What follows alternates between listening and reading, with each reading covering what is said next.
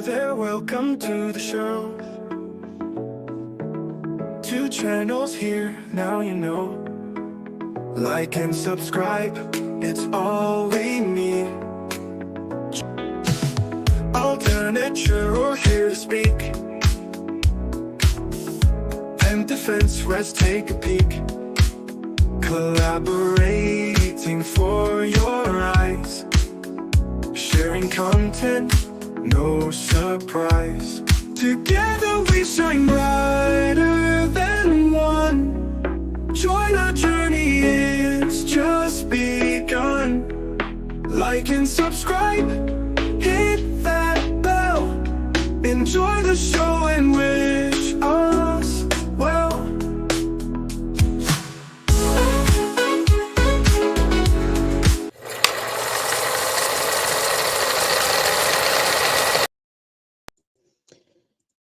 Yo, hello. See, I told you I lost all my chat. Hello. Hello, Governor. Hello, Governor. How are we all? We have Miss Gabby with us today. Yay! Woo-hoo. That's why we're a tad late. Sorry. We were doing some last minute training. Hello, Tanya. Hey, Tan, how you going? Yeah, all the chat's gone. See? I see it. Can you? Yeah. I've got nothing. Hello, Heath. Hello, Heath. Welcome. Morning. Why can't I see any comments then? Hello, me. Yeah, I put that up before it cleared. Anywho, so we have, I think, the last day of the trial, because at the end of day 3 yesterday, the defense rests. Where's my banners? Yep, I can still see it. Has to be said. Sorry. So the defense rested. And apparently there are 3 or 4 rebuttal witnesses coming on. Yes, I can. Hello, mister. Yes, mummy's streaming and you want attention now, of course. 3 or 4 rebuttal witnesses coming on, and then we go into closings and verdict watch. So, yeah, I don't think it'll be particularly long. Yeah, I think it'll be a particularly long deliberation myself, but if anyone was around yesterday and watched right to the end, I was getting pretty damn angry with that call himself a psychiatrist. Holy crap. Yeah, he was pretty did you watch Baker's stream? He said exactly what I did. I only watched a little bit of it. He just threw as much shit as he could against the wall and hoped something would stick. Pretty much. That's all he did. It started off that she had depression and anxiety or adjustment disorder, and then it was bipolar, schizophrenia. That's like a lot. That's like a lot. Yeah, he was saying multiple personalities, because she was writing in different writing styles. Then it was eating disorders, hallucinations, hearing voices, everything. Like, really? And they were all, it was like this questionnaire that he gives, like a screening tool. And so it was obviously all answered by Carly. Of course, she's not stupid. Yeah. She's going to say, no, I'm fine. She wasn't delusional. He basically just diagnosed her with an entire book of everything. Yep. Pretty much. Yep. On what she said. Yeah. You look at the arrest, when she was arrested. Well, after you look at her behaviour throughout that whole incident, there was no panic. There was no delusion. She wasn't talking to the walls. She was singing. She was singing. There you go. Yep. And then the arrest video, she's understanding what they're saying. She's complying to what they're saying. She is aware of her surroundings. She knows what's going on. Yeah. I'm sorry. Hello, Adair. Good morning, Adair. Good morning. We've given Gabby the power. I've got the no, power. no hands. Look, Ma, no hands. Yes, we're trying to work out how to when it goes to verdict watch, because it's such a late night for me. You can put up your own comments and put them on the screen now. Oh, yeah.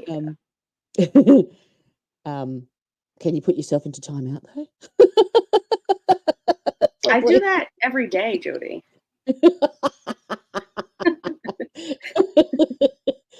So what was I saying? Yeah, Oh, verdict watch. We're going to try and yeah. divide it up. So Gabby actually can run both of our channels now. Yeah, watch out, Adair. So that way AJ can have a break and I can have a break, and hopefully we can cover the entire verdict watch, which should be good. So that's the plan. My husband said he was going to draw me a little picture so I can use it for my icon. Yeah, just create like an avatar. Yeah, That's what but I can have custom ones made because I'm married to an artist. Oh, well, there you go. Hi, Alicia. Yeah. All right. So can you see the top left-hand side of the StreamYard stream, Miss Gabby? It tells us how long we've been live for and how many people are watching. Can you see that? Top left-hand above my head, right? Oh, yeah. Yeah. Right Yep. there. Yep. Cool. All right. Howdy, Heath. He's back. He's back again. Guess who's back? Guess who's back? Guess who's back? All right. So we're going straight into day 4.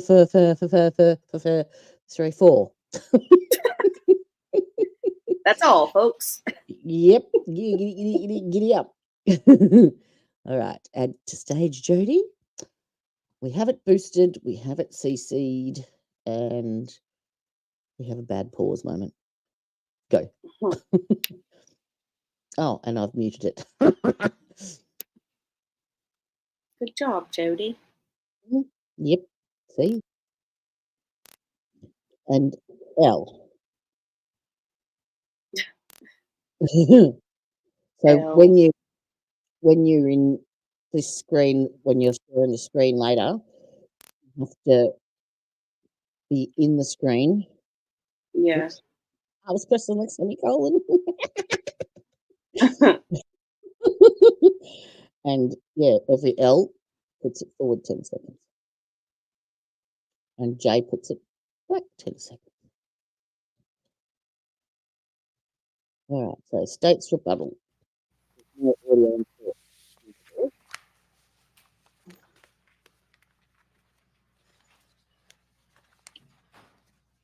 So what's the blue nunnery outfit she's got on? All right, good morning, ladies and gentlemen of the jury. Did everyone follow the court's instructions overnight? Did anyone allow themselves to be Good morning, Tricia. How you going? Or any news account of this case? Everyone shaking their head in the negative. We will proceed. All right, the defendant having arrested, the state may call any witnesses it wishes to call in rebuttal. State calls Olivia Weaver. Olivia Weaver. No idea who she is.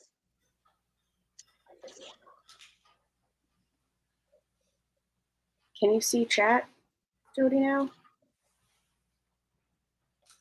I can see chat, yeah. Oh, okay. It was just all the previous stuff I lost. I can Oh. see everything now. Yeah. The chiffon sleeve. It's not rouged. Oh, now that's electric blue. She's not brunette. Sorry, you to have. Good morning, little owl. Welcome. Adjust yourself up to the microphone. You don't have to speak directly into it. Okay. But I do need you to speak so that lady in the very back row. Okay, got it. Understand that you're now under oath. This is your sworn answer, subject to penalty of perjury. All right, you may proceed. If you would, Olivia, Yes, introduce please. yourself to these men and women. I'm Olivia Lieber, And Olivia, where do you work? Precise Mind. And tell us a little bit about what Precise Mind is. It's an outpatient mental health clinic, and we do research and mental health care for all ages. Mhm. Just to be clear, you're a little nervous today, right? Yes, yeah, I am. Is this your first time to ever testify? Al Gabone. All right. How do you, and what is your role at Precise? I'm a psychiatric mental health nurse practitioner. And can you kind of tell us a little bit about what that is and what you do? Yeah. I got a degree with a master's degree in advanced nursing practice. So I chose to specialize in psychiatry. You all hear that okay? All good? You can hear that, Gabby? Yeah, I can hear that. Loud and clear?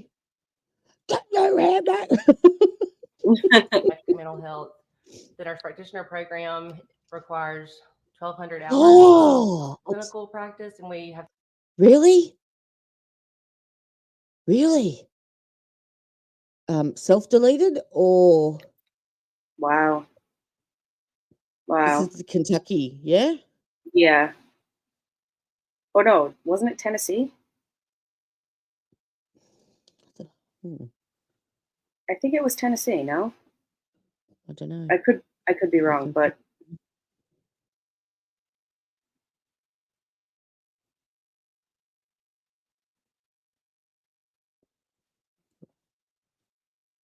I'm pretty sure it was Tennessee. No, I feel like there's one like every day Oh, over here though. yeah, yeah. I must say, I did watch the manhunt that we had. What was his name? In Australia? No. It was huge over. I can't remember. Anyway, well, I'm glad that's over, Tracy, and you're safe. So, but keep us updated. Let us know if how he was deleted. Whether it was, maybe we could follow that up in the Yeah. break. And Well, because you did a video about it. yeah, I did a couple of quick videos, and then I've just sort of added updates to it. But Yeah. we can go through that in Verdict Watch if you like. We can follow that case up. Or during a break or whatever. Yep. All right, let's do it. to do different specialty groups, have experience with different specialty groups like That sounds geriatrics, great. adolescents, outpatient, and You'd inpatient have. psychiatry. So it's just a specialized nurse practitioner role, provider role. When did you do that? That was 2.5 years ago, and I graduated in December 2021. And have you been at Precise the whole time since then? Yes. Uh-huh. And what is Absolutely, it there. that you do? I know you told us that you're a nurse practitioner there, but what is it that you actually do, like with patients at Okay. Precise? We evaluate them and assess them, and we diagnose and then do medication management. When you're Why did she open her mouth like that? That was so awkward. Sounds like she's got sinus Oh issues. yes, very. And why is that? Because we base our diagnosis on that. She's not breathing through her nose. I think she's got like. Did you have the opportunity to have a patient by the name of Carly Gregg? Yes, Do you see her in the courtroom? I do. Is she I at the do. table? Yes. Olivia, I want to talk to you. Do y'all keep medical records of your treatment that you provide to patients? Yes. And did you do that with Miss Gregg as well? Remember, it's Winshine?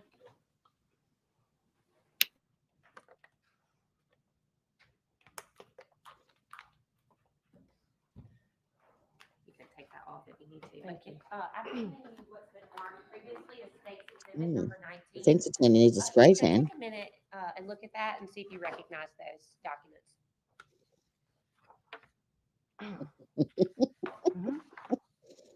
Yes, these are my notes from her visits. And again, why is it important that we have One medical finger. records? What are they saying now about my Remember sweet everything that we've voice? done, and just to basically keep a treatment plan of what we've Momo seen, Short. what we think is going on, and what we need Morning, to Momo address, Short. and then the plan that we come up with the patient and or parents. Do you recall the first time that you? All right, I'll be right met back. Greg? When was that? That was January 15th, Okay. 2024. And prior to actually having an appointment with you, To keep your icon there, Gabby, just put mute and stop cam at the bottom. That's it. That's all you got to do. And it will just stay in place. And then you can come back whenever you like. and you being in the room with her, did she also fill out any paperwork or have any testing done? They are required to fill out intake paperwork that have a few screenings and just demographic information. Did you have Ms. Gregg do any additional screenings? Ah, cool. No. And who has them fill out if you'll I turn was to looking at ACS mine. number, it's 757, Olivia, in that. Okay. I'm looking at something called the cardiac screening questionnaire. Okay. Got it. Kind of talk us through what that is and who has the patient fill out that form. Goals. These are all sent to every patient. It's just like a whole intake packet, basically. Hey, Sharon. If they're a minor, Good usually morning. parent. And this cardiac screening is mostly for patients that we're going to have on a stimulant or something that could affect their Oh, I cardiac. need one of them right now. And in your treatment with Ms. Gregg, you didn't really need much from the cardiac No. questionnaire. I want to take you to, looks like there is 2 pages after that. There is an adult ADHD self-report scale checklist. Mhm. Is that similar in nature? I did in that. The patient Oops. fills before they ever meet with you. Uh-huh. Is that something that Yes. a couple of things on that page? Okay. Olivia, Stop it it, says, Paul. how often do you feel overly active and compelled to do things like you're driven by? And the response was very often. Right. Did you review that when you were making rendering treatment to Carly? Yes. What about number 9 when she said she had difficulty concentrating on what people say sometimes? And she said often. Yep. Okay. And then if you'll turn back to the next page, how often do you have difficulty relaxing when you have time by yourself? And what did she say? Rarely. And what does that mean to you?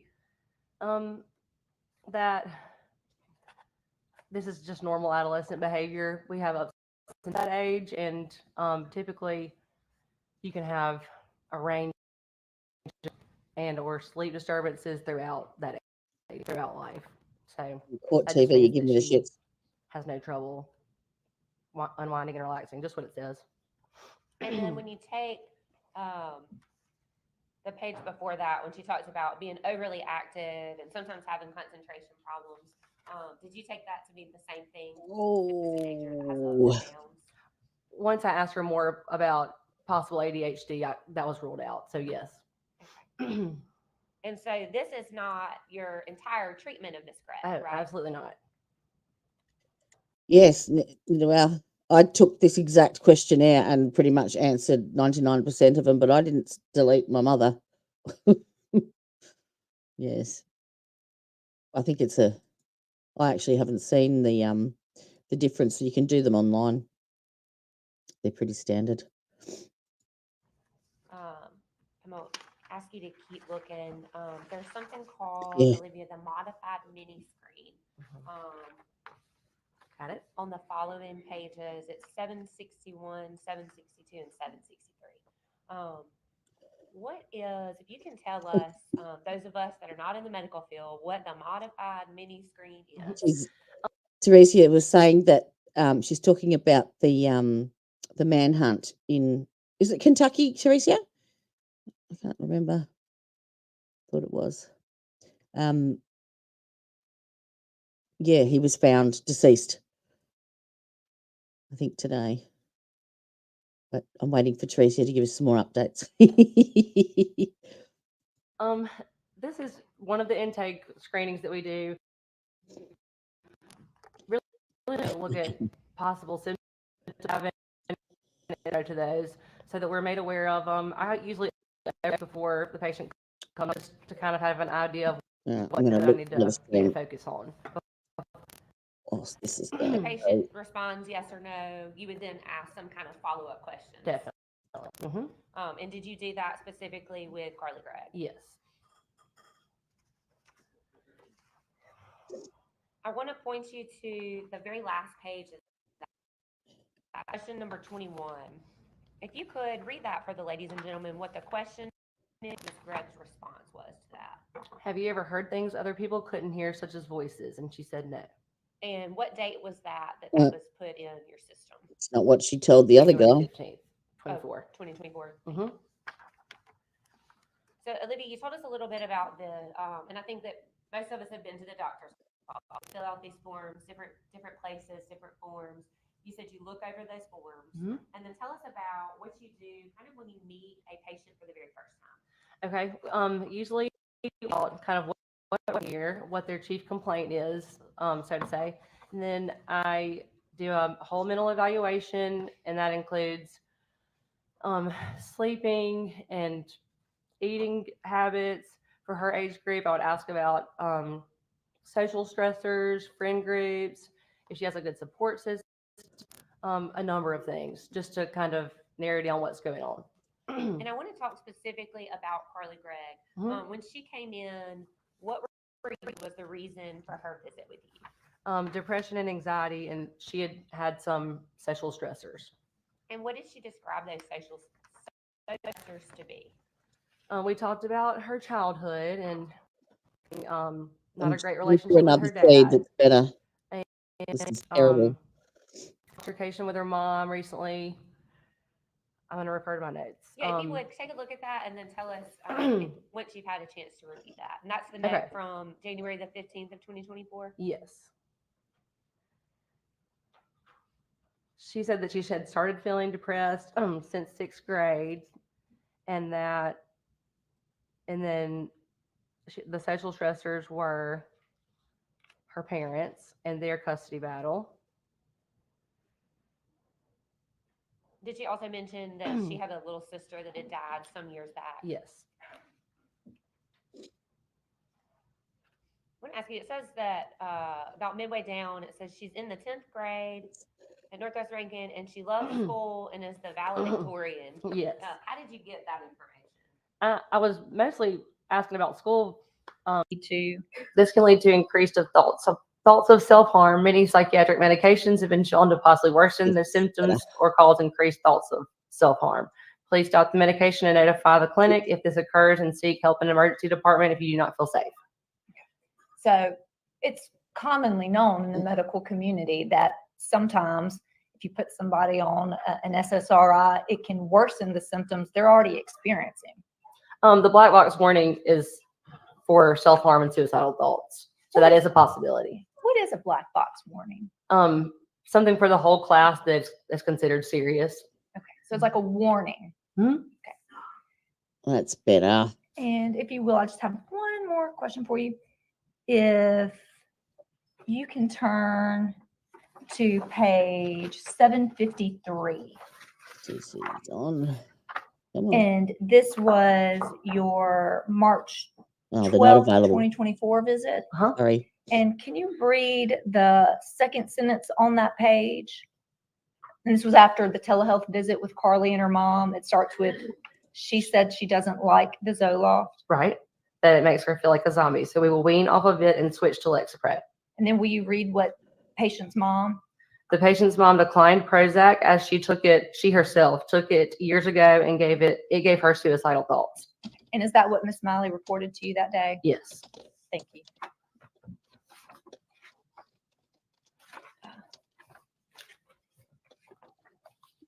Okay.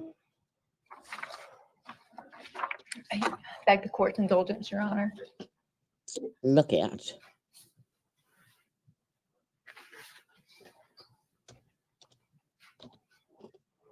Is it fair to say sometimes patients don't tell you everything you need to know? Right. Yeah. Does that happen more so, like not just with children, but with all patients? Well, if they're not telling me, I don't know. But it's fair to say that that happens. Yeah. No, tender the witness. Your direct examination. Really?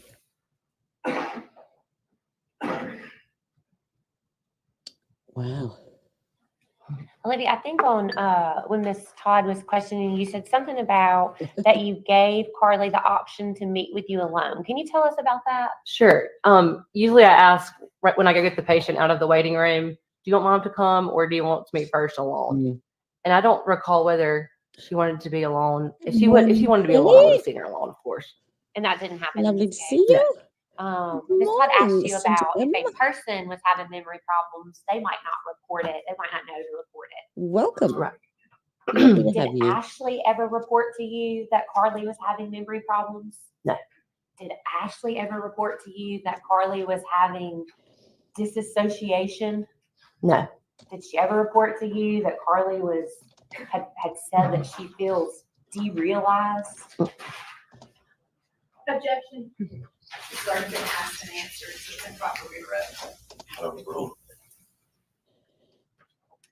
read. Did Ashley report to you that she had ever had homicidal thoughts while she was on Prozac? No. And I She want wasn't on Prozac. Ashley. Oh no. The medication and Miss Todd thankfully had you read that whole thing. It talks about self-harm. Uh-huh.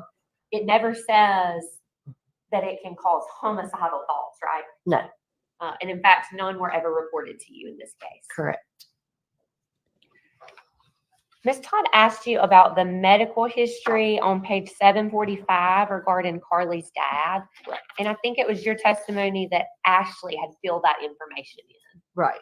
You did not diagnose Carly's father No. with having bipolar. No. They do mention, though, that he has a drug, alcohol, and prescription abuse problem, right? Correct. In your experience, No, in you don't training, need to miss Olivia, anything. can people You that are miss on anything. drugs sometimes? This is the first rebuttal witness on for the state. And I think there's 3, possibly 4. And then we go to closings. So appear to have bipolar symptoms. Sure. And sometimes doctors, even though they're really good at their job, they might miss something and misdiagnose someone with bipolar. Correct. And you have no way of knowing if Mr. Gregg's diagnosis was actually bipolar, do you? No. And it very well could have been that it was his drug problem. Sure. And so drug problems are also hereditary, aren't they? Yeah. Drug addiction.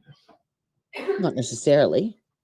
I want to take you to page Addictive personality, 753. perhaps. Ms. Todd asked you some questions about that note, and that was your treatment record from,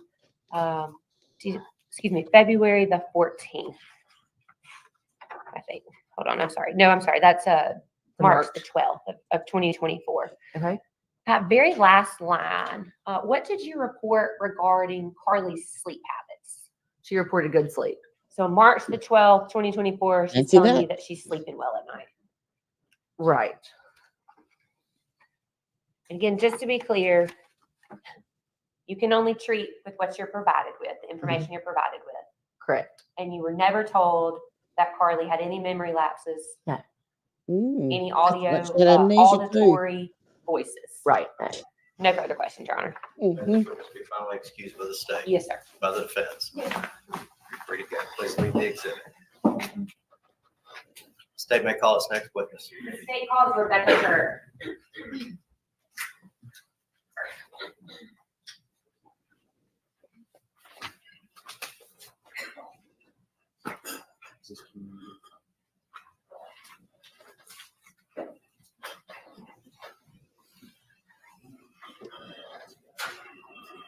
Oh.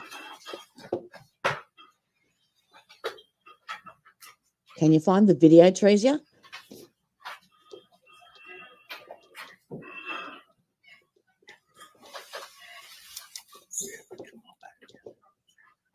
Well, do you know the YouTube channel? And we can go and have a look when it's verdict watch.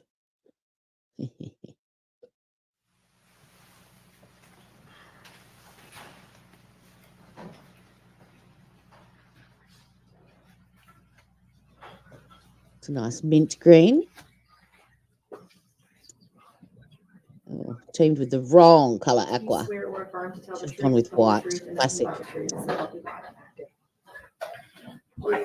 Have a seat. Adjust yourself up to the microphone. It's not necessary that you speak directly into the mic. I need just speak loud enough that lady up there in the corner can hear you. Okay. You understand that you're now under oath and your answers are sworn Beautifully answers cut subject to penalty jacket. of perjury. All right, you may proceed. Matched If with you a would terrible introduce colored yourself. top. My name is Rebecca Kirk. I'm a licensed professional counselor. And Rebecca, where do you work as a licensed professional counselor?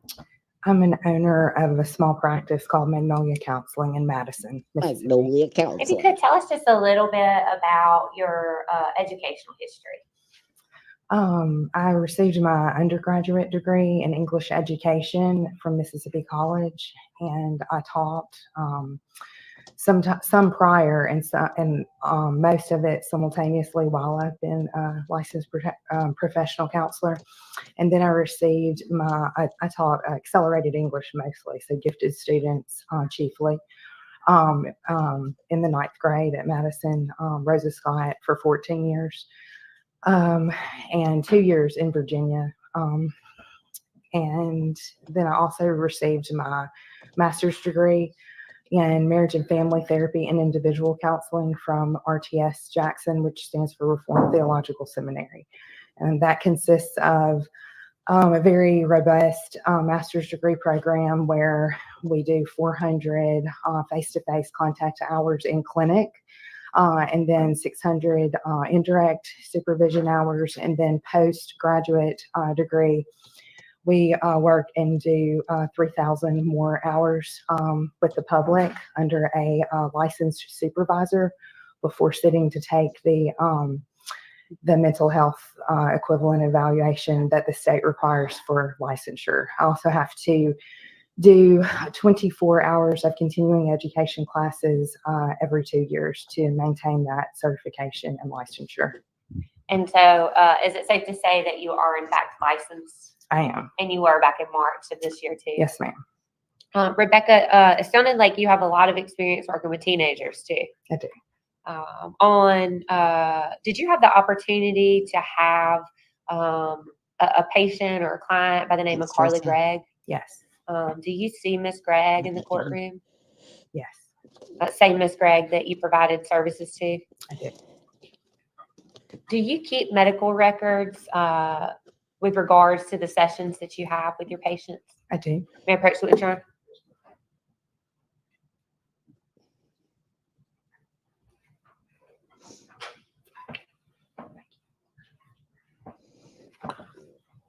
Rebecca, I handed you what's previously been marked as State's Exhibit S21. Actually, I think that might be sorry. Defense Exhibit Chiffon. G21. Excuse me. If you'll take a look at those for us. Do you recognize that document? I do. What is that? These are my entire treatment notes and summary of counseling Carly Madison Gregg. And in some of those notes, Rebecca, when we got them, there was some writing, like some handwritten stuff in that. That's right. Who did that? All right, sweet. Okay, Thank you. so I'll have a that, look. The original intake form that she's referring to is completed by Ashley Smylie, or was completed by Ashley Smylie, and the last page concludes with questionnaires, checking off like main mental problems that a person might be experiencing. It also asks to list the goals for therapy.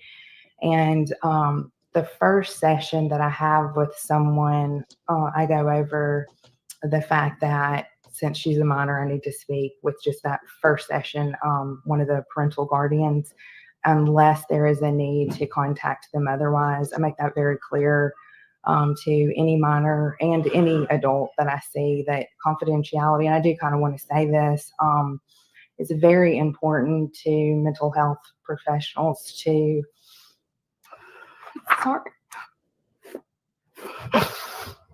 maintain confidentiality and to not really betray that trust. It's very important. And I am doing that somewhat today from some people's perspective, but I'm not according to the Mississippi state law, because of when you declare reasons of insanity, I do have permission to discuss. She has given me permission to discuss her medical history. So confidentiality is important to me. And I make that extremely clear. I just did then. Sorry for that. that, I mean, I worked with teenagers for many years, and so any mental health professional does say and has a duty to say that it is confidential under with the exclusion of just a few circumstances, which would be if someone reports that they're going to harm themselves, if they know of a threat of harm to themselves or another, or if there's any physical abuse. And so I did meet with Ashley Smylie to answer your question for a portion of the first session. And so it's kind of confusing, that last page. I want to explain it. She completed it. She said that there were 3 goals. There are also questionnaires, that are customary. Is it helpful for me to describe what's on this last page or no? Sure. You'll just tell us, let me take a step back. Sure. If you would, what was the date that this paperwork was filled out? This was her very first session with me, which I think was January 22nd. Does that sound right? 2024. Your records reflect the first time you know it was January. Yes, that's right. I see it here. Mm-hmm. So and I apologize, I interrupted you a little bit. Yes, if you'll just tell us sort of what this handwritten note reflects and kind of talk us through that first visit with Ashley and Carly. Okay. So the first note that I have was completed, or the first set of goals on that last page of the intake form says by Ashley, she wants to feel better about herself. And secondly, another goal would be self-care management, internal thoughts. So then I followed up, and she also wrote, Carly has been complaining of sleeping trouble and thoughts of depression, hopelessness. We discovered issues of cutting and taking old sleeping pills. Those issues have been removed and controlled, but also signify the possible level of depressive thoughts. So then I would continue to just question Ashley Smylie and, wrote down on the same sheet some of the answers she gave me. And then I met with Carly the same session and added to some of that information on the same page that Carly, based on talking to Carly. I want to talk to you kind of down at the bottom of that page, Rebecca. There's some things, it's kind of almost like a checklist. This actually says checklist of current functioning.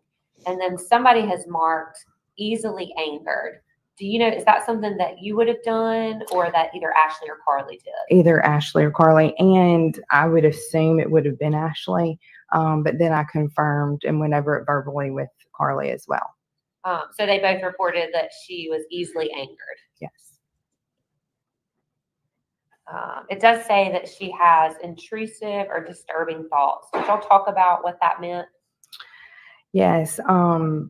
Just basically, It's gonna take I that long. asked her, one of the biggest things that you do is you ask why now, because a lot of times people do war with common stressors and then more severe ones. And I wanted to know exactly why they were coming. And Ashley had said that Carly had been cutting herself, or she had found an old iPod. And in that old iPod, she found out that Carly had been cutting herself for some time. And she also described some dark thoughts. And so I tried to kind of get to the bottom of what that was, thinking that they were, representative there by that check mark of has intrusive, disrupting thoughts. And at some point they talk about, you have notes, and it looks like they mentioned that Carly has trouble going to sleep at night. That's right. And that seemed to be a big deal to her, the sleep issue. When you're treating a client, how important is it that you're getting accurate information from them? Extremely. Again, that trust is so important. And so if you're not receiving the correct information, you can't see the whole picture. So you can't really treat the person in the appropriate ways, tailored for them. We talked about that you had a meeting with Ashley and that you met with Carly. Who knows Carly better than herself? Yeah. No one, right? Right. So I want to ask you, Rebecca, on this first meeting, did Carly ever report to you any use of illegal drugs? No.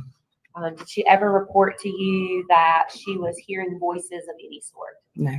Did she ever report that she was having any sort of hallucinations? No. What about, did she ever report to you that she was having memory trouble? No. What about Can't remember. feeling derealized? Did she or Ashley ever bring up the word disassociation? Mm-mm. And to be clear, I want to talk about the first day, but was there ever a time in your treatment of Carly that she reported that she was having any sort of blackout? Like there were times where she didn't remember what she'd done? No.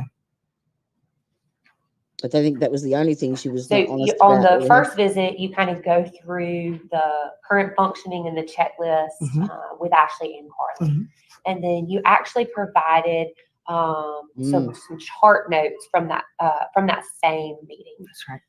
If you could, I think you talked about this, that mom reported there was a burner phone. Mhm. If you'll look down on page 2 of your records, it says mom was upset, she lied, and when she asked about the relationship. Is that something that Ashley conveyed to you, that she was upset Carly was lying to her? Yes. And then when you go down a little bit, there's a little bit of handwriting, and I think it says her bio dad. Correct. Who wrote that in the records? I did. It was a grammatical, just edit for clarification. And to be clear, there's some other times in the Right. records that when you produce these, you went in and kind of wrote Yeah. things. Because I want to be fully present, but I also want to take, records of what's going on for my need later to help her.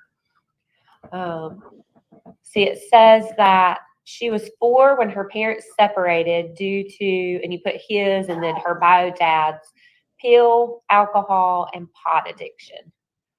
It goes on to say he was getting high in front of her. Do you remember who told you that?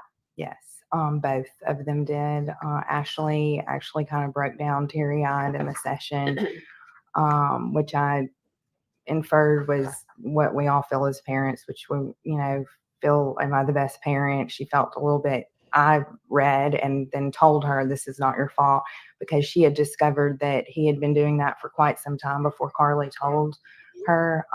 It may have been like a year and a half, and I didn't get the impression the visits were often, but I mean, that's irrelevant.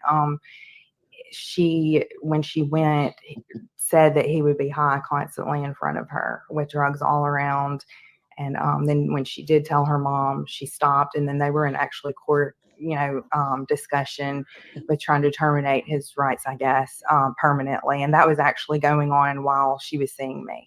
And so she's got these other things that Ashley's told you about, the sleep trouble and the things, but you also learned in meeting with them that there's a custody battle going on. Correct. What about your note also says she was also taking sleeping pills because last month she hadn't been able to sleep and woke up at 2. And then it talks about now she's taking melatonin. So I want to be clear, in your records, it appears that the melatonin is not the sleeping pills. Correct. In fact, it was my perception at the time that was one of the things Ashley was upset about, is that she was taking sleeping pills. Did they ever tell you where she'd gotten those? No, I know nothing more than that. Sorry.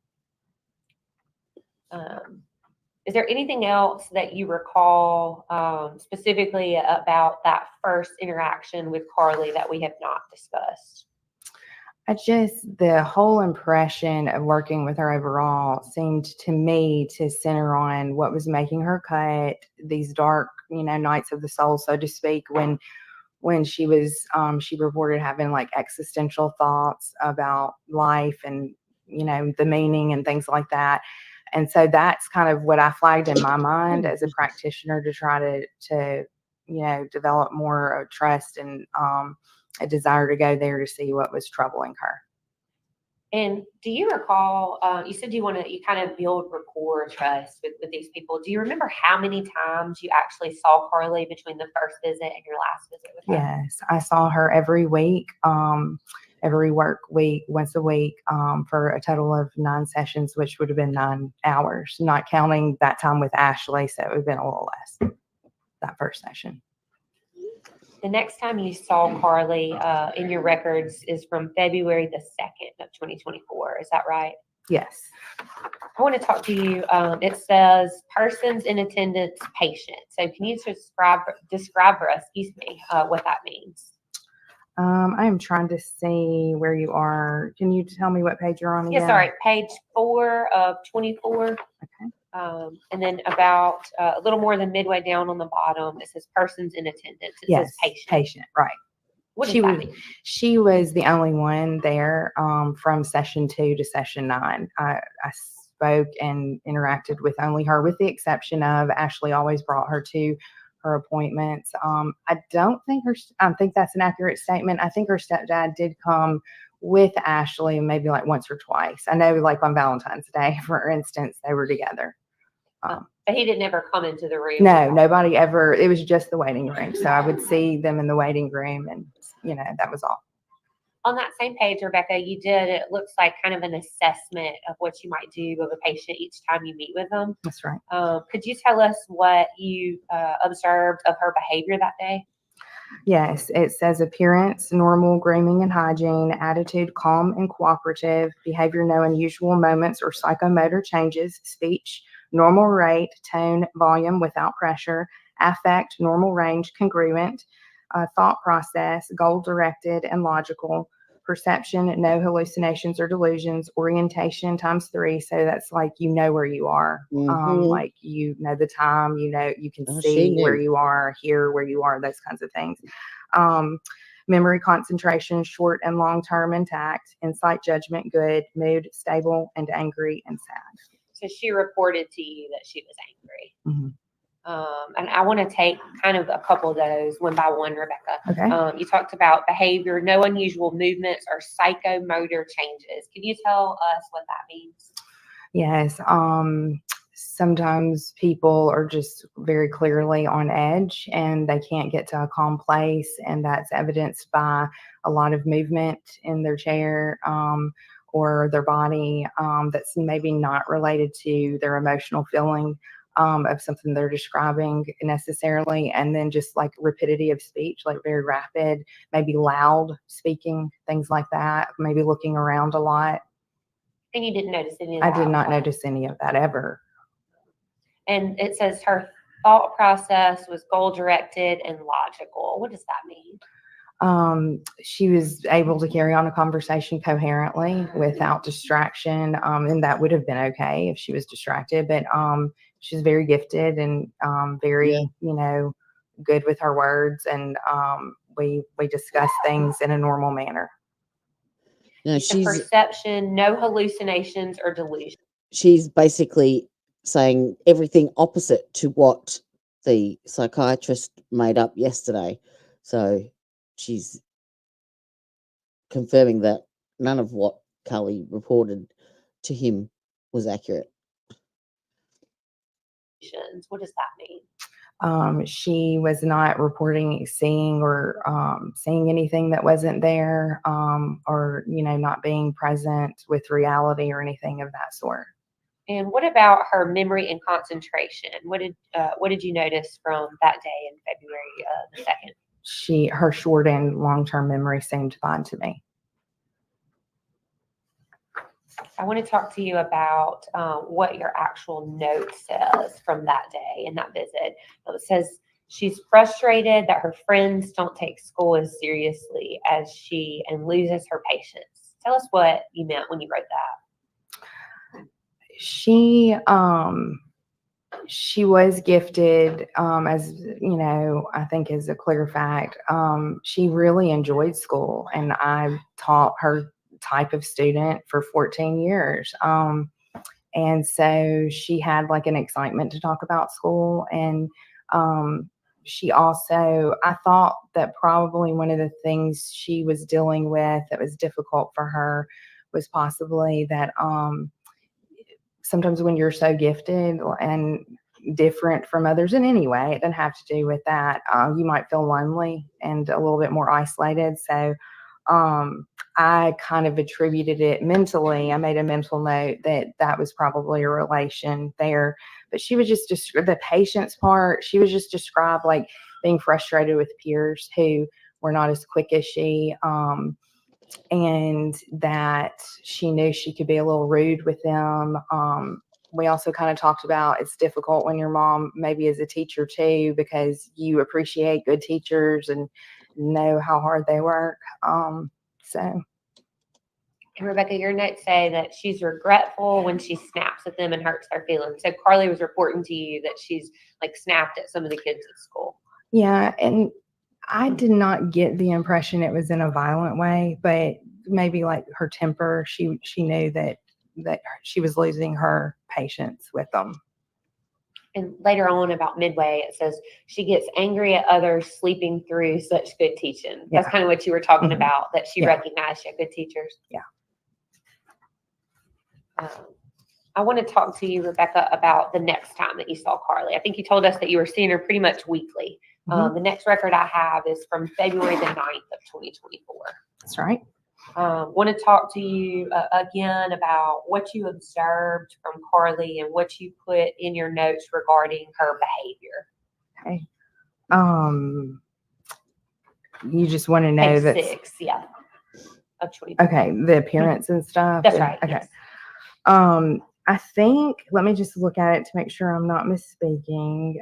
Everything that I read a while ago, and I can read it again if the jury would like that, was normal, except the only change I made was her appearance. I specified her appearance was goth-like, wearing her grandmother's batwing black goth pants and straight hair partly in her face.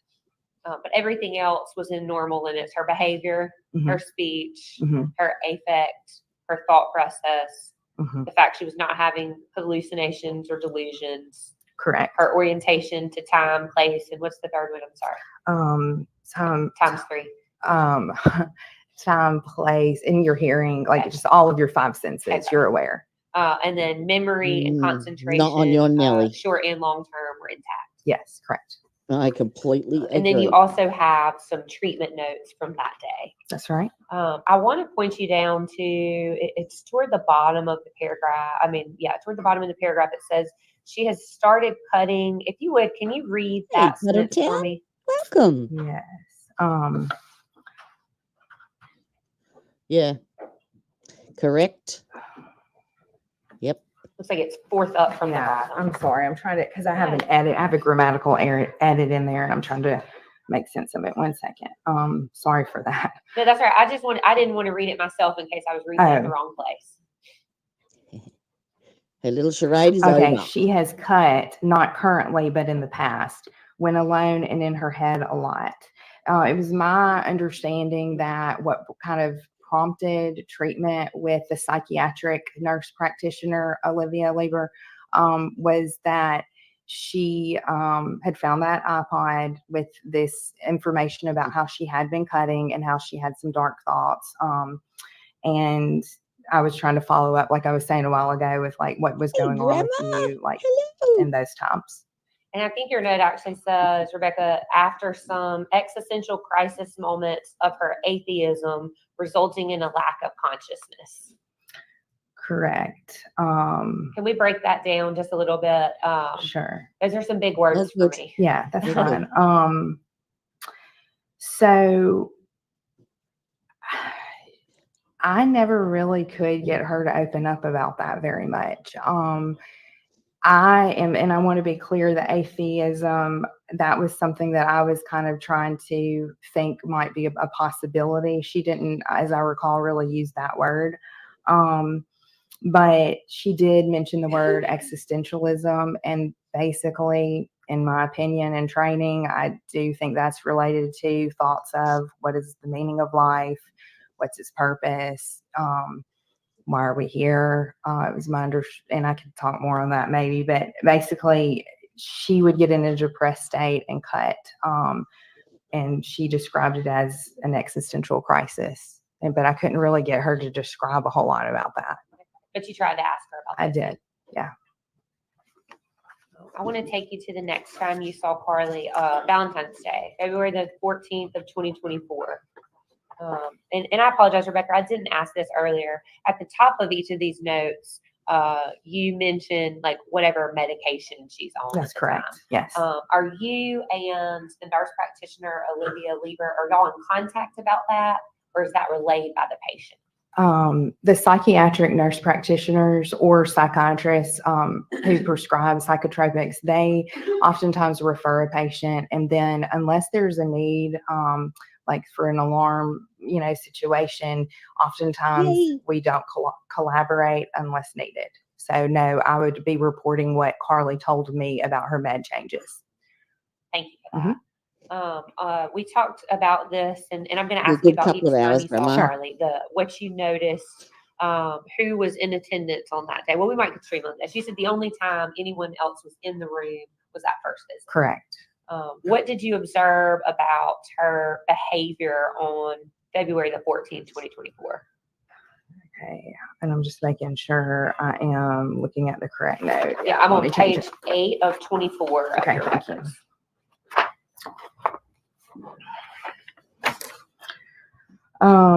Everything that we have prior discussed was the same. The only difference was her appearance. This time was just black clothing, not necessarily her grandmother's batwing black pants with the black shirt. I want to take you to the next page, Rebecca. About midway down, she says, your record says she rated hating herself, including her humor, and says she wouldn't be her friend if she wasn't her because she's dismissive of others' ideas when she knows it's wrong. Was that something that Carly related to you? Yes. Tell us about that. She seemed to, again, be struggling with maybe some social stuff that I believed was stemming from her feelings of being different and having such a zest and fervor, and she really does love to learn. And so she would just talk about, it seemed like she was being introspective about, like, what kind of a person am I? And it seems I 100% agree. I think if anyone saw my comments last night, once I sort of logged off the stream and I went to bed, was watching it on the telly and listening to that psychiatrist, I was getting so mad at him. And yeah, I think my last comment was she was an entitled little brat, basically. I think my theory is that because she perhaps had the issues with her father and the loss of her sister at such a young age, I think perhaps maybe the mother either wrapped her in cotton wool or babied her or, overprotected her, perhaps was maybe a bit smothering. And they both just enabled her entitlement. And yeah, I don't see how you go from depression, anxiety, regardless if you've had a THC vape pen, to what I saw on that video was cold-hearted, bang, done, sorted, no remorse, no psychosis, no agitation, no disorientation, nothing. Just straight to the phone, texted the dad, premeditated. That's my opinion. seems like a lot of her conversations, at least up to this point, revolved around her. There you go. See? Yes, that's correct. Yeah. Was she kind of obsessed with being Yep. great at school? Yep. Yeah, she liked school a lot. I'm glad I'm not the only And one. she was glad that I could Yeah. tell that she had been affirmed a lot in her life for being intelligent. And so she was proud of exactly. that. But Everyone's saying how intelligent she is. She's playing the game now. She is playing it and trying to milk that psychiatrist and basically said yes to everything she possibly could. And then, she had the journal that she was supposed to write in January, then didn't do anything all of February, but miraculously on the 12th of March, the week before, she decides that she's now having hallucinations and, potential multiple personalities because she's writing in different handwriting and stuff. And please. she also just had a genuine love for learning.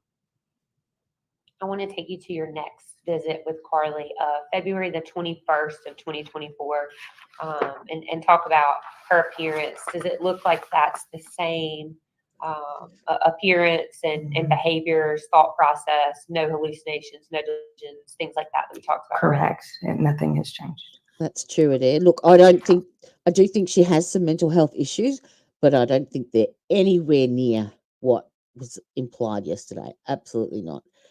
Absolutely not. Okay, I'm back. Statement note, the Yeah. very Hello, first back. line of that says she's reading The Castle and she likes it and will read Crime and Punishment. So you told us earlier that you were an accelerated English teacher. What is The Castle? Because I don't know. I actually do not know that one Sweet. very well.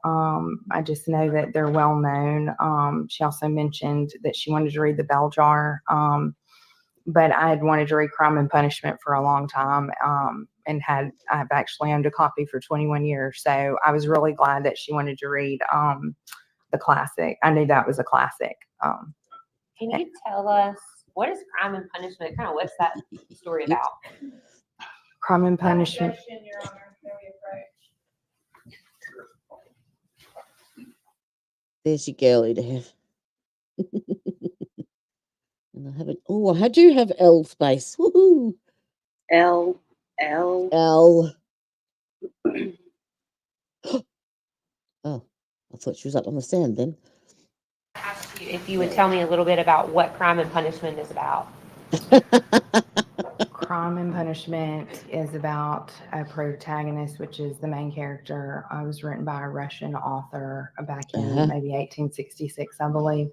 And it is the entire book, very difficult book, about a psychopath who lives in Russia, and he is poor. He is a student. He is very intelligent, and he comes on hard times, impoverished, and he has this obsession with this obsessive thinking of basically planning to murder a woman with a hatchet. And the novel kind of really that murderous act happens pretty early on in the novel. Oops, and then the remaining novel continues to kind of be about his processing of it. And he even published something in the paper about why people Can you kill pause and this for a things like second? that. Anyway, Yes. Who is this woman on the stand right now? It's a counselor that Carly had seen previously. and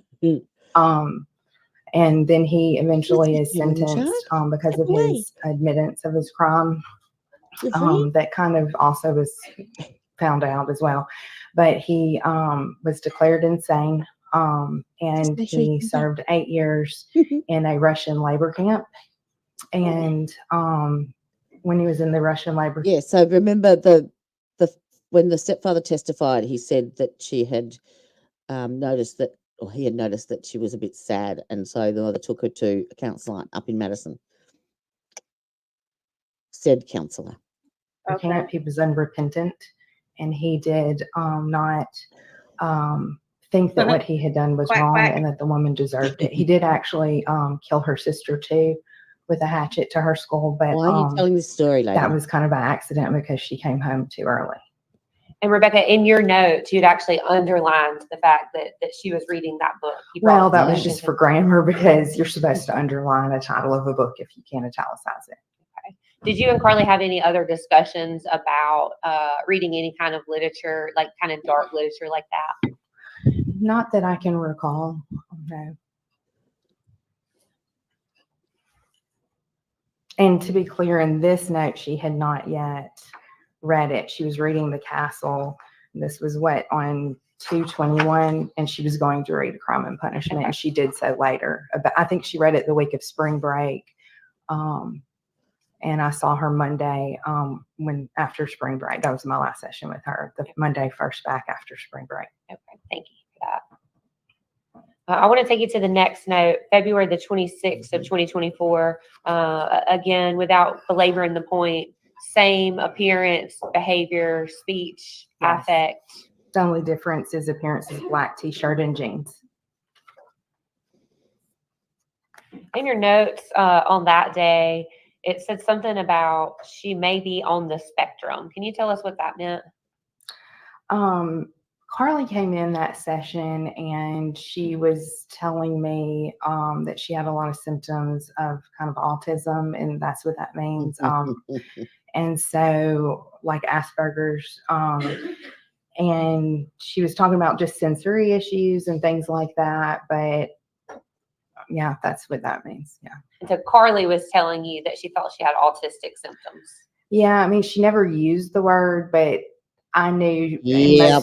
most teenagers are very familiar with what that is. That's And the only one they I missed just assumed last that she night. thought she had that. Yeah. And based off your treatment, did you think that she actually had autism? I didn't. She did report too that her mother didn't either. I want to take you to the next time that you saw Carly, March the 5th of 2024. Okay. Again, you saw her in person. Correct. And Yep. the history given regarding attitude, Yep. behavior, speech, affect, thought process, perception, orientation, memory, and concentration, kind of all that's the exact same. That's correct. In your note on that day, This is you have this is the counsellor that Carly did go and see for January when they said she was feeling sad. This is just so crazy to me how like they're Yeah, but they have to It's get just- her up to rebut the testimony from yesterday, or the BS that came out yesterday. yeah, it's That's- just ridiculous. There's just so much Yeah, and here. can you tell it's the exact opposite? Yeah. Funnily enough, but yeah, make sure you're comfortable in that chair right about now, Carly, because they're going to be plastic from now on. CBT and attachment therapies were discussed and explored to help alleviate anxiety. Can you tell us what that is?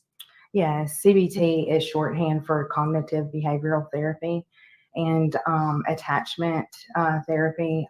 So those are there are many, many different forms of therapy that we're trained in, and cognitive behavioral is really good for depression and anxiety. It's about kind of trying to analyze your unpleasant thoughts and basically, for lack of better words, get a grip on them and have a better Yep. life experience.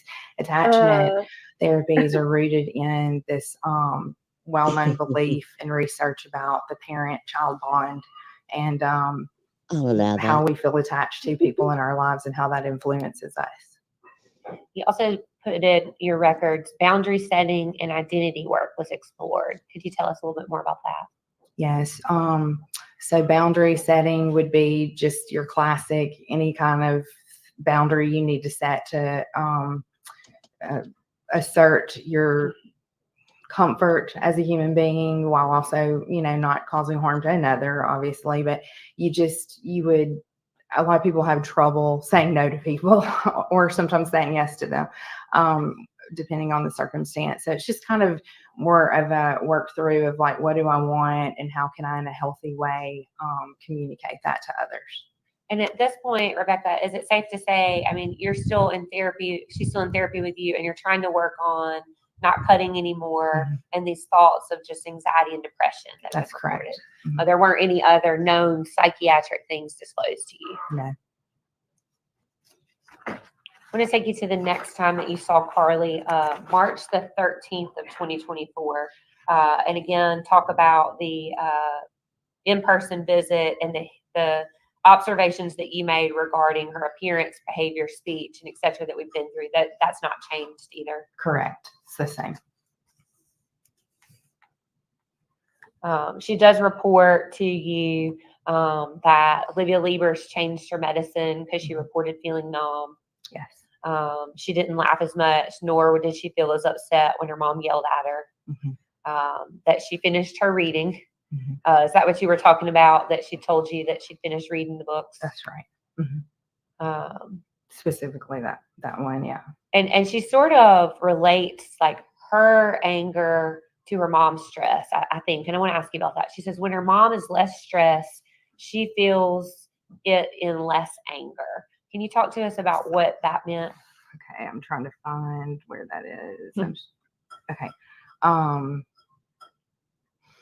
Yes, that's kind of a poorly worded sentence. Sorry about that. I was kind of trying to do it while attending to her, but basically, she appeared to me to feel some codependent feelings, or maybe be a little bit codependent on her mother's emotions. And when Ashley felt something, Carly, seemed to be affected by it. And I think I misspoke, Rebecca. I said when she finished her readings, and then at the very end of that, it says she's about to read. Oh, yeah. So that was the following week that you were talking about. Yes, this is the week of spring break, and she was going to read it during spring break, is what that said. And then she talked about her mom asked her to promise that she wasn't trying to be a boy.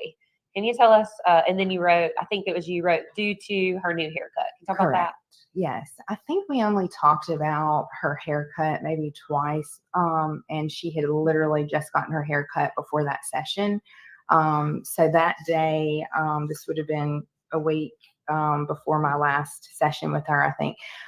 She had her med change, she'd gotten her haircut, and I think on a session before that, she had just expressed, I always kind of want to make sure someone's not feeling like identity problems regarding their sexuality or something that needs to be discussed. And she did talk about how her mom, I think, wasn't a fan of it or was a little bit afraid or something. I'm not sure. I really cannot recall, but I feel like the reason why I said this is because we had probably talked about it earlier, as I recall. And so I was trying to follow up. How did you think about your haircut? So she was okay with it. And she was like, yeah, she just said, that promise me you're not trying to be a boy. And did you, in your 9 sessions with Carly, did you ever think that she was having some sort of identity crisis? No. And in fact, I followed up that time and the very next time, which was the last time I saw her, because the next time I saw her would have been the first time her peers at school had seen her new haircut. And I wanted to be sensitive to the fact that, are you being bullied at all? Like, because there were some other negative things that had been said to her and other peers. And she always answered with a positive affect, like, no, it's fine. And I asked her too, like, was that the truth to your mom? You can tell me it's fine. I'm not going to discuss your stuff. And she's like, no, I told her the truth or something like that. So I want to take you to the next report that I have is a treatment date on March the 18th of 2024. Is that the last time that you saw Carly? That's correct. And I do want to talk specifically about each of these on March the 18th. So Okay. you saw her in person by herself, right? Correct. And you reported that she was wearing a black t-shirt and jeans again. Yes. What was her behavior like? Completely normal, the same as it always had been. She had just gone back to school. It was Monday, the first Monday back after spring break. And this was was it a 5 o'clock session? I'm not sure. Yes, it's 5:50 p.m. to 5:55 p.m. Okay. And so 5:50 to 5:55, 5 o'clock. 5 o'clock. Yeah. Sorry. Yes. So I met with her for an hour, and basically everything was the same that it had been as far as the way she appeared to me. And at no time did she report any hallucinations or delusions. At no time did she report any memory or concentration issues. No.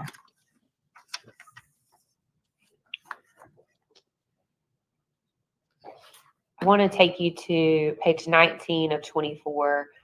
This is regarding your psychotherapy notes, that last visit you had with her. And she talked about kind of walking on eggshells consistently while mom's around. And I think you touched on this a little bit. Carly was maybe a little bit codependent on Ashley's feelings and behaviors. Can you tell us kind of what you meant, what that meant about walking on eggshells? Yeah, but I think I want to say something a little bit before that, if that's all right. Yes, please. I honestly kind of had to lead this session with her and try to dig into some of the stuff that she might be feeling, because I was starting to really kind of wonder if I was really serving her the best I can. And, you know, if I can and someone else can, I want to refer someone. I knew that she was a school teacher. Blue Cross state insurance plans aren't real rewarding on that end. And so I really had kind of contemplated, am I really helping her? Because I felt that the sessions were really mostly about school, but I knew that there had been a big event with why she was coming. And so I really kind of honestly did a little bit of soul searching and decided before this session that I wanted to really try to go there to maybe some painful things that that she maybe was being hesitant to speak about. And so I did kind of bring that up. And I think that's important to note. Like, she didn't just start talking about her mom. I was trying to like really get to some hardcore stuff with her in this session. And she, you know, we talked about how her mom, you know, when her mom was angry, it was really hard for her to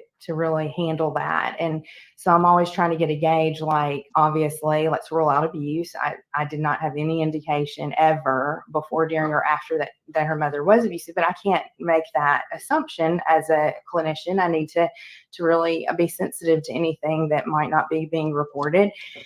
And so I wanted to get kind of a measure of like, what does Ashley look like when she's angry? And she described, and it's in this note, that, you know, she raises her voice sometimes, or slams doors, cabinets, speaks in shorter sentences. I think we actually discussed an example that's not noted here of, well, can you give me an example of her being angry or something at you? And she gave an example of maybe some grading some tests of some kids. She's a math teacher, and so they were doing poorly on it, which is not what any teacher wants when she's grading tests that she knows she taught well, which I'm sure Ashley did. And she noticed her mood, and she wanted to be helpful, and she kind of maybe had, and I don't think maybe this event had necessarily recently happened. I was asking her to give me one so we could work through conflict resolution and her emotions and stuff. And she said that she had done, you know, like had offered to help her, and then her mother kind of snapped at her in response. And so I try to do a lot of work with like, okay, well, let's just take that example then. What do we do when we're upset? You know, how can we communicate calmly, clearly? I emphasize the importance of cooling off. You know, your body needs to self-soothe. When it gets flooded and your heart rate gets to a certain degree, you can't think properly. And so we talked about things like that. And your report actually says you talked about understanding anger and how to respond to it. Correct. That anger is a secondary emotion, and how to confront her mom when she's cooled off was explored. Is that what you kind of just described to us? I went through ways for Carly to approach anger. That's right. Underneath anger is really sadness or fear or a blocked goal of some sort. Yeah. I know that's the last time that you treated Carly, but there's actually another note that was added to your records. I think you can on rebuttal. I think same as cross, you can ask more leading questions on cross. I think Udahef will be the one to ask on that one though. May the 16th of 2024. Could you tell us about that? Yes. I did have a look at that. Whenever termination of care has occurred, it's customary for clinicians to do a summary note. Either, you know, sometimes very, very rarely, it just, no communication ever happens, but oftentimes what did I miss? Like, I went to get a cup of soup. She said yes to everything. Was she asking about what the other psych had said to this counsellor? Yes. But can you ask more leading questions in rebuttal as well, Udahef, or is it just in cross?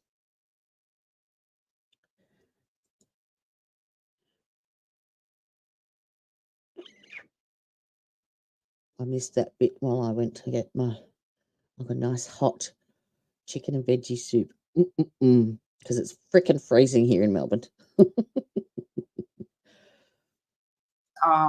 The joint, you know, agreement or the agreement of one versus the other. And this was a very different case. And so I had to write a summary report on it like I would any other. I think she's made her I want to point talk though. to you She's a little just bit cutting about on that, now. Rebecca. Okay. It talks about within 24 hours, something terrible had happened. And you Google. state in your last session with me, she appeared emotionally On stable YouTube. and she had no suicidal or homicidal feelings suspected by me nor spoken by her. So I want to ask you Yes. about that. You said that she didn't tell you about any feelings, but you Okay. didn't think Thank that you there for was anything like clarifying. that going on either. No, that's correct. And then you also noted that she did not indicate that her medication change from the prior week was negatively affecting her. Correct. What did you mean by Mm. that?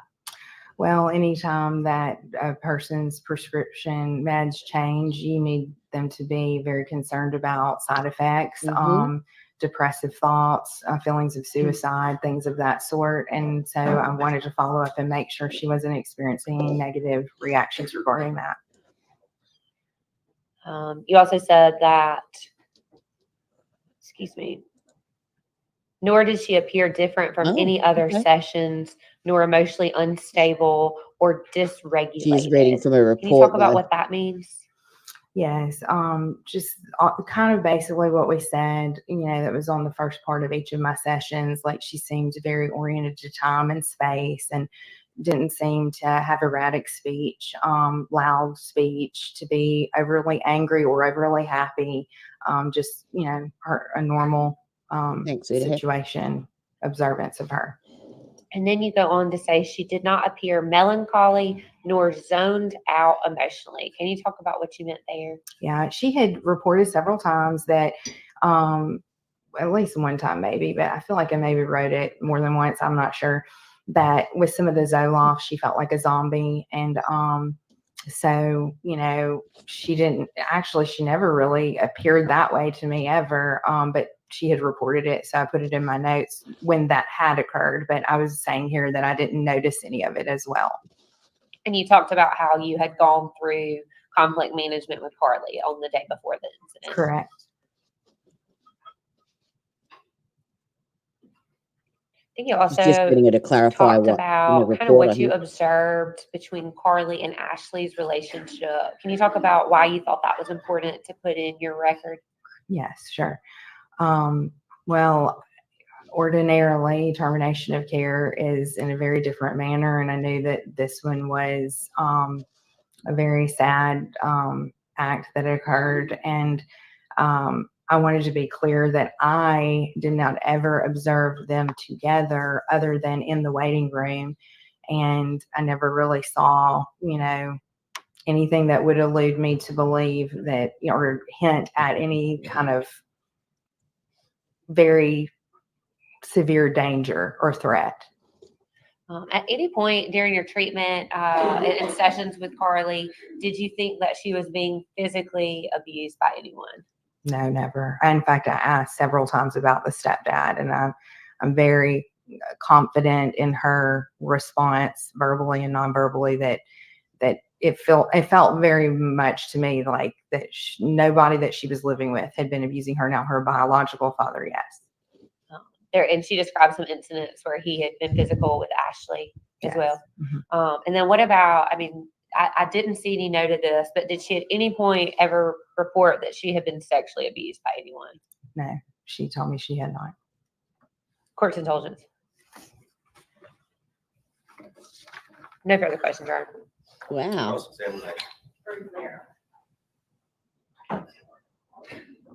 Good morning, Ms. Kirk. Good How are morning. you? Doing well. How about you? Just fine. My high school English teacher is about to be very proud. I too read Crime and Punishment, and you're right, it was written in 1886 by Dostoevsky. And isn't it true the main protagonist of that novel, Raskolnikov, killed his neighbor? The woman he killed was his neighbor, and he killed her because he hated her. Yeah. Yeah, I'm sorry, could you speak up? Yes. Yes. And isn't it true, actually, by the end of that novel, Raskolnikov felt so guilty about his action and was so remorseful that he didn't only confess, but he actually, in an act of remorse, bowed to the earth? That's not the way I interpreted it, but that is the thing about literature. There's a lot of interpretations. Yeah. Isn't it true, what the book is actually about? The act of murder happens in the first chapter. Isn't it true that the entire book is about how murder is such a horrible act and the weight and consequences that it carries on a person who does that? Yes and no. I mean, you don't want to get me started. I'll go into my literature mode, but I really don't think the point of the book was about how murder is such a horrible act at all. I mean, I think it was about the psychological dilemma of someone mentally insane. And I mean, honestly, I think that's what that's about. It definitely is talked about, and there are different characters in there, including one that tries to kind of convert him to Christianity and stuff like that. But I mean, even when he's in the Russian labor camp at the end, he says that she kind of deserved to die. Like, I remember there being something like that. Don't quote me because it's been a minute. But again, he hated his neighbor. Yeah. She was a greedy, she loaned money to people and was very unkind to them, but he didn't know her hardly at all. He just went and borrowed money from her. And he was poor and she was demanding it back. What did you say? I'm sorry. And the main character was poor and she was demanding it back. I mean, it was like a debt type thing. She wasn't, I don't know about the word demanding, but yes, she was greedy. She was definitely greedy. So he had a motive. Yes.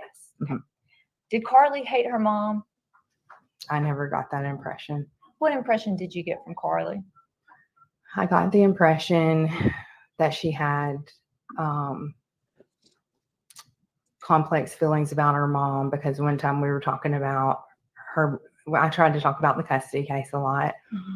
And I knew that it was literally going on, and they were supposed to meet, and I would ask, how are you feeling about that? And I'm fine. And I got the impression, I'm just going to let the adults work it out. She seemed to have a lot of trust in Ashley to take care for her and to protect her, as well as her stepdad in that. And, but there was one time when we were talking about the bio dad and then her mom, and, she said emphatically, like, I know he doesn't love me. But I had to ask, like, do you believe that your mother loves you? And she really was a little unsure on that answer.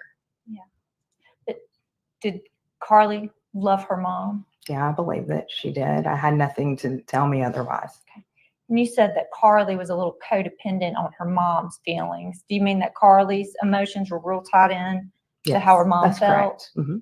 It was probably mutual. Yes. Yeah. And the feeling that, the example about, her mom, the example about being angry Carly gave you was actually about an incident in which Carly's mom got angry with Carly when Carly had tried to help her mom. Yes, that's correct. Mm-hmm. Okay. And it really hurt Carly's feelings. Her mom snapping at her when Carly was trying to help. It hurt Carly. That's right. Didn't make her angry, right? Well, I can't speak to that. In fact, I would assume it does make one angry from what I know about emotion. Again, anger is a secondary emotion. And it is the more safe thing that we feel when we maybe feel threatened or unsafe. And it would be understandable that her environment growing up, she had to deal with a lot of emotions, that she didn't get to maybe express healthily. So that can make one be a little, anyone. And that's a normal thing. And is it fair to say that Carly felt like she had to walk on eggshells around her mom because she didn't want to make her mom angry or more stressed out? Mm-hmm. And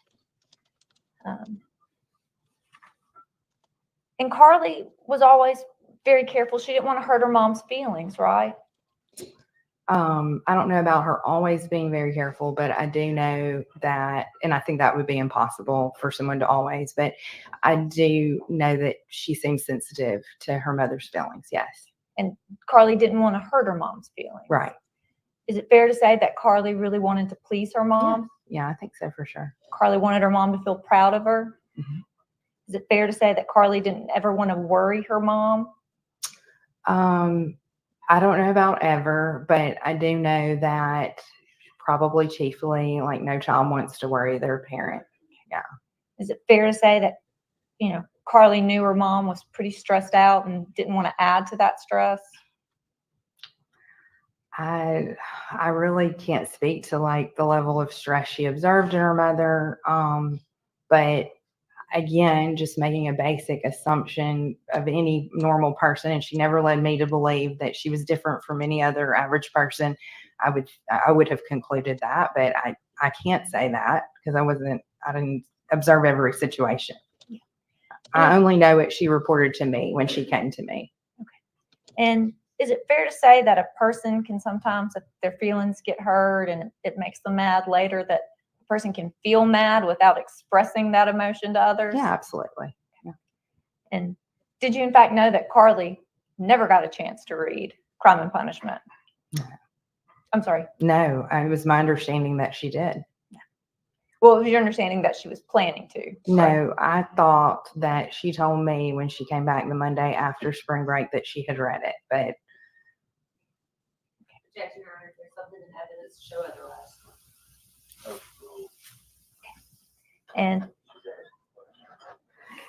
And is it, and the question that that you had asked Carly about her haircut and her friends teasing her about cutting her hair shorter, and about whether that meant something about her sexuality. Isn't it true that in your notes you reported she actually laughed in answering that question and said Right. no? that's right. Yeah. Yeah.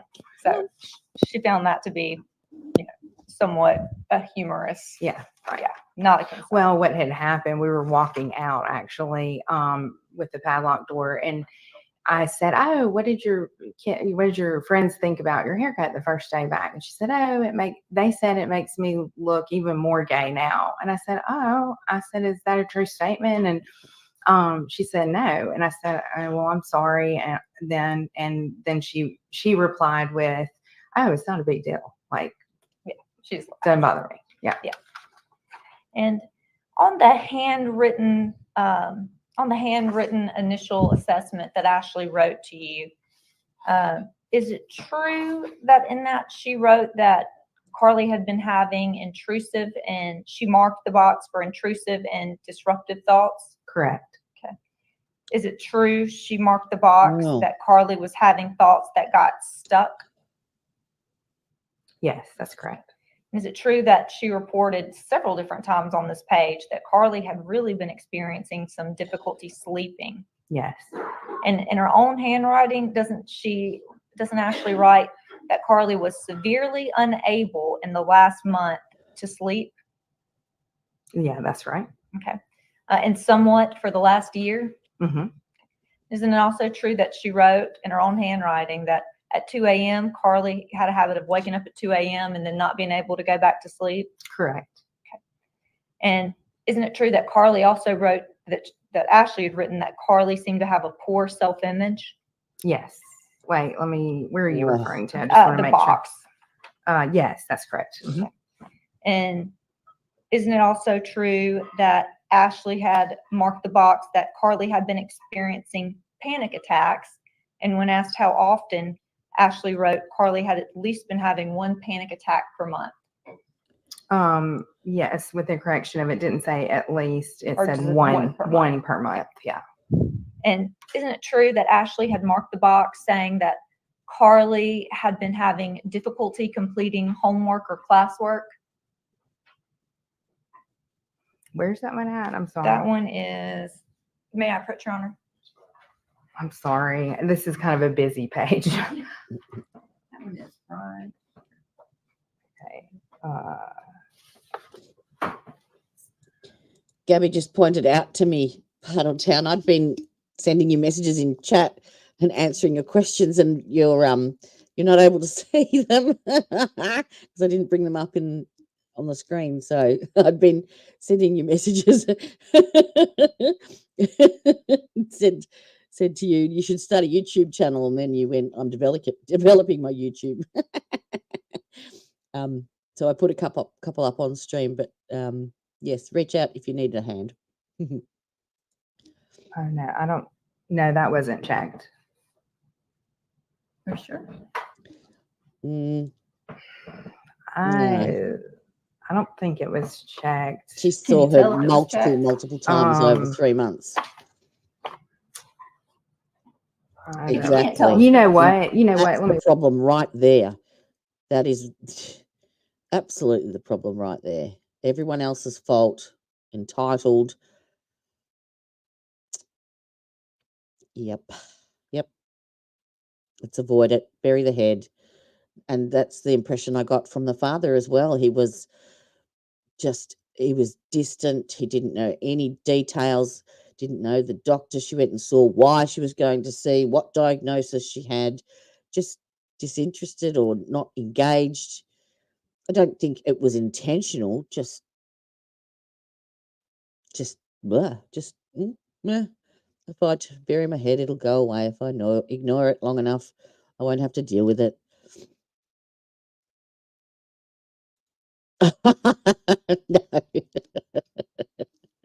No. No, your content sounds really, really good. My cousin is actually a musician. I should put his link in chat so you can have a look at his stuff.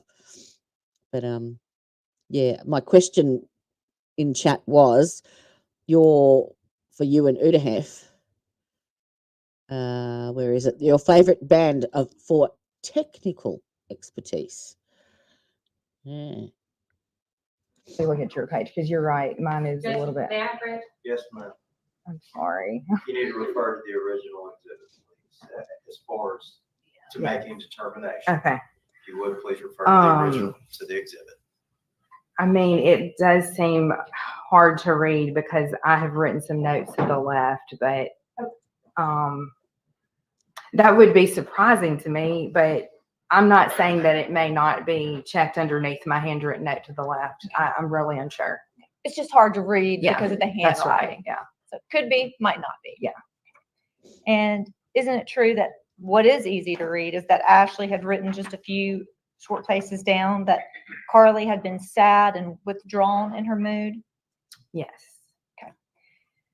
And at the top of that page, and I know it's kind of a little bit messy, Yeah. but at the top of that page, isn't it true that somebody reported that Carly had made a 30 on the SAT? Or Correct. ACT? Mhm. Okay, and that somebody had written in the response to the first question, what are your goals that you hope to achieve through counseling? Mhm. Someone had written, either Ashley or you, she wants to feel better about herself, socially, personally, physically insecure, Yes. and had been so since 5th or 6th grade. That's correct. So she began by writing she wants to feel better about herself, and then I followed up with both of them and added more notes to give more detail to that. That's right. Isn't it true also on that page, in kind of response to the question number 2, it says father had been emotionally and physically abusive, Mhm.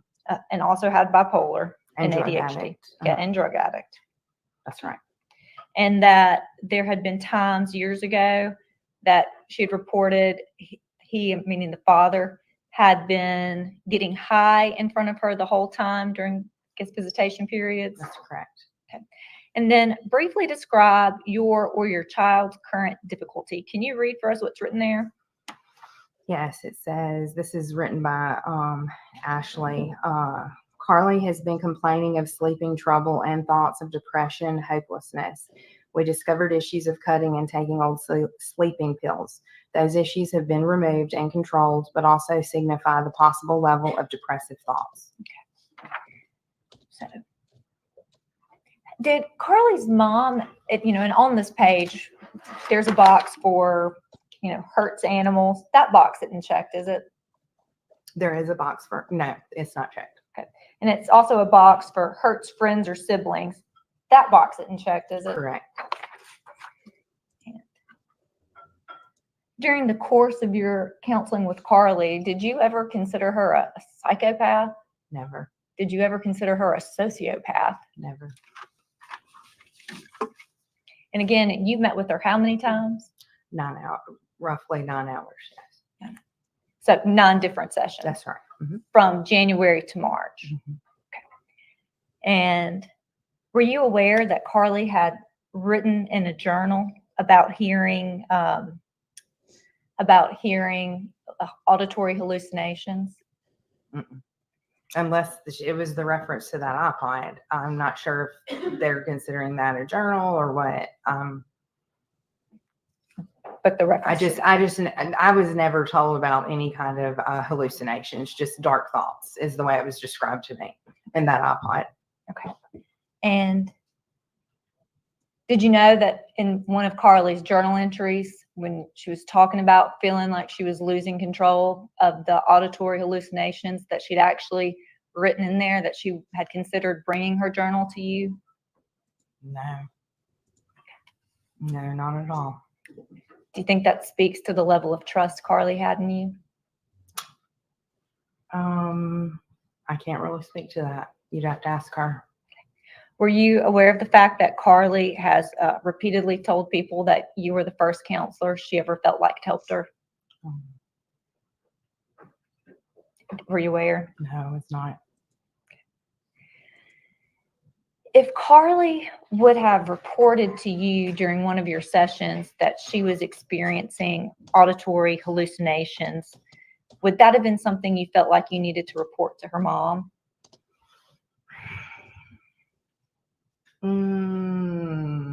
Not necessarily. I would have followed up with a lot of questions to determine if she was a threat to herself or others. And if Carly would have reported to you that she felt like she was losing control of herself to the auditory hallucinations, was that something you would have felt like you needed to report to her mom? Again, not necessarily. I would have asked her to clarify with a lot of questions. What does control mean to you? You know, that means 1,000 things to different people. But if I had asked it enough to determine that she was a threat to herself or others, then yes, I would have reported it. And is it fair to say that Carly had some fear in regards to her dad? Her biological father? Yes. That was very perplexing for me, honestly. I just could not get her to open up a lot about what I knew had to have been traumatic instances. I mean, she seemed very indifferent and apathetic towards him. Welcome back. Yeah. And is it fair to say that Carly saw her father as someone who is not a successful person? Correct. Yeah, she did not like him. She was glad she was with her mother. Yeah. And is it fair to say that if someone is afraid of having a certain mental health diagnosis, that might motivate them to not be fully forthcoming with their therapist about what they're experiencing? Sure. And if Carly would have told you that she was smoking marijuana to help her sleep at night, is that something you would have felt the need to tell her mom? No. Okay. Would Carly have had any way of knowing without disclosing that to you that you wouldn't have reported that to her mom? Yes, she would, because I told her that on the first session. But Carly had seen you talk with her mom before, correct?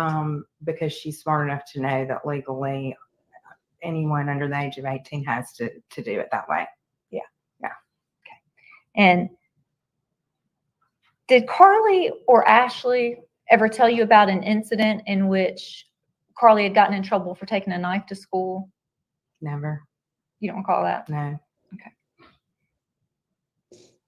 And during the time in which you were with Carly, had either Carly or her mom reported to you that Carly had seemed to develop a hypersensitivity to certain sounds? In that session note regarding the symptoms, she came telling me, you know, she just gave me a lot. It's probably in that one. She kind of came in talking about a lot of symptoms that typically is customary to like an Asperger's or autistic diagnosis. And that these certain sounds, when she heard them, kind of caused her to feel irritated? Yes, but again, like it was not ever anything, I want to be clear, like a hallucinatory manner. It was all in the context of that person's tapping that pen or tapping their foot or something Yeah. like that, you know? Yeah, not furious, but just annoyed, Yeah, right, irritated. Right. And based on your sessions with Carly, when Carly would mention, having periods of time when she would be questioning the meaning of life, did that seem to be during the time periods in which Carly was experiencing depression? I need you to repeat that, please. I'm unclear what you're asking. Yeah. When you talked about that Carly would have these existential times and she'd be questioning, the meaning of life and things like that. Was that also during periods of time in which Carly was experiencing depression? Well, that's what was kind of problematic about treating her, is that was really the only thing of real emotional conflict that I ever had her report, and it was because of the iPod stuff. And so I kept trying to kind of dig and find out what was troubling her. So, I mean, during that's what I'm talking about with the existential. She didn't really open up a whole lot. The last session we did talk about kind of reality and life and morality and some things like that. But, but it wasn't because she said she had been upset about it and needed to discuss it. It was based on something, I think, as I recall, her father is a Jehovah's Witness, her bio dad, and she knew I was a Christian, because that's something that I like to tell people so it doesn't blindside them if they're different. And she said, "I'm sorry, I know you're a Christian. He's a Jehovah's Witness, and I believe that that's definitely a cult, So we kind of talked a little bit about it that way thematically, but not in a way that was, like I'm troubled and I need to talk about this kind of thing. Yeah. And during your sessions with Carly, did she ever strike you as a violent child? No. And when you learned about the events that had transpired on March 19th, were you shocked? It's the most shocking day of my life. Yeah. And that's based on the 9 sessions you had with Carly and the hours you spent with her. Yes, because I had no clue that nor had she ever reported that she was severely mentally troubled to any degree like that. And you just, based on your knowledge of Carly and her relationship with her mom, you were shocked to find out what had occurred on March 19th. Yes. Thank you. We tender the witness. State wish to be redirect.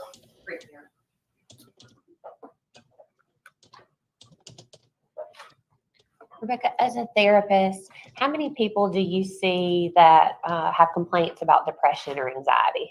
Almost every single one of them. How many of them have gone on to kill their mom? 0. Her. Before that, none. Do you have any patients that have ever reported hearing voices? I have sometimes, yes.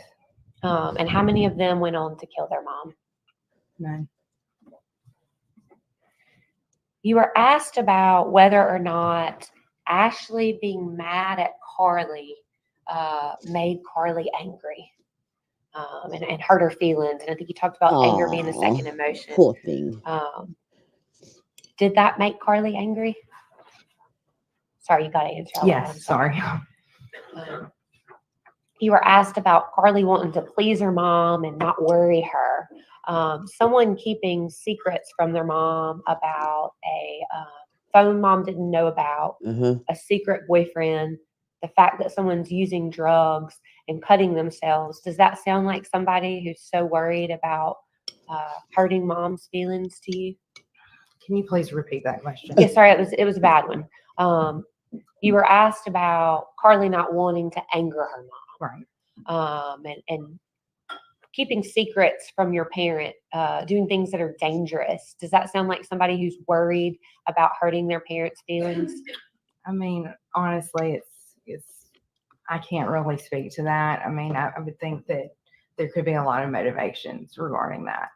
But Carly never reported having any mental health issues other than depression or anxiety to you, correct? correct.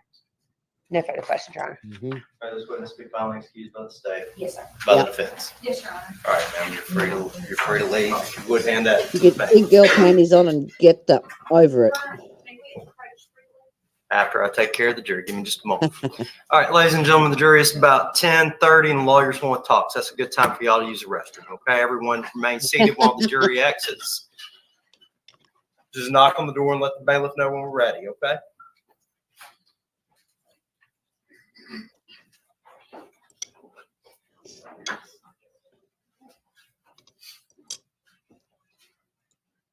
Bye, Paddletown. Have a great day. Don't work too hard. No worries.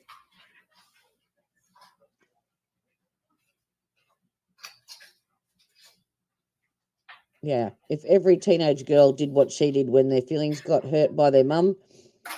All right, Wow. record reflect, we're outside the presence of the jury. You had something? Yes, sir. I was just Oops. wondering how many more witnesses the prosecutors intend to call. Haven't exactly made that decision yet. I mean, we know 2 for sure. Okay. At least 2, they say. All right, we'll be in recess for about 15 minutes. 15 minutes. All righty then. 15 minutes. And we are back, or I am back. We've all been here watching this trial, watching the 2, we had a licensed counselor and the nurse practitioner on the stand. They are gone to recess now. They will be back, a judge said, in about 15 minutes. It is 10:37 now. So you do the math on that. We'll be back in just a few minutes. But we're going to sit here, going to recap what was said by 14th. She stated that she wanted to read a book called Crime and Punishment.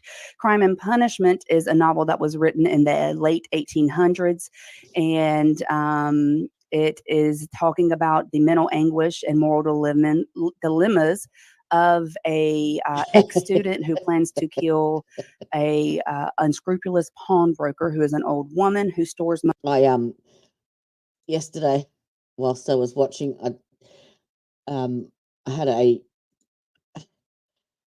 I had a really bad judge pause moment, so I had to save it.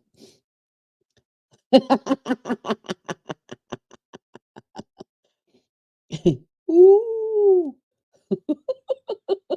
We'll have to caption it. What's the best caption for that picture? Now, do we want to listen to her recap of witness testimony, or should we have a chat amongst ourselves? And Hey Jody, the best caption for that picture is "Ooh, I'm telling." I'm dubbing on you.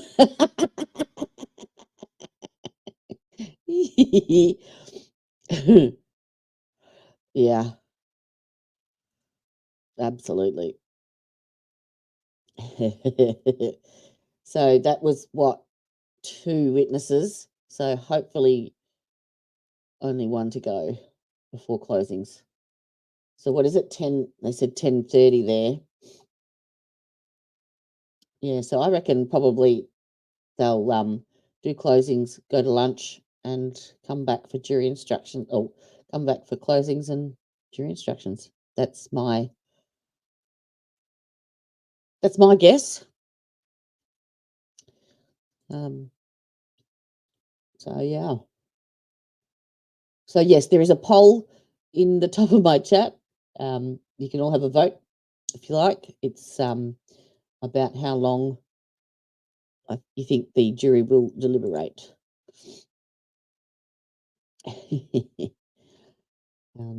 What is it at the moment? Let's have a look. So at the moment, we've got 14% think 1 to 2 hours, 57% think 2 to 5 hours, 14% think 5 to 7, and 14% think 7 plus. So most people are going for the 2 to 5. I reckon you're probably bang on there. Bang on. I don't reckon it'll go more than 5 for sure. For sure. Not after that. Because it's not, as they said, it's not really a question of who done it. It's a question of why. No worries, sweetheart. We'll be here. So they'll come back. about 11, yeah, and I reckon the next 2 witnesses, and then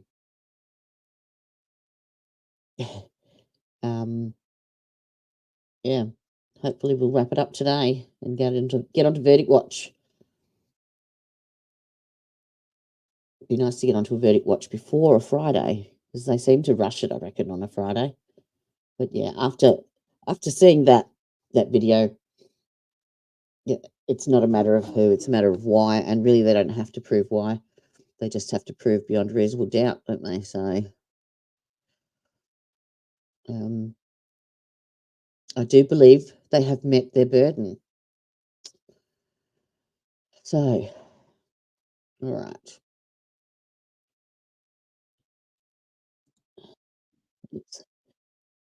I'll just keep my eye on the court feed. Now, I've switched over to, we started off on Court TV, but the feed was terrible. So we jumped across to WLBT, and their feed was beautiful. So we've stayed on there. Actually, let me look up at the Kentucky, where is it? Okay. Manhunt for I-75 unalive bang banger ends after Kentucky couple find body in live stream. Apparently a YouTubing couple found the body. I'm just trying to find one that's actually... Okay, there we go. Hang on.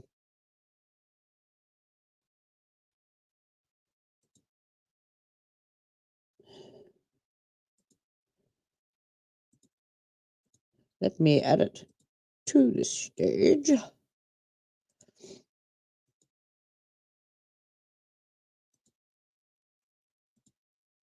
So this is a pair of YouTubers that apparently found him unalived with his pew-pew beside him. 6 days. We went on a date night last Friday evening. We said, let's go see if we can find this guy. And so we've been from down in this area behind when they would have that cut off, when the crime scene was there, nobody could go up there. We would go back here in the back just in case he had wandered down through there, anywhere we could look. And Saturday we come out of here and seen a bunch of vultures up there. And what we've been looking for, if somebody's dead, it's going to be the vultures. Follow the vultures. And there's only about 5 or 6. They were lighting on that tower up there. And we figured just a small animal where there was just so few of them. We come back Sunday and Monday, and more and more. Today there was about 50. And we started to put our boots on, started over the hill, and got way down in the holler where the birds. I seen one of the vultures come up with something in his mouth. The buzzers we got knew him. We was getting close to whatever he had. We were getting close to it. And Sheila smelled. What was the reward up to, Teresa? Go ahead, Sheila. Yeah. Hold on one second. What did you smell? When we came down to the trees and I was crossing over the trees, a horrible smell of something dead. You could smell it. And I told him, I said, there's something awful in here. It smells really bad. And What time was this at? what time? We've lost track of time. All right, hang on. There is a couple more.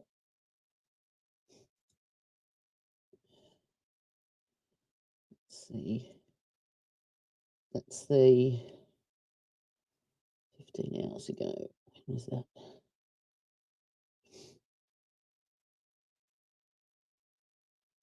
We'll go to the police one, that one. We want to transition quite abruptly because we didn't get to this live. This happened last hour. A major update out of London, Kentucky. A body has been found in the area where the mass I-75 shooting happened just over the past weekend. Now, you'll remember that this manhunt has been ongoing, looking for the suspect. According to Kentucky State Police, The body was found near exit 49. They're now working to confirm the identity of the body, though. We just have this press conference from law enforcement. They believe that this is the body of the suspect, Couch, his last name there, who started shooting on the I-75, I believe. So, sounds like he unalived himself. Is that right?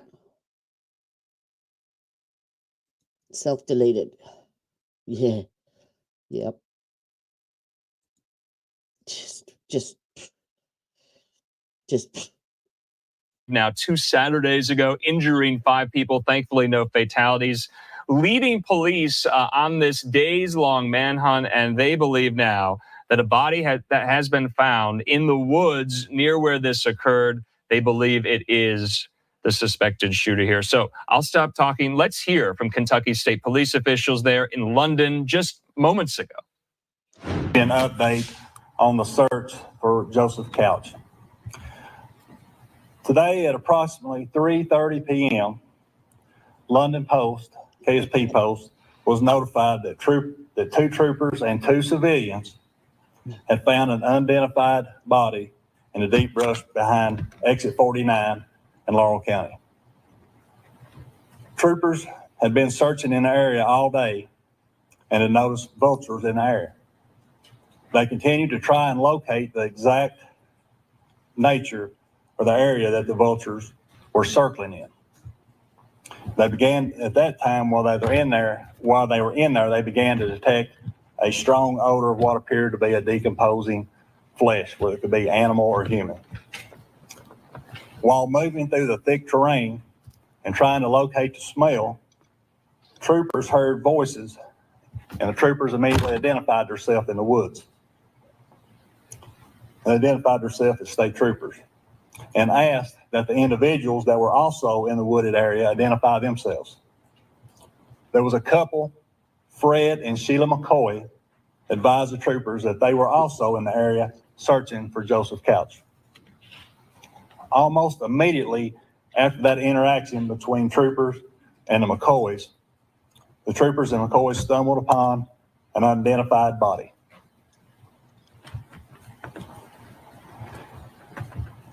At this time, we still have troopers and personnel out there processing the scene. There were articles associated with the body that at this time we feel is Joseph Couch. Laurel County Coroner is there present, and then the body, identified body at this time, will be sent to Frankfort for positive identification tomorrow. But again, we do have those articles associated with the body that we do feel is Joseph Couch. You know, I want to recognize the McCoys because they've been very cooperative with our troopers and provided troopers with relevant information. You know, this is still an active investigation, and we'll have more updates as we go forward with this. But, you know, I would like to acknowledge, you know, Kelly, we was about to get it on, but them dang vultures kept interrupting us. Let us interrupt us. We're very confident that this brings to closure in the search of Joseph Couch. But again, I want to reiterate the partnerships that we had with everybody here. Laurel County Sheriff's Office, London PD, FBI, the Marshal Service, ATF, National Guard, U.S. Forest Service, Kentucky Fish and Wildlife, our prosecutors here in Laurel County. This was a collaborative effort to bring this to a successful conclusion.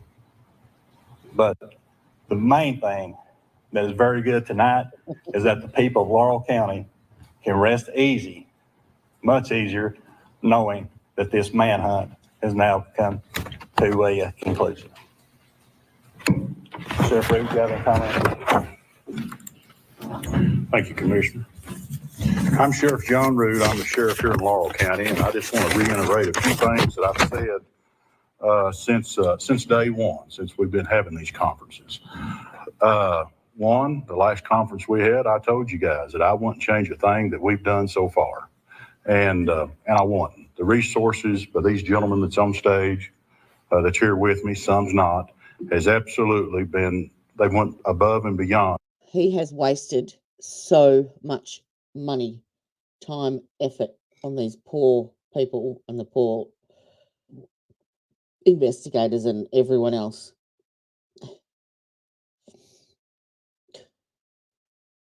In every effort, and London PD, Kentucky State Police, all you guys. You just don't know how I appreciate you. I mean that. Why did they have it sitting at that funny angle? It's ridiculous. It's like, From the bottom of my heart. Since day one, my concern has been the residents of Laurel County. And I hope now that the residents, they know that this has been our number one priority is the safety. We've had school cancellations. We've had church cancellations. People's been in fear. That's not the normal here in Laurel County. So now that this has been discovered, I hope that our county can get back to what's normal. I will say this. I'm very proud, again, I can't say it enough, of the effort that has been put in on this stage, the effort and the manpower that's been used. And I also want to reiterate what the commissioner said, the McCoys. Hey, congratulations, we're proud. Our one goal was to have this guy recovered. And I'll be honest with you, I've always said prayer for our victims. Let's have a prayer for for Joe Couch's. and we'll never know the motive, will we? It's Billy Bob. Billy Bob. Family. They have worked with us. I don't care a bit to tell you guys through this investigation. We're doing the investigation end of it. I've called KSP and other resources for the ground search. But through the investigation end, they have worked with us. Just everything that we have asked, they have done. And as we all know, I have children of my own, and I hope and pray to God that they take the right path, and the family cannot be blamed for the misfortune that this guy has caused. And I really wish that we could locate Joe Smith and Joe Couch, and we would have had him live. We could have asked him what his intentions was. We could have put him through the courts. The prosecutors could have prosecuted him, and he'd have paid for what he done. I don't think nobody on this stage wished that we would have found him in the condition that we found. I'd rather he'd been alive and he could have paid for what he's done. In closing, I won't dare mention the people that has helped us in this, but not all the agencies. I mean, everything from a dispatcher to an ambulance driver, rescue. Sorry, we'll interrupt that viewing because court's back. And I hope, my prayer is that Laurel County will rest easy.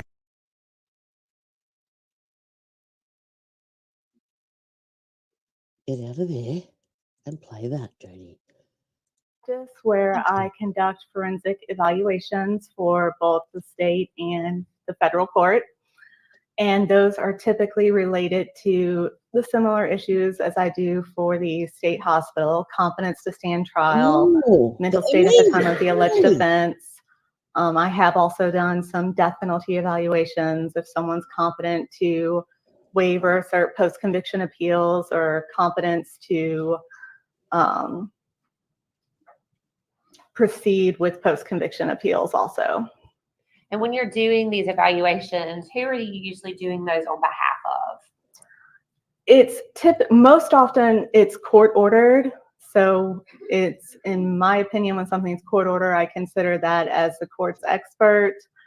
My report goes to the court, and then both sides usually get a copy of it. Sometimes I am retained privately by one side, either the defense or the prosecution, and then I'm conducting the evaluation for them. So the person that I'm actually seeing and evaluating is not my client. It's the court or whichever attorney retained me. And so if they're not your client, you're not actually providing them any type of treatment, right? That's correct. Could you give the ladies and gentlemen a little bit of information about your educational background? I have a Bachelor of Science degree in psychology and a Bachelor of Arts degree in sociology from Lindenwood University, which is a private liberal arts school in Missouri. I received my master's in clinical psychology from the Arizona School of Professional Psychology in 2006, and I received my doctorate in clinical psychology from the Arizona School of Professional Psychology in 2008. And do you have any type of licensure or certifications here in Mississippi? Yes, I'm a licensed psychologist in Mississippi, and then I'm also certified as a forensic evaluator by the Department of Mental Health. Tell us a little bit about what that means, evaluator through the Mississippi Department of Mental Health. Yes, so the Department of Mental Health has a process where they train and credential psychologists or psychiatrists to be forensic evaluators. So they are credentialed to do evaluations of competence to stand trial or mental state at the time of the alleged offense. Do you know how many of them are approved in the state currently? I'm not sure our current numbers. There are some that are approved who don't reside in Mississippi. They do telehealth evaluations. I think we have around 20 right now, maybe, but not all of them reside in Mississippi. And so that's 20 psychologists and psychiatrists that are have meet the qualifications for the Mental Department of Health to do the evaluations. Yes, that meet the qualifications and have applied to do those. Can everyone hear that okay? I have it boosted, so you should be able to. So let me know in chat. Do you have? Do you belong to any sort of national or state level committees? Any type of groups regarding psychologists?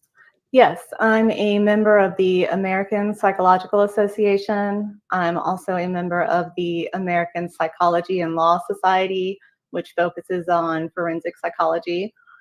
I am a member of the Mississippi Psychological Association, and I'm also the president-elect for the Mississippi Psychological Association. And I know we talked about the fact that you perform these types of evaluations for both, most of the time for the court, but also sometimes for the party that asks. Thank you. How many times would you say that you have evaluated someone either for competency or sanity? For competency, probably around 1,500 times. For sanity, probably around 500 times. And have you testified in courts as an expert, as a forensic psychologist previously? Yeah. Now, Uda Hef, she's probably bad pause, sorry. Probably the most attractive woman I've seen in the courtroom to date. Yes, I have. And how often would you say you've done that? Probably about, I don't know exactly, about 45 times. And you've actually been recognized by this particular court as a forensic psychologist expert, right? Yes, I have. Your Honor, at this time, we would ask that the witness be tendered as an expert witness in forensic psychology. No objection, Your Honor. I believe our CV's already been entered by stipulation. All right, she'll be accepted as an expert in the field of forensic psychology. Dr. Gigliano, if you could tell the ladies and gentlemen the difference in like a treating physician or therapist and a forensic psychologist. So it's a pretty different situation. I mentioned before, whenever you are treating someone, whenever you're the clinician, either a psychiatrist or psychologist, therapist, you're more of an advocate for the client, the person that you're treating, and you are treating and assessing them based on what they're telling you, usually for the most part. A lot of times treating clinicians don't have much information or records outside of what the client tells them. So they just go off of what they see in front of them and what the client tells them. In doing forensic evaluations, the person that you're actually evaluating and talking to and assessing is not your client. As I mentioned before, it's the court or potentially a lawyer. It could also be one of the parents if there's like a child custody dispute and you're doing that type of evaluation, but typically it's the lawyer or the court. And in that case, you are not an advocate for the person that you're evaluating. You are supposed to be a neutral, objective evaluator who forms opinions based on the information that you have, and you offer those to the court. So there's no guarantee that it will be helpful or not to either side or to the court. It also, when you're a forensic evaluator, it's not confidential because you have to share the information that you gather with the court in a report, or you may end up testifying. I always warn people of that also. So it's also different in that doing a forensic evaluation, because there's legal issues involved, you rely on more than just the person's self-report. It's really important to have collateral sources of information. So you are always trying to corroborate what someone tells you to see if there's evidence in the records to support what they're telling you. Do other people say the same thing? You often interview friends or family, maybe even an employer of the person that you're evaluating. So it's not as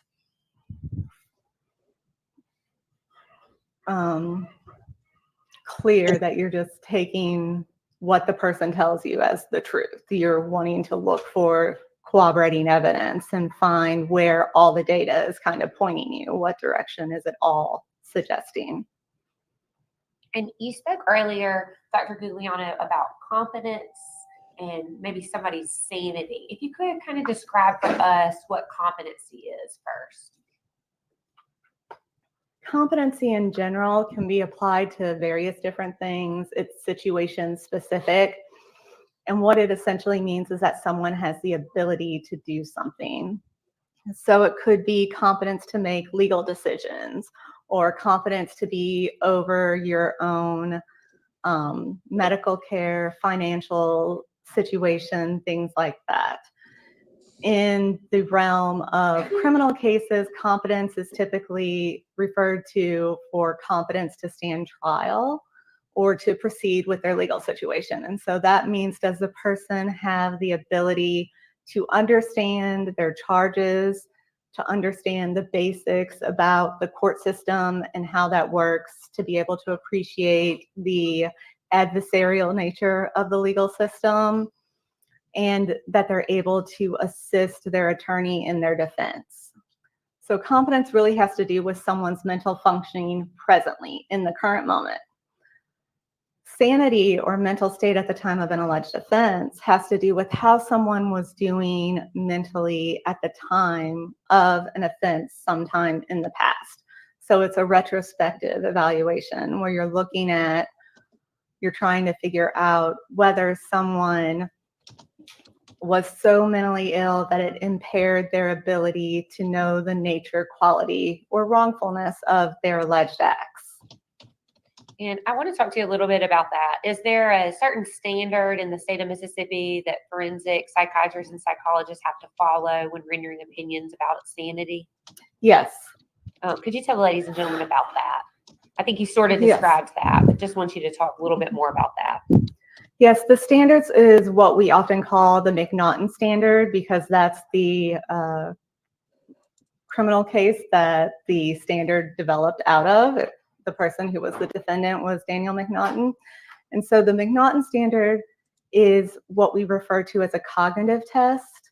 That means that it's just based on someone's knowledge about something.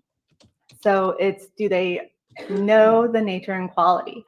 That essentially means, do they understand the basic facts about what they did?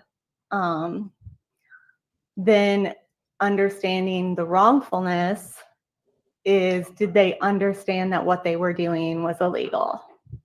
So some states have different standards.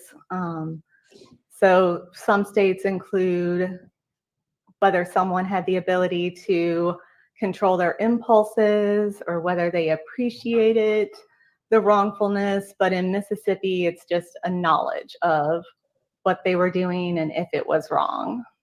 So I want to be clear, you said something about other states allow whether somebody appreciated what they did was right or wrong. Can you describe for us what you meant by that? Yes. So knowledge is really just understanding the basic facts about something. Appreciating is having a more in-depth understanding to where you can understand the societal and moral implications behind it and reasoning for it. So for example, someone might know that killing someone is wrong, that it's illegal, but they may not really understand why it's wrong to do that. They know that it's bad, they know they're not supposed to, but they really don't understand why. So that would be more the appreciation, where they don't understand the reasoning behind why it's wrong.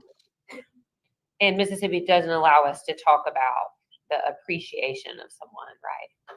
It doesn't include that in the standard. I want to talk to you about the defendant, Carly Gregg. How is it that you became, or did you have the opportunity to work on an evaluation involving Carly Gregg? I did. And how is it that you became involved in that case? You contacted me to see if I would be available to do an evaluation of Miss Gregg's competence to stand trial and sanity. And was it your understanding that you were being court ordered for that? It was. And is that how you went about your evaluation? Yes, it is. And in fact, we talked a little bit about how that's different, but when you're court ordered to do it, you said you return that report to the court and the defense attorneys, right? Yes, actually in Mississippi, I submit my report to the circuit clerk, and then the circuit clerk distributes it to the judge, defense attorney, and prosecution. Does the prosecution have any ability to edit the report that you prepare? No. Does the prosecution actually really have any input into what you put into your report? No. And sometimes those reports actually come back and say that the defendant is incompetent to go forward, right? Correct. And sometimes you will render an opinion that the defendant is in fact insane. Correct. I want to talk to you about this particular case. Dr. Guglielmo, did you prepare a report regarding your findings? I did. And are the opinions that you formulated in that report, are those based upon a reasonable degree of medical certainty? To a reasonable degree of psychological certainty, because I'm not a medical doctor, so we use psychological certainty for psychologists. Thank you for that clarification. And what types of items did you review before rendering your opinion in this case? I reviewed some court orders involving this case. I reviewed some of the discovery materials. I also had some treatment records, not all of the ones that have been talked about so far by other experts. I had the Magnolia counseling records, so Miss Kirk's records from the therapy. I also had precise clinical neurosciences records from the medication that she was being prescribed. I had a few records from the jail from her current incarceration related to some crisis contacts, but I did not have any records regarding the medication that she was being prescribed in jail. Then I also spoke with Ms. Newman about her concerns regarding the case, and I spoke to Ms. Todd, the defense attorney, about any concerns she had regarding the case. Did you interview anybody besides the defendant in this case? No, I attempted to interview her stepfather, but he had asked to have his attorney present, which I said was okay, and he was going to call me back where we could set up a time to do that, but he never returned my call. Why is it important to try to talk to family members before you conduct your evaluation? I do that because I'm trying to see if there's anything that they say that that will give me an idea of what to follow up on, or there may be something that isn't in the records that they're aware of. And sometimes they can give you a direction to go with your questioning. I do a pretty broad evaluation, but if there are any significant concerns or specific concerns, I want to make sure that I know about them so I can ask about them when I interview the defendant. And Dr. Giuliano, you just testified about some of the things that you reviewed, that you had conversations with both my office and the defense. Are those, is that information, facts, and data that you typically rely on in conducting your mental health evaluations? Yes, it is. And is that information that is pretty regular for a forensic psychologist to consider when forming their opinions with regards to competency or sanity? Yes. Did you actually have the opportunity to speak with Ms. Gregg? Yes, I did. Was that interview recorded? It was. And do you record all your interviews?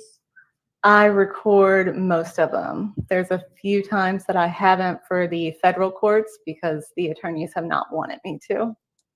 And why is it that you record those interviews?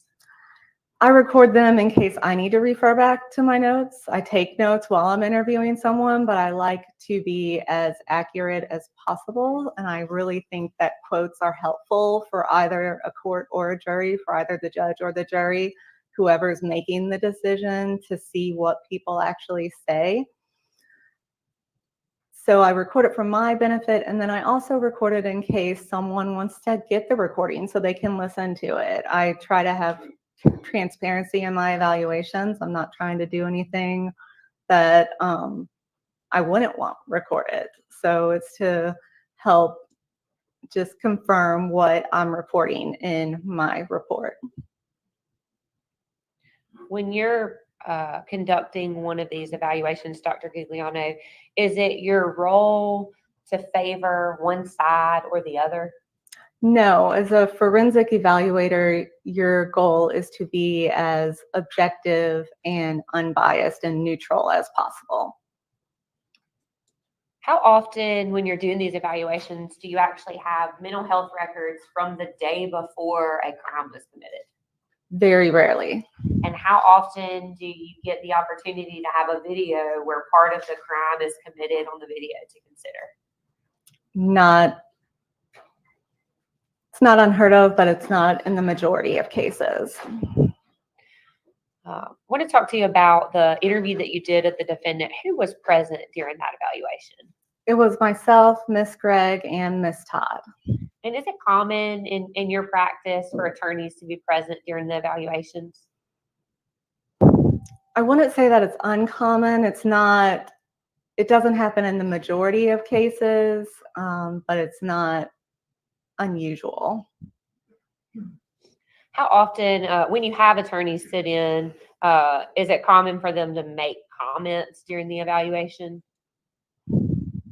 Most attorneys don't say much during the evaluation unless the defendant asks them a question. I always let both the defendant and the attorney know at the beginning that if the defendant wants to consult with their attorney during the evaluation, we can stop and they can consult in private, or the defendant can even ask their attorney for guidance at any point without us also stopping the interview.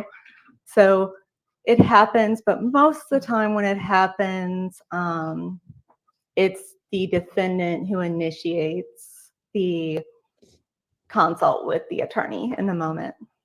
And in your training and experience and all the evaluations that you perform, is it unusual for an attorney to be asking their client multiple questions instead of you during an evaluation? Yes, I would say that's unusual. Dr. Giuliano, I want to talk to you about Hello, the specific findings in your evaluation. Can you tell us when you conducted that evaluation and sort of walk us through what happened? We met in a room at the detention center, and it was for several hours. I think we were probably meeting for about 5 hours, but we had several brief breaks in that time to where the interview was a little over 4 hours, and we had a break for lunch also. But essentially it was me asking the majority of the questions to Miss Gregg, and Miss Todd interjected at some points, but that was pretty much it. Were there things that Miss Todd shared with you that were not provided to you in discovery? Yes. Is that typical in cases when you have evaluations? It's not unheard of. Miss Todd shared some things with me on the phone. I talked to her before I met with Miss Gregg to do the interview. So she had shared some things with me on the phone that I was not aware of at that point. And that's one of the reasons that I call attorneys, is to see if they have any information that may be helpful. And when they give you that information, you then try to follow up, get some sort of confirmation about those statements or what that information was? Yes. What, if anything, did Miss Gregg tell you during your evaluation about the use of illegal drugs? She told me that she was smoking marijuana through a vape pen, and she denied any other illicit or illegal substance use. What did she tell you about abusing any other prescription medication? She didn't answer that question. And was that important to you? It's a regular question that I ask when doing an evaluation. Both illegal drugs and prescription drugs, or even over-the-counter medications, can have impacts on someone's mental health or in their functioning. So I routinely ask those questions.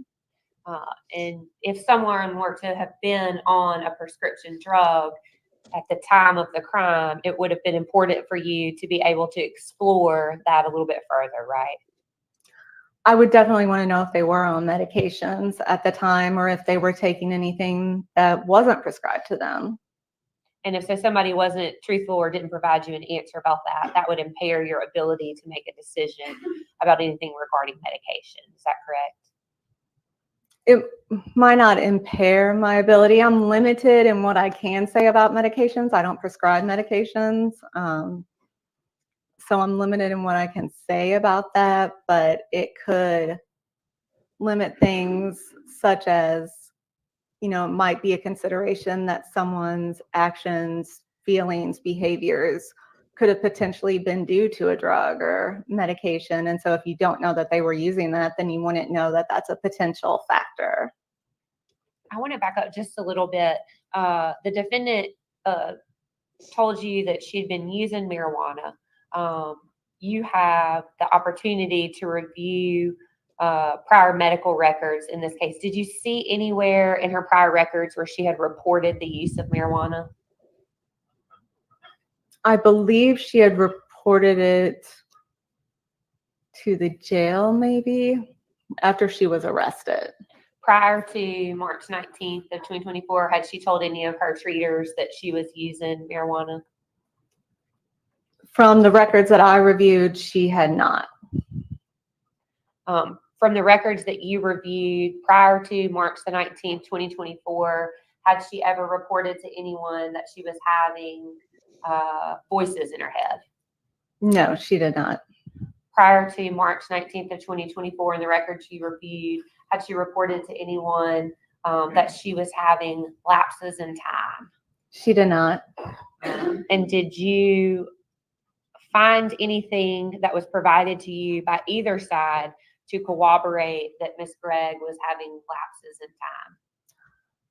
Miss Todd told me during our telephone conversation that Miss Gregg's stepfather had mentioned that Miss Gregg was having lapses in time and kind of spacing out. And so I asked Miss Gregg about that during my interview of her. But you weren't able to corroborate that with him? No, I wasn't able to speak with Mr. Smylie. I want to talk to you about the use of marijuana. In your experience, can the use of drugs alone cause some sort of psychosis? It can. And what about marijuana or THC alone? It can. We thought previously there was a common belief that marijuana was fairly benign, but there are higher levels of THC in most marijuana now, or a lot of marijuana now. And so with the more potent marijuana, it is possible that people can experience symptoms of psychosis just from marijuana use. When we're talking about symptoms of psychosis, can you describe for us what you mean by that? That could be hallucinations, such as seeing things or hearing things that aren't really there and that other people don't see. It could be delusional beliefs, which are beliefs that are untrue, but the person staunchly believes that regardless of the facts or evidence presented to them that dispute those beliefs. It could also be mood symptoms like an emotional flattening to where they don't seem to have the normal range of emotions that most people experience. It could even be slowed thinking or slowed body movements. During your interview with Miss Gregg, did you talk to her about some things that might have been bothering her at the current time? Yes, I did. Could you tell us a little bit about that? Yes, may I refer to my? Absolutely. I always ask people that I'm evaluating, if you had to pick the one thing that was bothering you the most lately, what would that be? Because it's a pretty open-ended question, and it can kind of give you a good idea of what is, on that person's mind maybe the most. And Miss Gregg reported that she was bothered that she knew school was getting ready to start up or had just started back, and she missed school because she said she really enjoyed school and that had been a main focus of her life. She also discussed feelings of sadness, difficulty sleeping. She reported having mood swings. What did she say about her mood swings? She said that they could occur minute by minute or could happen over the course of weeks or days or months. She said, when I asked her to provide some additional clarification, she said, quote, "I'll be really happy one minute, then I'll be desolate the next," close quote.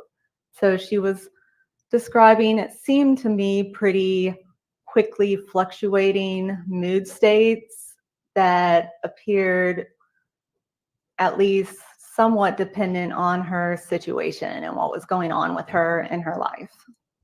Dr. Gregg, you were in the courtroom during the testimony earlier where somebody had mentioned that Miss Gregg's father potentially had bipolar disorder. Can you describe for ladies and gentlemen what bipolar disorder, I think it's type 2, is?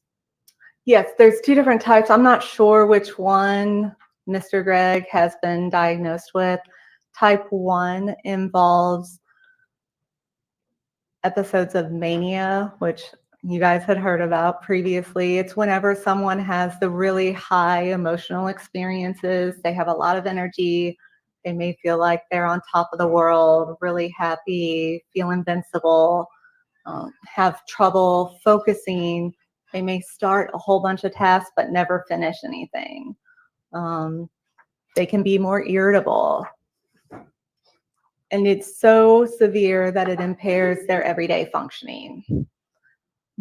Then bipolar 2 disorder is kind of a less extreme version of mania that we refer to as hypomania, where they're elevated more than what is normal, but it's not quite to what we consider a manic episode. And when you're talking about a hypomanic or an episode in bipolar, is that consistent with somebody whose mood can change minute to minute? No. Could you describe for us why not? Yes, for bipolar disorder, it's something that isn't based on someone's situation. They really have no control over their emotions. It's not due to something good happening in their life or something bad that's happened in their life.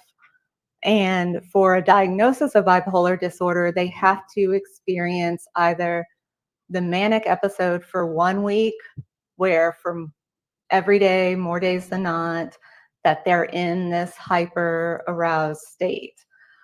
For hypomania, they have to experience it for at least 4 days in a row. And so that's not something where you would see fluctuations within the same day or hour.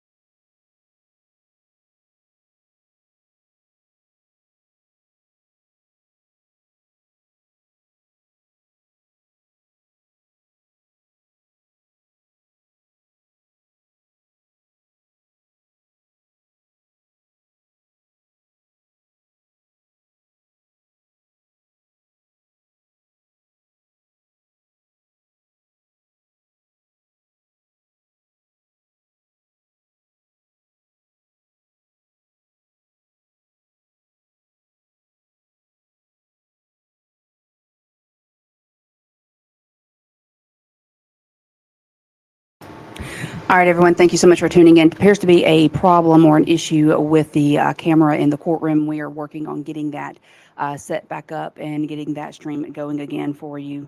Who is on the stand right now is Dr. Amanda Gugliano. She is the director of forensic evaluation at the Mississippi State Hospital, and she evaluated Carly after Carly was arrested. She also has all the clinical notes from the different doctors that saw Carly. So we are working to get this put back up for you as soon as possible. We will get that going again for you.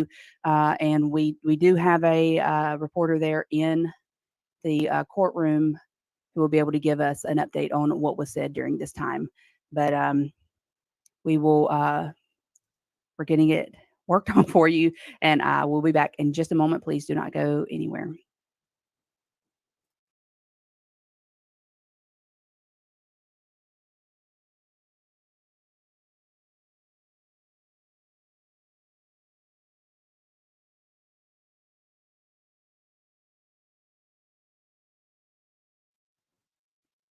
I didn't do anything.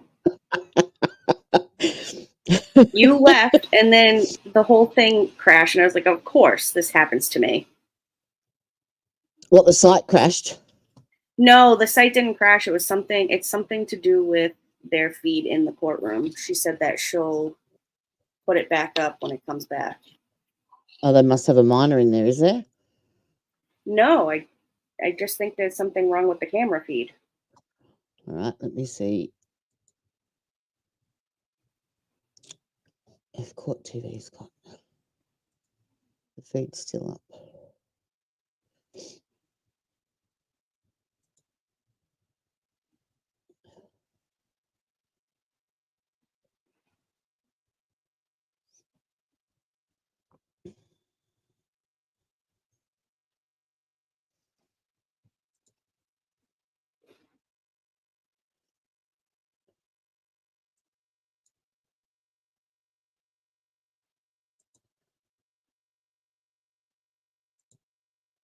About the intrusive memories regarding Did we see this the bit? offenses, because I had not yet determined whether she was competent to stand trial. Yeah, I and think we have, essentially revealed but it incriminating needs to information. be Waiting boosted. until later to ask that, and we never ended up circling back to that. And Dr. Giuliani, in your, was there anything about your Is this repeating what we've seen already, or I'm pretty sure, yeah. because that's live now? It's not like we're behind it all. Yeah. Should we continue and see if the it just continues conversation on? where somebody said something Yeah. about feeling queasy when they were thinking about the event? Yes. Tell me about that, if you would. Carly reported that sometimes when she Can you thought boost it? about the alleged offenses, that she would feel queasy. Yeah. Can you not hear it? And what else did she say about being It's paranoid? really Go low. more. She described having thoughts that bad things were going to happen, such as that someone would jump on her in the jail or things like that. And in my experience and opinion, Better? that's more consistent with anxiety than delusional paranoia. Whenever people kind of have those Nah, it's still kind of thoughts low, where but they just worry about that's all you all can the do. That's all you can do. potentially happen, that is symptomatic. You know, they often Oh, that was my say end. My volume was down. things are going to happen, but they're not using it in the clinical sense of paranoia, and it's not what I would think of in the clinical sense as paranoia, as like psychotic paranoia. I want to take a step back, Dr. Giuliano. The word queasy, and you talked about that Carly said she felt queasy when thinking about the event. Can you elaborate on what that meant? I didn't ask her, but I was assuming that Yes. it meant sick to her stomach. About the crimes that have been committed? About something in relation to them. I didn't ask for any specifics. Oh dear. At some point, Dr. Giuliano, did you have a discussion with Carly about whether or not she was hearing voices? Yes, I did. And what did she say? The last three witnesses have repeated this. Really? About the voices? They're really hammering in those nails, She aren't they? said that Yeah, she it's had kind been of hearing annoying. one voice, a male voice, since she was young. I think she said maybe around like 5 or 6 years old, which is unusual. And she said that she heard the voice every day and that it was always kind of there in the background, but she could usually ignore it and tune it out. You said that it was unusual that somebody would start hearing a voice at 5 or 6. Can you tell us why? Yeah, that's not really consistent with a psychotic disorder. No. Typically, Didn't do people her start research very well, having did she? symptoms of psychosis for women in their early to mid 20s. For men, it's late teens, early 20s. It's very unusual for a young child, to have what are actually hallucinations. And it's possible that it wasn't what we would clinically consider a hallucination. It could be, A you know, as dear. a kid, it Don't could say be a word. something like their own inner thoughts or their inner dialogue, and George they isn't here. don't recognize that as what that is. She describes those voices that she was hearing every single day. Yes. Is that common in people in that age group? No. What did she say about whether or not these voices ever told her to do anything? She said the voices never told her to do anything. She said that they made snide comments about other people and just really rude comments, kind of talking down about other people. I specifically asked her if the voices ever told her or said anything about her mom or her stepdad, and she said no. You were present in the courtroom yesterday during Dr. Clark's testimony, right? Yes. And you heard mention that Carly had disclosed to an employee through Vital Court that in fact her mom, she heard voices that told her to harm her mom. Yes, that's what Dr. Clark said. So there's records saying Carly said, the voices told me to hurt mom, but that's not what she reported to you. Correct.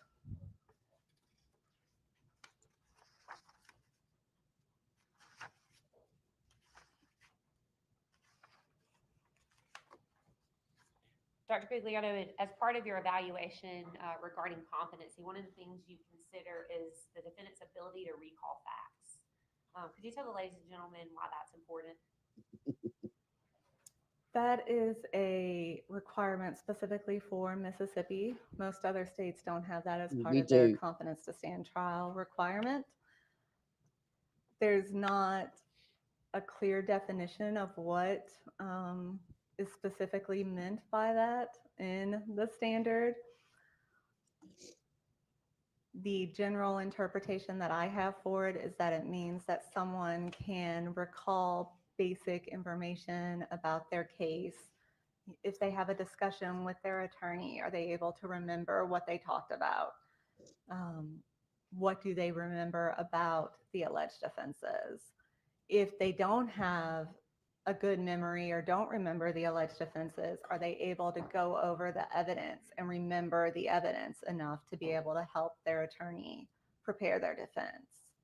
And in this case, what did you find regarding Ms. Gregg's ability to remember relevant facts about the alleged offense? It was my opinion that she Not at had all, the Helen. ability to recall relevant facts. We talked about the month leading up to the alleged offenses and what all was going on with her then. And her report was fairly consistent with the records that I had available. She also did not demonstrate any current memory deficits that would have been concerning.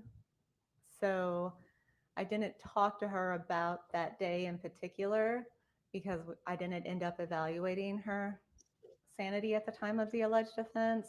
So I don't know exactly what all she recalls from that particular day.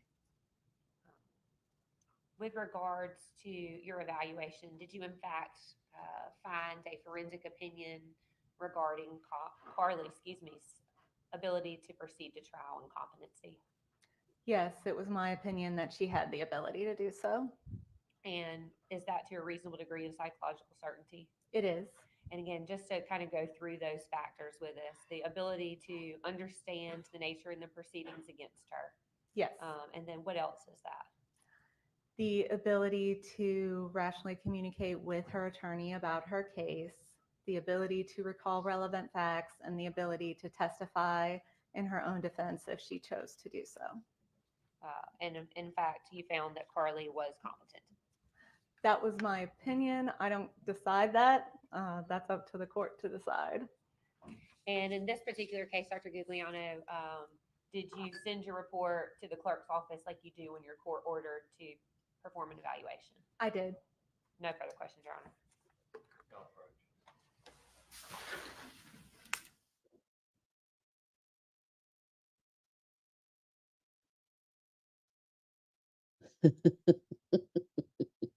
How many days have you got left to wait before you can turn it back again, little Al? Lunch is here and it's set up and ready for y'all, so we're going to take a recess till at least 12:30. Remember not to discuss anything about the case at this point. 12:30. Just whenever you're done, What time? around 12:30, or thereafter, it's y'all's lunch. Knock on the door and let the bailiffs know you're ready. Okay, everyone, please remain seated while the jury exits.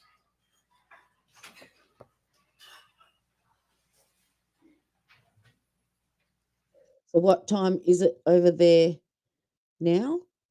If they're coming back at 12:30, because it's 2:47 a.m. here. So is that 11:30 or 11:15? 12:47. All right, so I've got to do the math now, and it's too early. So if they're going to be back at, what time did you say? Shit, I can't even remember what time they said they come back. Is it an hour?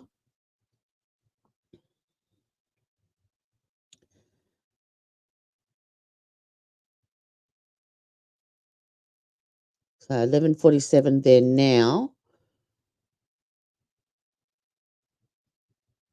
Okay, so that's 3 hours behind me, and they're going to be 1:30, so an hour and 45.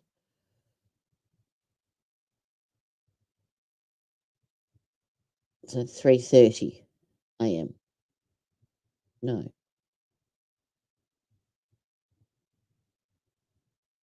Oh, 4:30 a.m. Is that right?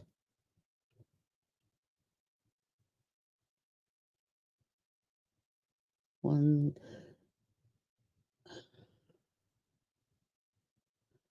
You're going to be back at.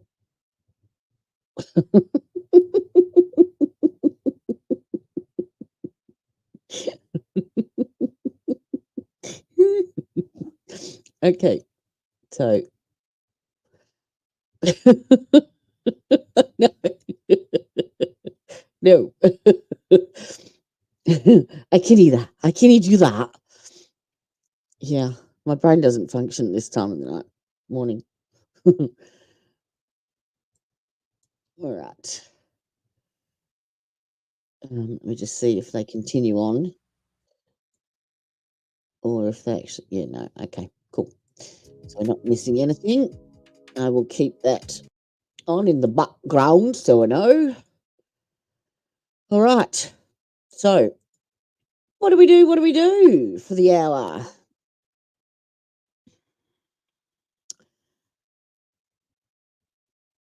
Well, what is it?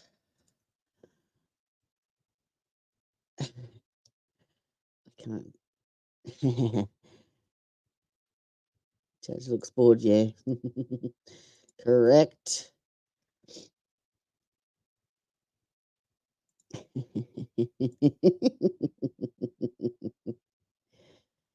Yep.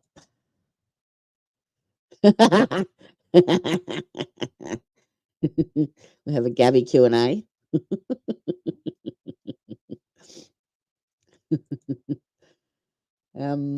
All right, let me see Very what I can funny. find. Very funny. Haha.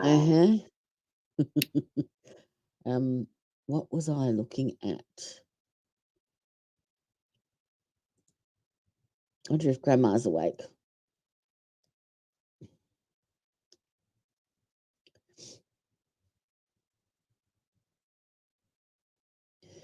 Where's my history? History.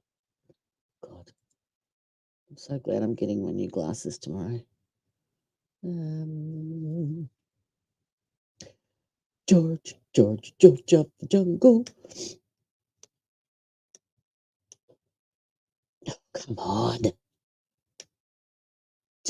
Today, Junior. Now, which one is it that has? It's Law and Crime that has like Vinny and all the other extras, isn't it? Like all the other side. Yeah, Law and Crime. There was something on there that were very, very funny.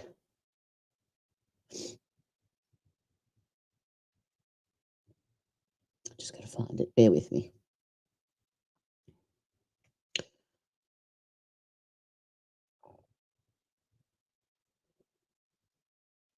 Maybe it was under. There we go. It's under sidebar with Jesse Weber.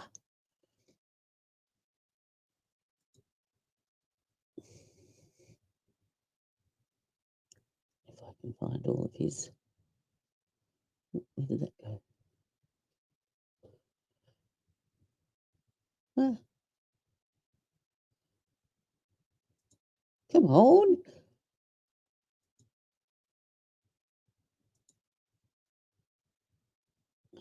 It's better.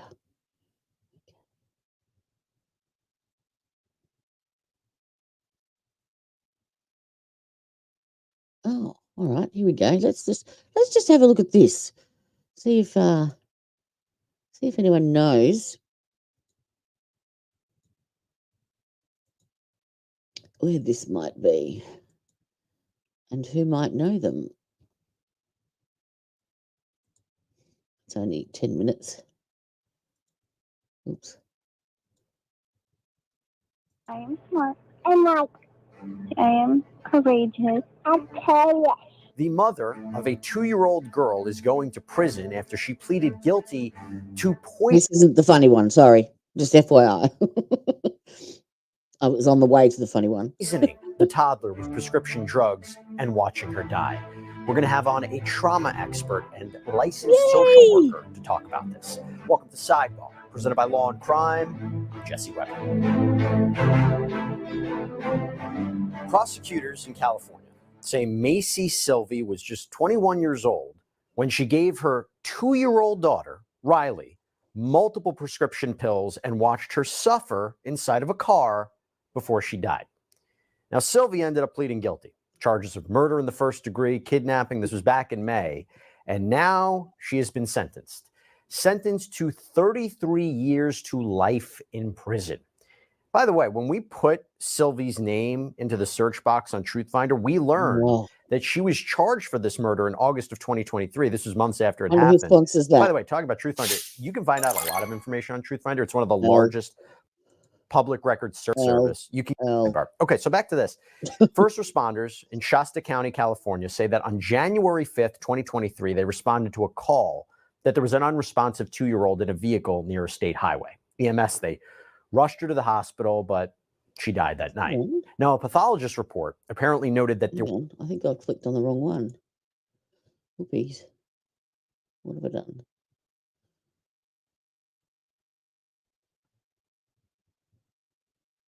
I did. I clicked on the one below. Sounds about that. I'm like, this doesn't sound right. find her a lot. We use it to research our. Let's go back. And stabbing a man as he was trying to get into the shower. Even though the victim was allegedly able to point the finger at her, he has now died, and she is facing upgraded murder charges. An Indiana criminal defense attorney is here to talk about just how much trouble she could be in. Welcome to Sidebar, presented by Law and Crime. I'm Jesse Weber. Okay, let's talk about Briley Turner. So the 25-year-old was arrested back on August 18th for aggravated battery. This is a level 3 felony in Indiana, as well as attempted murder. Now, this is according to officers with the Bloomington Police Department, but they say Turner had attacked a 36-year-old man named Michael Hodge inside of her apartment, causing severe injuries. Also, we put Briley Turner's name into the search box on TruthFinder, and we were able to see a criminal history under a lot of public records, access to unlimited reports about almost anyone. So if you're interested, one reportedly at around 7 p.m. that Sunday, August 18th, to report that they could hear a man and a woman both yelling. And it sounded like at least one of them was shouting, "Help." Now, officers at first could only really hear loud music coming from the apartment. Then they were able to hear the screaming. So they break down the door. They find Turner lying on the couch covered in blood, but it turns out that blood wasn't hers. No, Michael was on the bathroom floor with multiple stab wounds. That's the report, according to a. This is in Bloomington, Indiana. Who lives in there, in that state? AJ. Apparently, Well, she lives in Indiana. Yeah. Apparently, Carmen knew this chick somehow, either really? through her work or school. Huh. criminal complaint, quote, during officers' initial observations of the bathroom, it was determined that there was a bloody plastic handle to a kitchen knife with the metal knife portion missing near the bathtub. Additionally, there was a bloody black-handled tire plug tool with a metal spike on it located on the floor nearest to the sink. Lastly, in the main living room of the apartment, to the right of the main door, was a bloody baseball bat leaning against the wall. So you have 3 deadly weapons, a victim who's gravely injured, and a suspect covered in blood. Just imagine what an awful scene that was. So when the detective gets to the emergency room, doctors told him about Michael's very serious wounds. He had stab wounds to his chest, rib cage. I just happened to come across this this episode of Sidebar, and it's about a woman who comes from the same county and state as AJ. So I thought I'd just play it just for shits and gigs while we're waiting. Neck, quad, upper right buttock. Part of the knife, which they found broken in the bathroom, was still inside Michael's body. He also had a broken arm with part of the bone sticking out. So this is a really, really horrific attack. Gruesome stuff. Now, police, and this is important, they were able to speak with Michael, and he told them that he had been getting into the shower and thought that Turner was going to join him when she suddenly attacked him out of nowhere. He alleges that she started with the baseball bat, then switched to the knife. He said he tried to grab the knife away from her, but he only ended up with cuts on his hand. And Michael said that there hadn't been any sort of argument or altercation before she hit him. So Turner, going back to her, she was also taken to the hospital. She had blood all over her hands and arms, but again, none of it was her own. According to the criminal complaint, quote, as medical staff attempted to evaluate Briley, she would not talk to them and also refused to speak with officers. During this time, she repeatedly made jerking motions with her extremities and loud moaning and whimpering noises, but would not communicate directly. The detective also noted that Turner had yellow and purple bruises on her legs and sides that appeared to be older. So now that's important because if we're talking about new injuries, it doesn't appear from this at least that there were new injuries. And why is that important? Because an officer who was with Turner at the scene documented that, quote, Briley made statements to him on scene stating, he tried to get me. He effing tried. He effing held me down, and he tried to put that stuff down my throat. I don't know what he put in my throat, and I had to defend myself. Dude, I tried to defend myself. After making these statements, she began hyperventilating and would not communicate with officers. The statement goes on to say, quote, while being placed under arrest, Briley complied with all orders. She was able to stand on her own, listen to commands from Officer Wells, and got into and out of a wheelchair on her own. While in the back of Officer Wells' squad car, I again asked Briley if she would talk to me, to which she shook her head no. The detective ended the criminal complaint by stating, quote, based upon the facts and circumstances of this investigation, it is my belief that Briley Turner knowingly and intentionally inflicted injury on Michael Hodge that created a substantial risk of death, committed aggravated battery.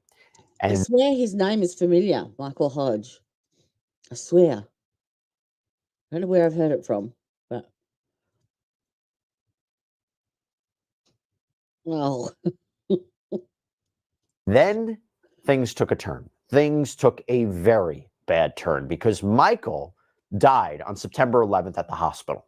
The Marion County Coroner's Office ruled his death a homicide. Now, I should tell you at the time of this recording, it is being reported that the charges have been upgraded, that she has now been hit with the most serious charge, murder, attempted murder, aggravated battery in connection with what happened. But some people online have actually compared this case in a way to the Jodi Arias case. Remember her? She was the woman convicted of first-degree murder for the brutal stabbing death of her boyfriend, Travis Alexander, in Arizona back in 2008. He was found in a shower with 27 stab wounds, a slit throat, a gunshot to the head. Now, Arias had said there was self-defense. The jury didn't buy it. During the penalty phase, they deadlocked on the death penalty, so she was sentenced to life in prison without the possibility of parole. And of course, Travis Alexander, he couldn't tell investigators what happened to him, but Michael was able to communicate and say what happened to him, pointing the finger right at Turner. So now let's talk about this. I'm joined right now by Mark Worthley, an Indiana criminal defense attorney. Thank you so much for coming on, Mark. Appreciate it. As a defense attorney, what's the best defense here? Is there one? Well, obviously, her statements when she was confronted by the police initially would lead you to think that she wants to make a self-defense claim, but probably it's more likely going to be an insanity type defense. Because there's no injuries on her, I think it would be really difficult to make a comparison between the number of stab wounds that the victim had to essentially no visible injuries and say that she was defending herself. So I think self-defense is probably going to be a stretch for her. And then when you compare that to the statements she was making to the police, the language she was using, and the movements that they're describing, that would probably lead a defense attorney to want to make a claim of insanity. But that would be tough to prove, right? That's tough to prove in any case. But I feel, well, I mean, some of the things that she was saying was pretty out there. But what would an insanity defense have to look like here? What facts would you need more of to actually mount that in Indiana? We heard all They those. would need to get an expert involved, somebody who would be able to say that her mental capacity at the time of the offense was degraded to the point that she wasn't able to appreciate the wrongfulness of what she was doing. I guess the question is, going back to She doesn't look strong enough compared to him. Bizarre. your defense, putting insanity for the side. If you go back to the idea of self-defense, right? Do you need to have injuries on your body?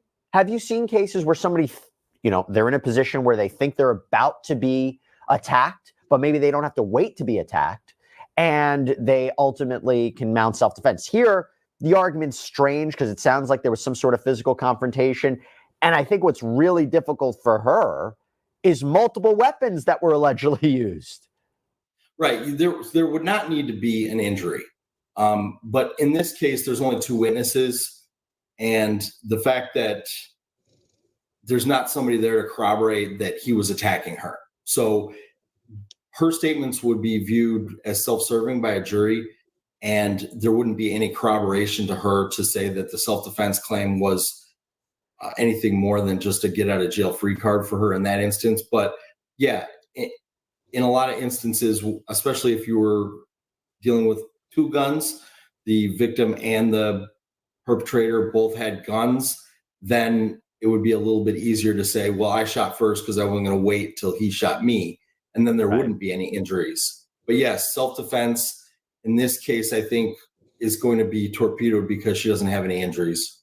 And to have the victim speak, because how many times in trials do we hear we're representing the victim's voice? This is them crying out from the grave. This is the grave. This is them saying what happened. It's not true that they're trying to say there were other ways that a victim would say, this is the person who killed me.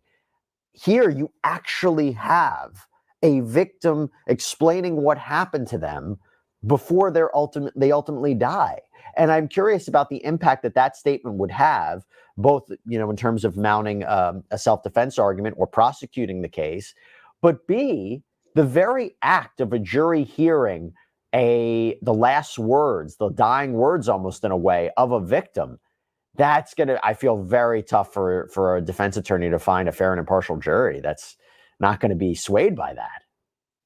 This will be a really big issue for them at trial because that statement is hearsay for certain. And then the question will be is whether or not a judge would let the statement come in, even though it's hearsay. So there would be two different ways that they could evaluate it. One is whether or not the statement was made and the person making the statement believed that he was imminently about to die. Right. That would be extremely fact sensitive. Was it at the hospital? Were they telling him that he was potentially going to die? Or had he recovered? Was he conscious and stable? In which case, then now the evaluation has changed because he has died and he's unavailable to testify. So there are a few more options that the court could let that statement in. But the defense is going to push really hard to keep that out.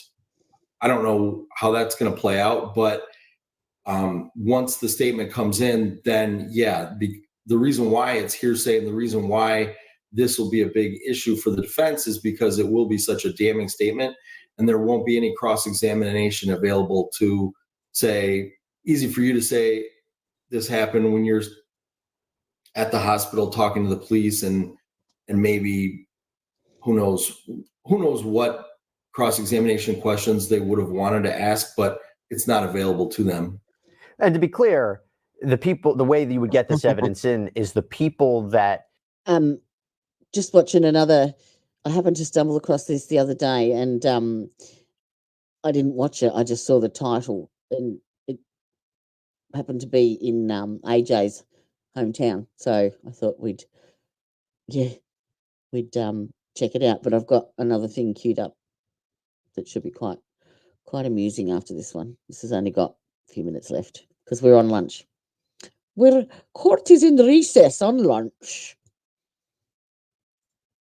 He allegedly made these statements too, right? Like the first responders or law enforcement, they would testify about what he told them, and you could cross-examine them about what they heard, right? Yeah, you can't really cross-examine a police officer on what he heard. I mean, the only cross-examination question would be are you sure you heard it right? It wouldn't be like, well, what did you, when you want to talk to the victim about saying that she went crazy, she lost her mind, she stabbed me, you couldn't ask her any questions like what preceded that? What did you do to her? What did you try to put down her throat? Obviously, that's what she said, but. Right. Let me ask you this. If this goes to trial and she mounts a self-defense argument, she has to take the stand. I mean, what I mean by that is she doesn't have to take the stand. It's her choice. But in a self-defense case, it's when we see, I think it's one of those rare times in the law we actually think it's a benefit for a defendant to take the stand, explain their side of the story, explain the danger they were in. She would have to do that, right? In this kind of case, to explain the danger that she felt? Yes. So self-defense is flipping the burden onto the defendant. So you may have heard numerous times that the burden is on the prosecutor to prove the guilt. So the defendant doesn't have to take the stand, doesn't have to do anything, and the jury can still be compelled to find the defendant not guilty, even if the defendant presents no evidence, because it's the state's burden. The state has to do things to convince you that the defendant is guilty. But if you allege self-defense, you plead that, and then you seek to prove it, you have to present evidence. Otherwise, the self-defense claim fails. So she would need to take the stand, testify about what happened before the attack or during the attack, and prove to the jury that she was defending herself. And she also has to essentially admit that the attack happened. If she pleads self-defense, or if she makes that argument, she's essentially admitting that she attacked him and killed him, but she was justified in doing so. And by the way, if she were to take the stand, the other past criminal history that she may have, she could be questioned about that, right? That could hurt her in the end. Anything that she has that would relate to her ability to tell the truth, or for a jury to infer that she was telling the truth, would come in, and possibly some of her other convictions as well. All right, so it's an interesting case, sad case to say the least. An interesting one from a legal perspective, though. We'll continue to follow it. Mark Wordley, Indiana criminal defense attorney, thank you so much for coming on. Appreciate it. You're welcome. All right, everybody, that's all we have for you right now here on Sidebar. Thank you. All right, let's check out this one. This will amuse you too. You know who I'm talking about. Big screen. And share this tab instead. All right. 3 women who flirted with police to try getting out of an arrest caught on body cam. Oh, I haven't seen it. excuse me? No, it's just... You look hot. Okay, good. I understand. Can you hear that? Okay. Let me just paste it a bit, just in case. We got to get the full audio effect. And should we close caption it? Yep. Let's put it up in the middle. All right. Let's go. And roll. Thank you. You got all that stuff to go through. Yeah. You want to tase me? No. Do it. Stay in the blue box. I like it. Some suspects will try anything to stay out of jail, and sometimes that even includes trying to seduce police officers. We're taking a closer look at the top 3 times detainees tried to flirt their way out of an arrest. Welcome to After Hours, presented by Law and Crime. I'm Sam Goldberg.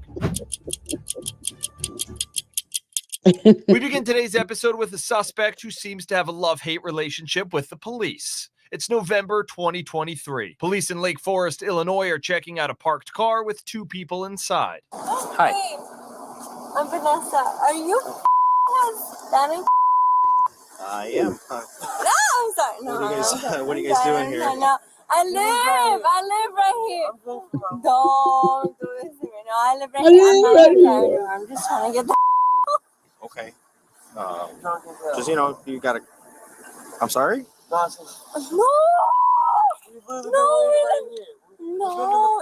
not here. I saw you guys driving in, so I want to make sure everything's No, okay. that's my house. Okay. Do you have an ID with you?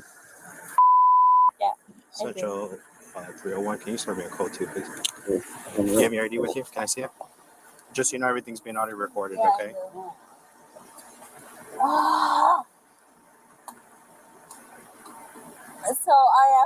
So I live down the street from here. Where do you live? She's not even Like- talk. Right there. Here? Yeah. So no, I live right there. Where did you guys come from? No, like we've been staying right here. Like we've been trying to stay. So we just wanted to show you a video, but if you don't want to see it, that's okay. No, I'm just asking where you guys coming from because I did see you guys pull in here Wasted. earlier. So I just wondered again, when you see a car with 2 people in it at 1 in the morning, you got to make sure everything's okay, you know? No, we're okay. We just wanted to see you like pull up and like look at the video. Okay. So we just wanted to see you from. I can't because we've got closings to do and then verdict watch and AJ's at her dad's, so I'll stay up for another probably 45, maybe an hour. We'll see how we go. 'Cause poor Gabby's got to fill in the middle, so we shall keep going. Our perspective and like Where did you guys come from? we just wanted to come from our apartment. So like if you didn't want to come from our apartment, Do you know where you're at? of course we did. You know what town you're in? Of course, I live here. What town are you in? I love it. Okay. Don't Just making play sure. with me. Just make sure Don't I'm up. play with me. Sir, Look, you have an ID with you? of course, and I'm gonna No. play with you. Look, I'm a businesswoman, so I have a lot of ideas with me. If you don't mind me just pulling out of like these with me. Okay. What do you do? Hey, no, hold on. I don't give a about your woman. So I'm a. I don't know if that's fine with you. Yeah, that's good.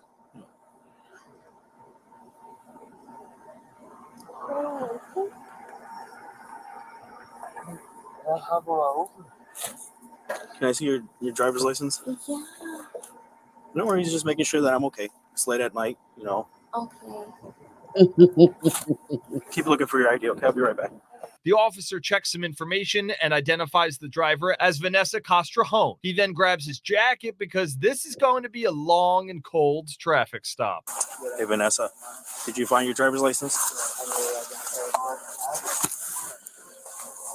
I have my. You don't have your ID or anything? We're trying to figure out who else. Okay, look. So you can have this, but Probably. I'm just asking for your name. I live literally right here. So, like, I Could you have your driver's license at all or anything? I haven't gotten out of it. And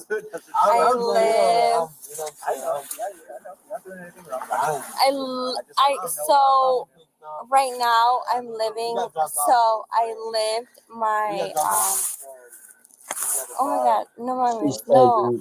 What's that? I'm just asking for Go to the next bit. Tell her the car. No, you're going to stay in here. Oh. We're still talking. Okay, good. So again, I'm going to ask you one more time. How much have you had to drink today?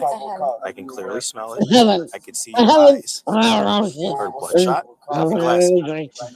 I asked you for identification. You never were able to produce it. You gave me your registration.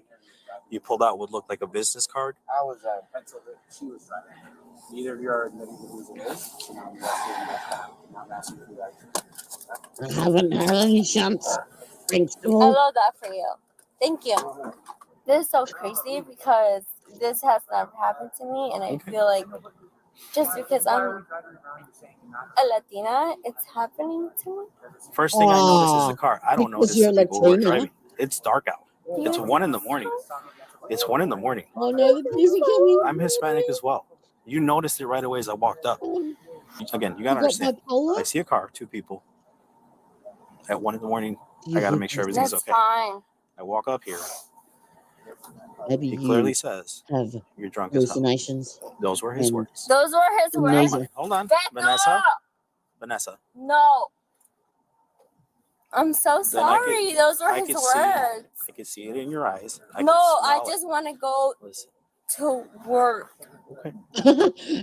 How much have you had to drink today? Can we work this out? Can we work this out?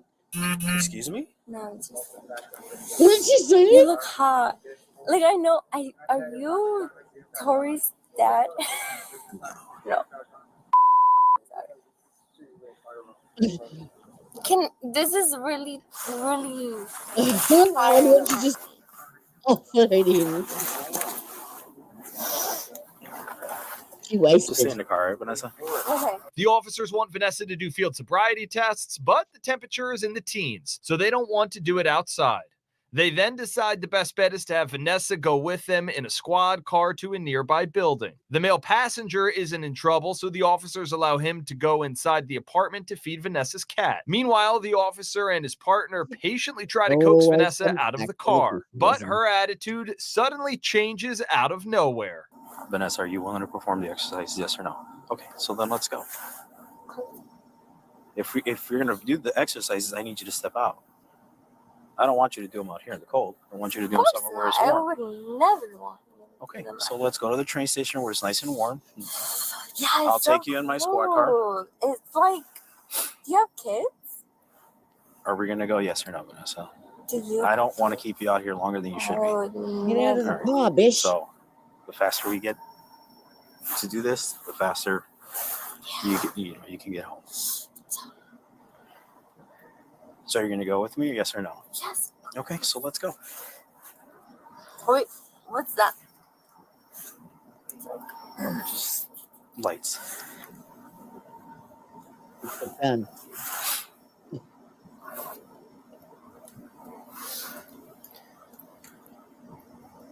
She's obviously influenced. She's got white stuff all over her top. Yeah. I hope you kill me. I What? do not hope that at all. No, I hope you kill me. Okay. Maybe I that's hope statement. you kill me. She's not gonna go. So ultimately, it's whatever you end up doing with it. Because this is my home, No one's disputing this is your home or not, and Vanessa. you would never do this to a Yes. woman. And if you want to do this, you can do this. Like I told you earlier, I see the car. That's all I saw.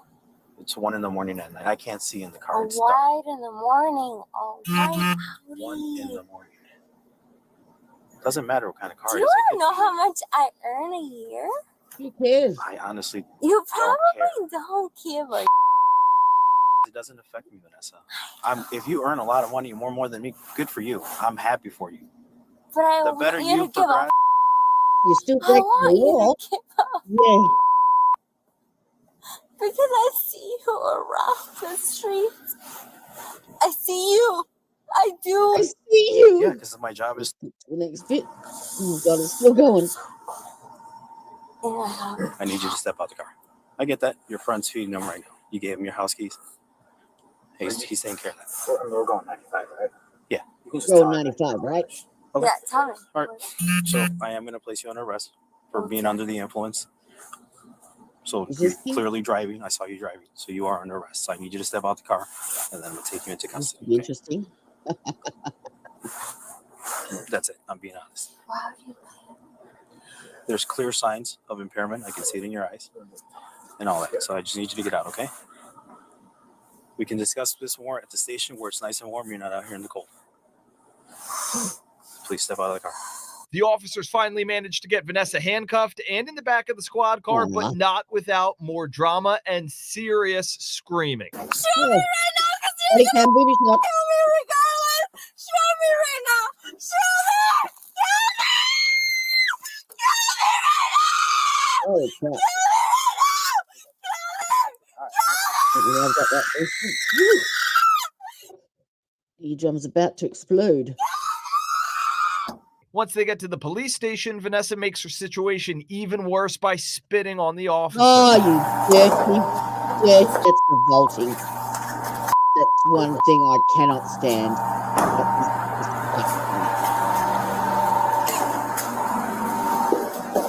Oh, you So that filthy, was. You did filthy. not need to spit at me. I did. I need you to face. Force me. Yeah. Force me. Take me to Yeah. jail. Take me to jail. Take me right now. Take me to jail. Take me to jail. Yeah, Take cut me the elbow to the jail. head. Right Oops, now. sorry. She spit. She spit. She spit. So that's going to be an extra charge. I know. Yeah. Take it. 2, because you did kick Take me it. too. Thank you. Oh, I kicked you? on Oh. camera. Take me. I just want you to take me so Yeah. bad, and you just want to be Kick there. me in the squad car. Just spit at me Oh, in my face. I just want him to take me. Say again? She just spit at my face right now and kicked me in the squad car. Okay. Yeah. So just so you know. I just want to. Is that like a form of assault? Don't spit. I'm gonna piss myself Oh, right now. All right, Vanessa. In order for me to Get get the you off the hazmat suit handcuffs, I do Where's need to do a Brian? search. We didn't have a female on shift I want a right now, female. but there isn't I don't one. give a. So I want a female. and I'm going to explain how I'm going to search. The way I I'm search. going. I want Listen. a female. The last time a female searched me, she searched my hurt, There isn't a female on and I'm shift. gonna do the out of you.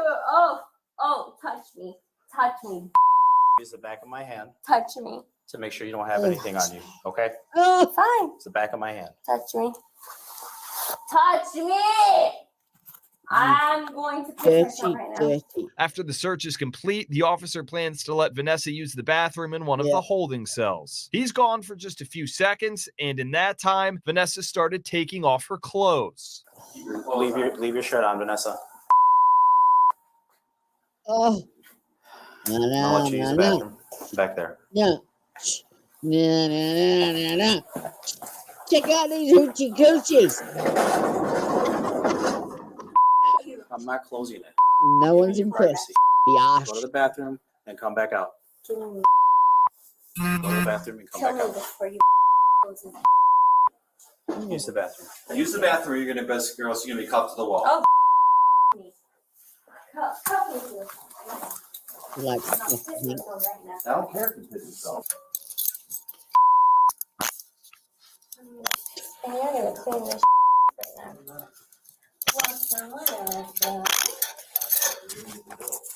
Thank you, baby. Vanessa continues to flip-flop between being extremely angry and extremely vulgar. I want to give you the respect that you deserve, and that I give you that deserve privacy. freaking fun now.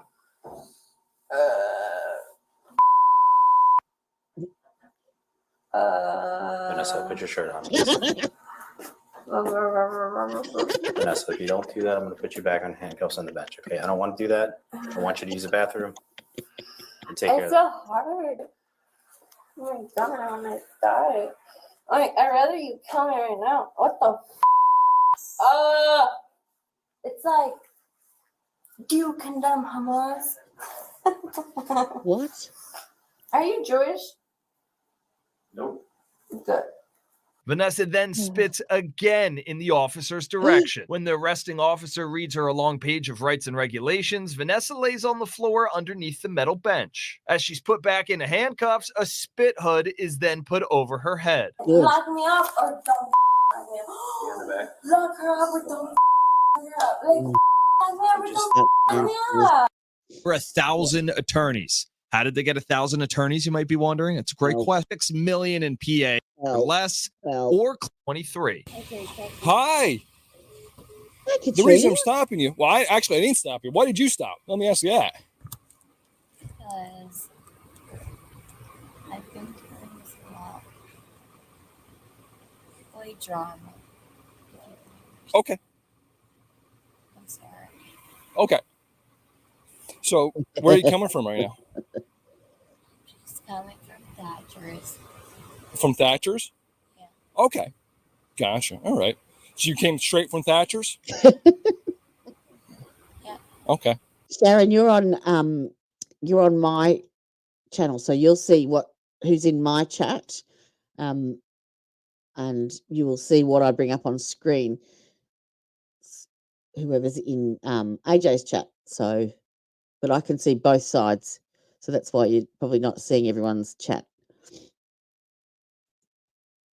Yeah, maybe refresh your page and go to the right-hand side where it says the chat, and now right up the top, it says top chat or live chat. Click on live, and then you'll be right up to date with us.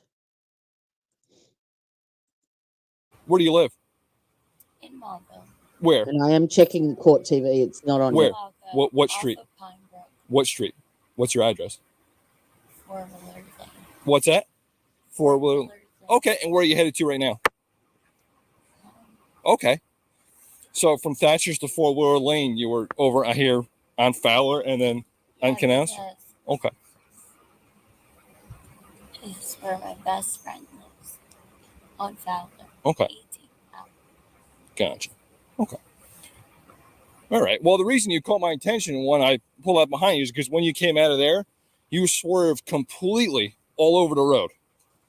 How much have you had to drink tonight? Nothing. Nothing at all? No. I'm sorry. You had no drinks at Thatcher's? No. I'm not Okay. You got your license registration insurance? Yeah. I don't need that whole packet. Just pull out the cards for me. Can't you just take it? And All right, step out of the car. yeah. Step out of the car. Why? Because I'm going to do some field sobriety tests on you and see how much you've actually had to drink tonight.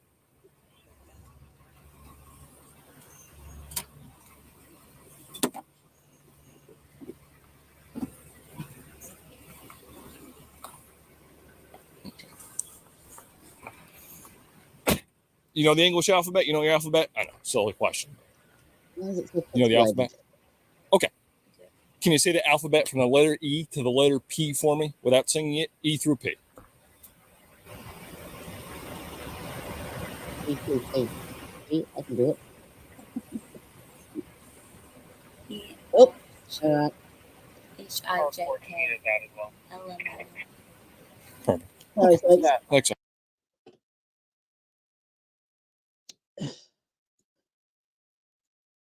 Court is back in session.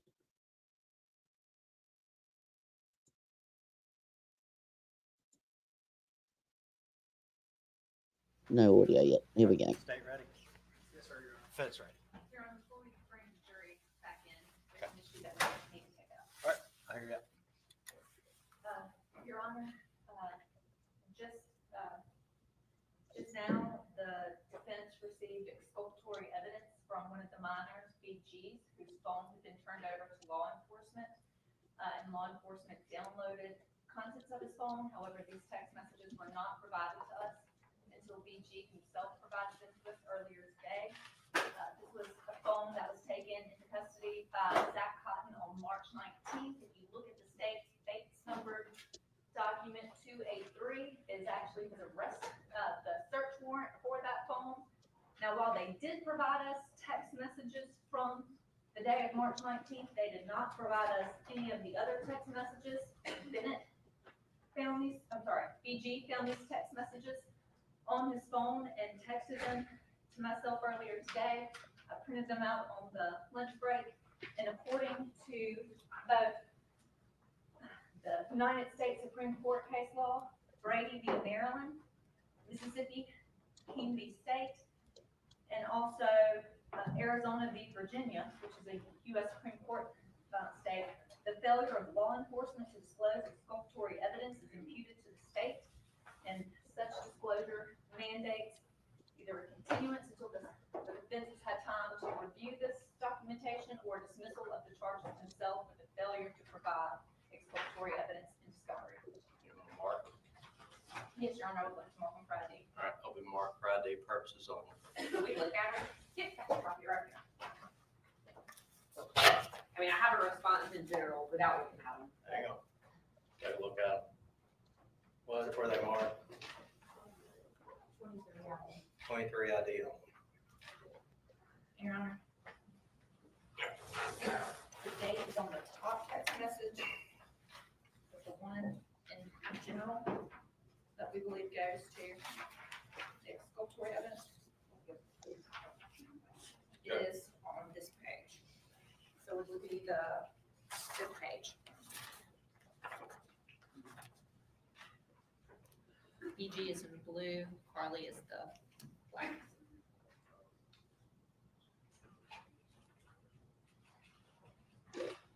Versus do it back. Is that the first text message? Yes. All right. So the defendant says do it back. I'll be back in a And then second. Germany says, I don't know what that is. What's going on? She responds, I don't know. I called Anthony because I wanted to talk to him. And then I saw him and I couldn't breathe. And I couldn't say anything because I didn't know what to say. And I can't remember anything that happened today. I zoned out for most of it and I don't know what's wrong with me. That's showing as the exculpatory part. Yes, Your Honor. And that this text thread is dated as of November 22nd of 2023.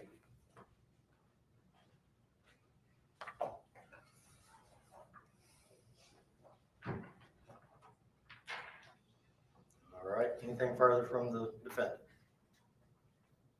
By way of motion. No, Your Honor, just that the U.S. Supreme Court and also the Mississippi State Supreme Court is clear about the failure of the fact that it was in the possession of law enforcement. Law enforcement downloaded the contents of this phone, had it by search warrant, and failed to produce it. And the failure, and according to the U.S. Supreme Court and Arizona v. Youngblood, the failure of law enforcement is imputed to the failure of the state for discovery purposes. Okay. Response by the state, or do you need a few moments? I'm fair, Your Honor. First of all, I don't believe that text message. Let's step up to that podium. I may have to go upstairs at some point and get a signed piece of paper from Ms. Todd, but I think that I have it here. Your Honor, first, let me address the fact that this is not, in fact, exculpatory material. This is a text message between Bennett, Germany, and the defendant from back in November. Bennett, Germany took the stand. He could have provided this at any point. He actually, in fact, spoke to the defense attorneys previously. This is not new information that they had. It's not exculpatory information. However, in order for it to be a Brady violation, the state would, in fact, not have had to produce the material that they had.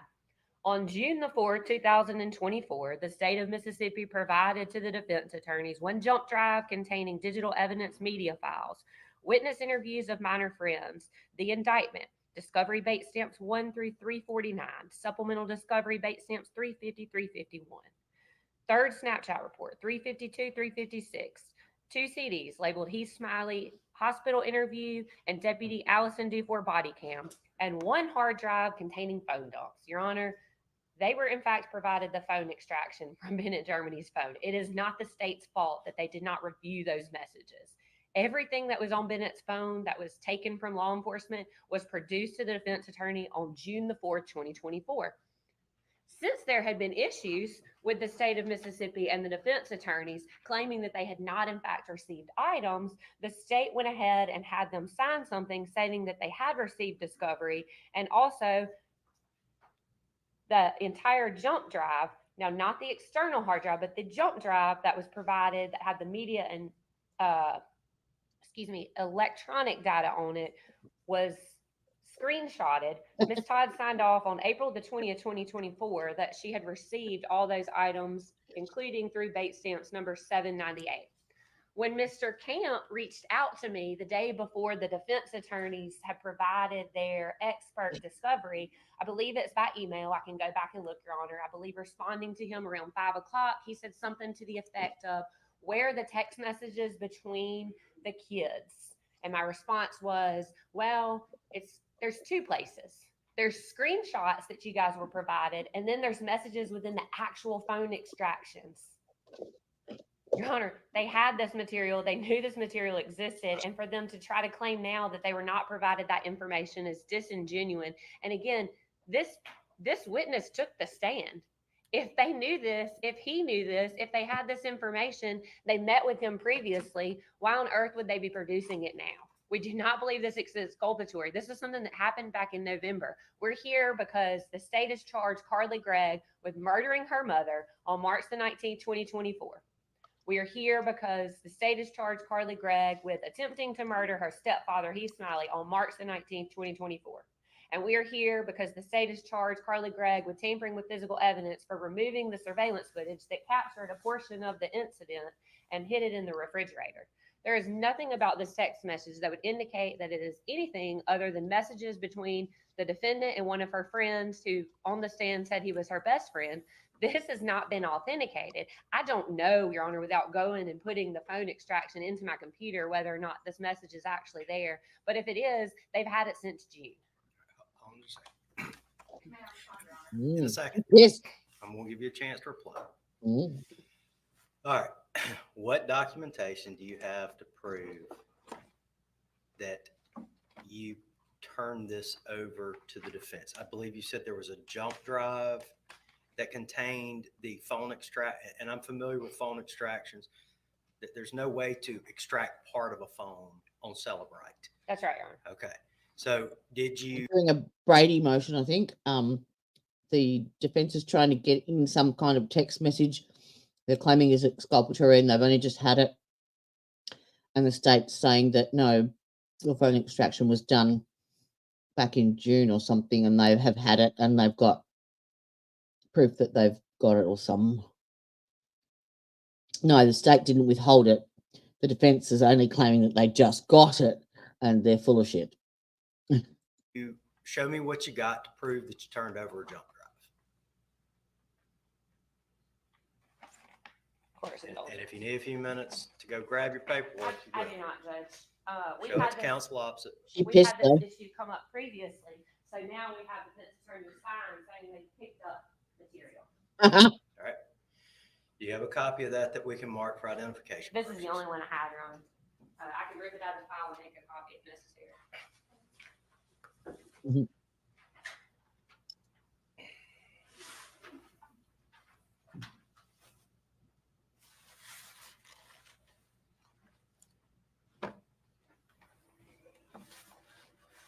The state has said we've been through this before, so every time they've turned over evidence, she's made them sign for it. And that's what she's showing him.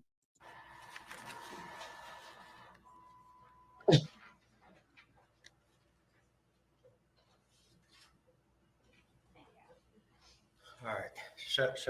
You showed it to counsel opposite, correct? All right. Mark it for identification purposes for the state. Your Honor, for the record, that bears Ms. Todd's signature and date. Okay. Let's mark it so I can see it.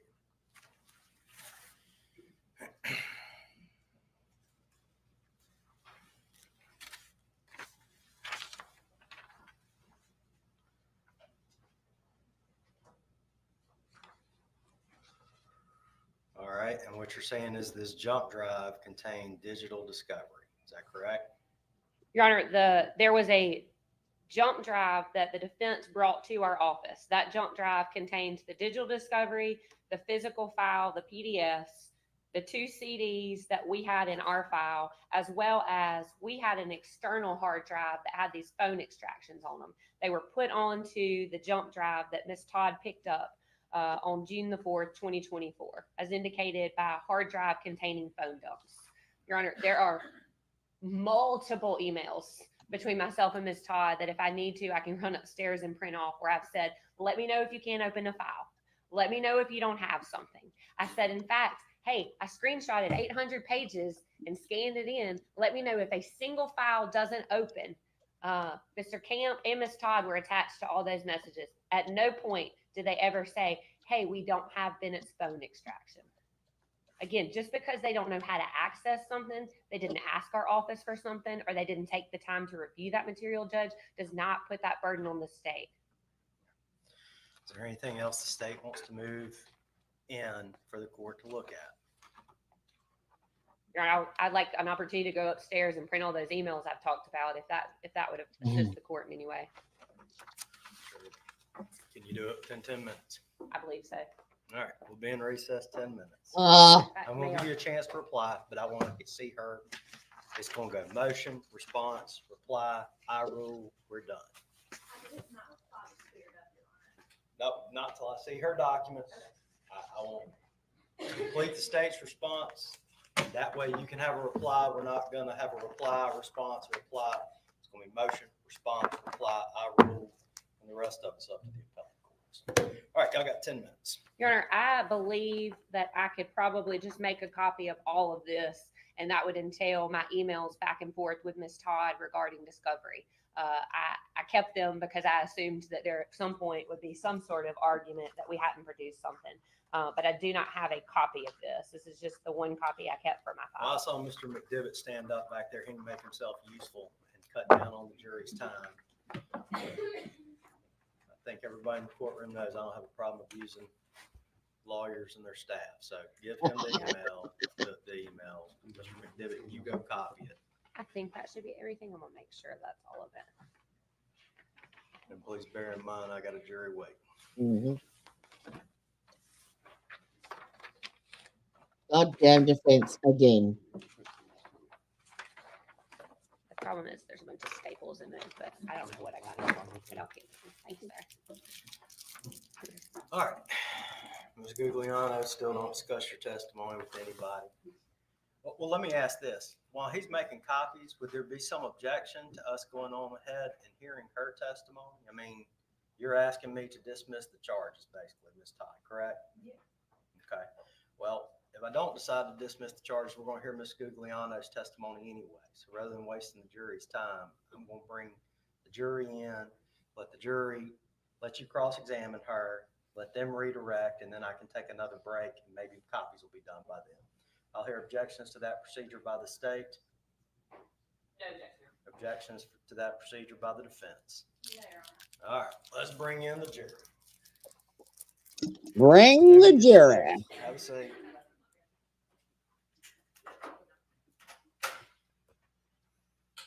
Everybody take a deep breath.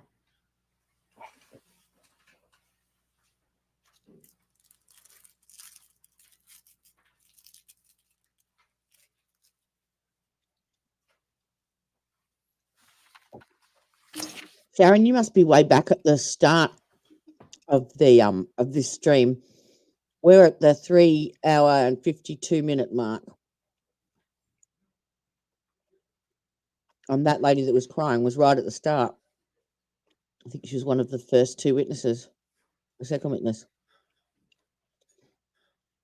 You might want to skip ahead, love.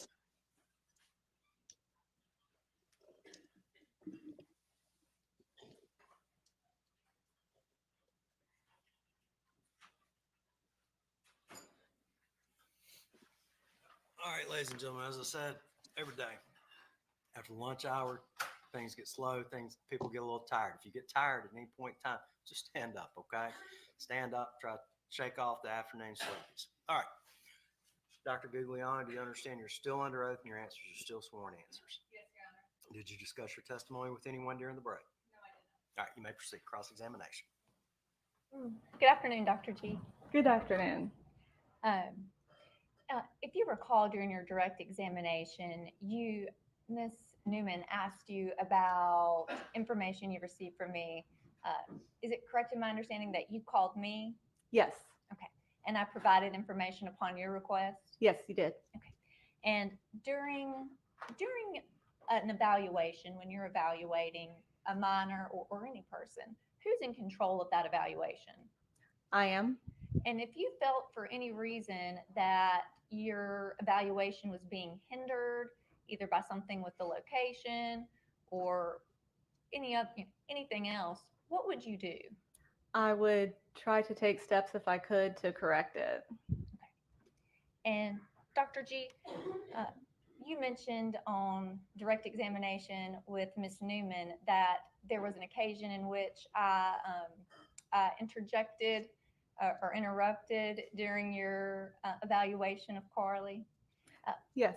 And was that because there was a time or two in which I was aware that Carly was trying to answer a question for you that she didn't know the answer to?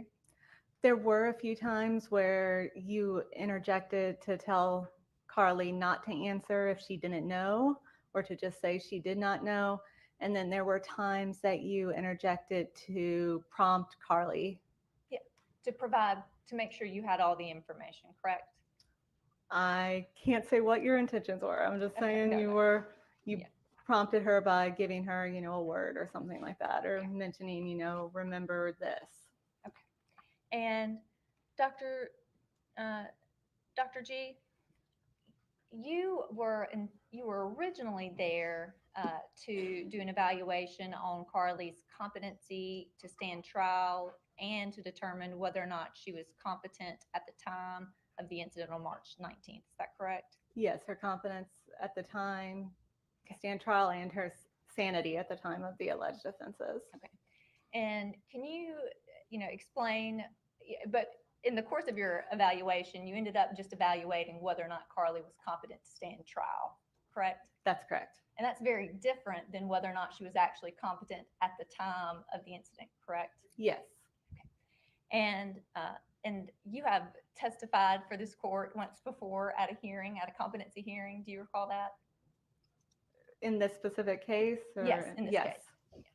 And do you recall your testimony in that case that you informed the court that you stopped your evaluation because you became aware that medication might be an issue in Carly's competency at the time on March 19th, and you felt like there was someone else who could evaluate that? Yes, it was my opinion that it appeared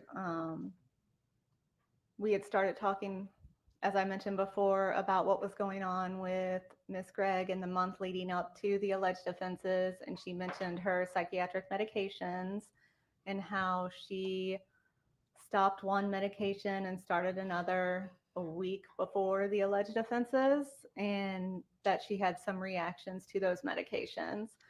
So I recommended that a psychiatrist, a forensic psychiatrist, do the evaluation because I could not address whether any side effects or withdrawal symptoms may have been present due to medication, since that's not a specialty area of mine.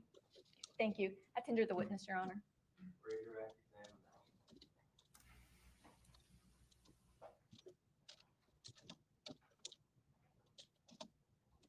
Dr. Giuliano, in fact, you did try to question Ms. Gregg about whether or not she abused prescription medication, didn't you? I did. And she refused to provide an answer. She declined to answer the question. And are you able to go forward with any evaluation about medication when somebody fails to provide you information about it? Their abuse of medication. If their abuse, no. No, if you're asking specifically about abuse, no, but there are other questions that I would have asked later in the interview about medications if I was evaluating her sanity. And I believe you shared earlier that you did, in fact, render an opinion regarding her competency and her ability to recall facts, and that was that she is competent. Is that correct? Yes, it was my opinion that she was competent to recall facts in relation to being competent to stand trial. I'm not saying how much she may or may not be able to recall of the alleged offenses. No further questions, Your Honor. May this witness be finally excused by the state? Yes, sir. By the defense? Yes, Your Honor. All right, y'all approach. You can stand down. Thank you.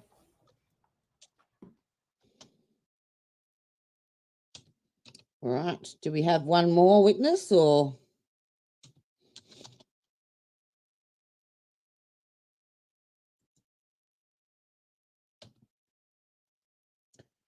Can't even L because we're up to date. Hopefully we can get through this Brady motion really, really quickly and go straight into closings.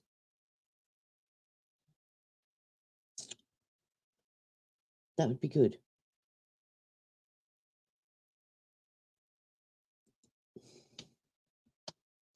That would be really good.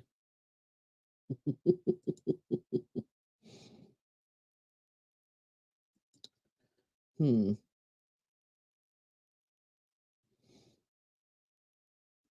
This is my fault. Okay. We have some things that we have to take up Like how the outside your judge presence. takes the blame Go every ahead, time. Go ahead. Step back to the jury room for just hopefully a few minutes. When I say a few, 20, maybe 30, and I apologize. This is my fault. Okay. So I know it's in and out, but nonetheless, just take a breather. Give us about 30 minutes. All right. Everyone remain seated while the jury exits. No, we're live. Live.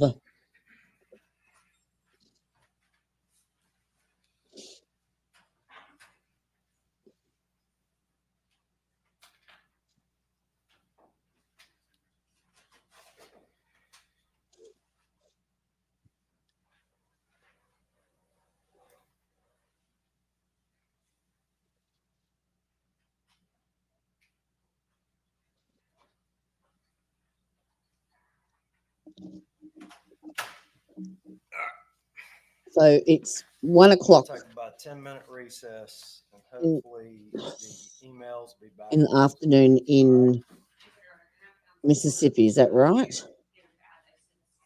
All right. We're 3 hours. We'll be in recess till We're an hour behind Eastern Standard Time.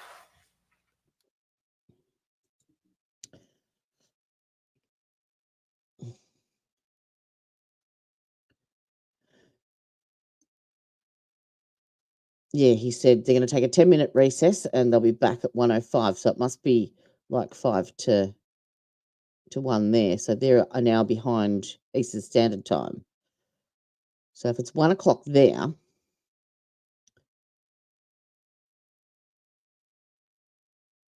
I'm not sure if we still have one more witness, but then we've still got closings and then jury instructions. So we may get to verdict watch by the end of the day, but what's that? 1, 2, 3, 4, 5. Yeah, we might, but only just maybe.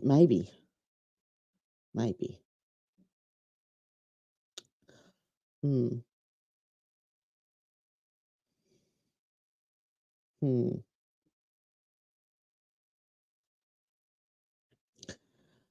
Not quite sure what to do.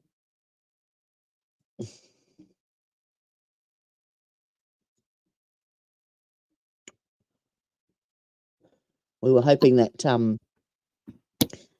by early afternoon the witnesses would have been gone through and we'd be out closing arguments and ready to go into verdict watch, because I had some things teed up for early afternoon.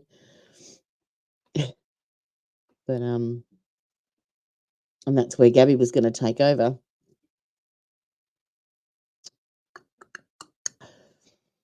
Yeah, that's true.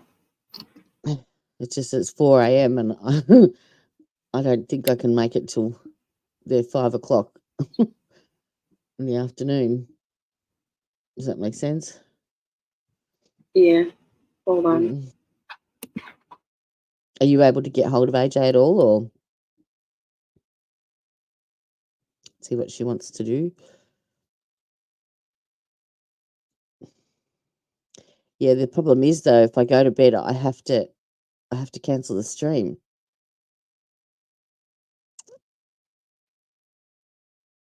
Which would mean AJ'd have to start another one up, and then you'd have to catch up with closings and then verdict watch. Although you could skip jury instruction, that's a bonus. But I'm not sure what to do.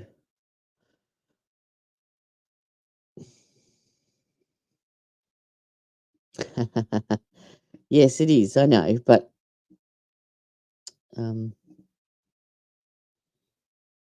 I hate cutting out in the middle of something. It's not fair on you guys. We had it all sorted. It was like, right, this is going to happen, and as soon as, early afternoon, Gabby will take over. She'll fit in the middle bit where we're just watching the jury, and no, the stream doesn't have to be run. There's no chopping and changing, screen sharing, and all the hard work. You can go to Baker. That's true. That's true. But I can't redirect. I'm running the stream, and because I'm not quite monetized yet, I can't redirect the stream. Only AJ can do that.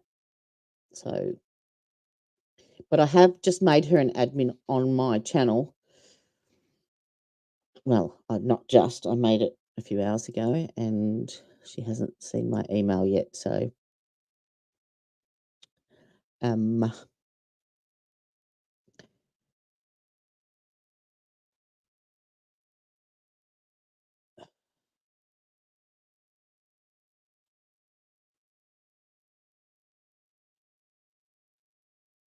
they've been to lunch.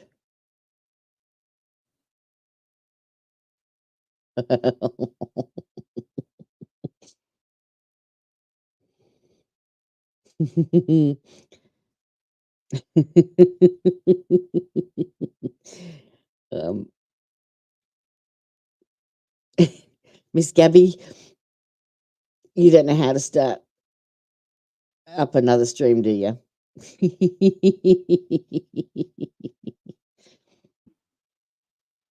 She told me a quick thing on how to do it, but no, my husband hard. is still here, and I'm trying to be here and somewhere else too, right Yeah, at this second.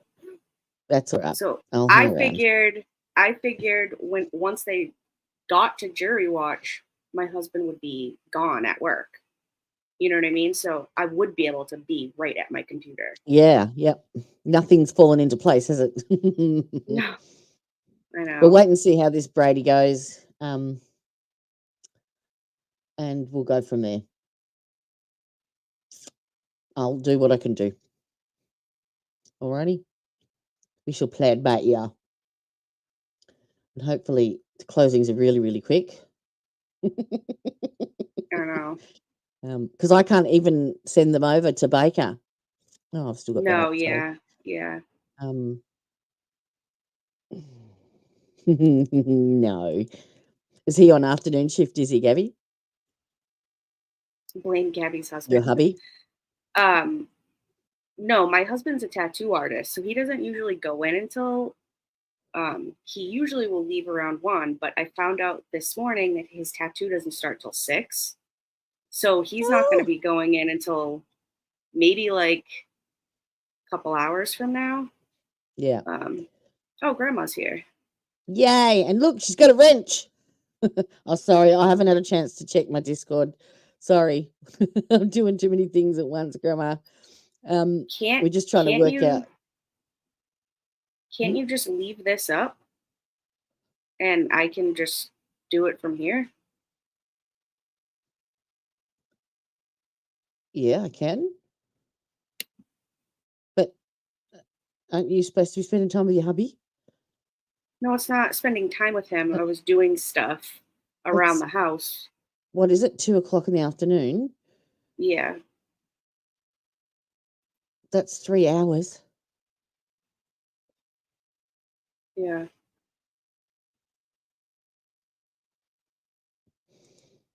I know what you're saying.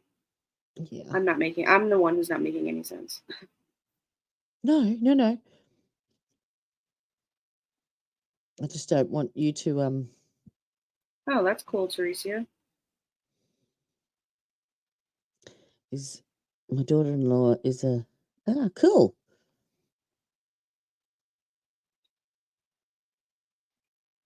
Well, this is only a 10-minute break, so we'll get through this and then we'll make a decision if they've got another witness.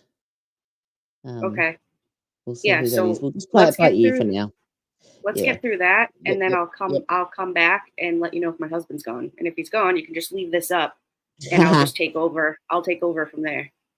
Well, Grandma's also got the link, and I've made her a mod as well. So if she wants to pop on later, and you two can entertain for a little bit.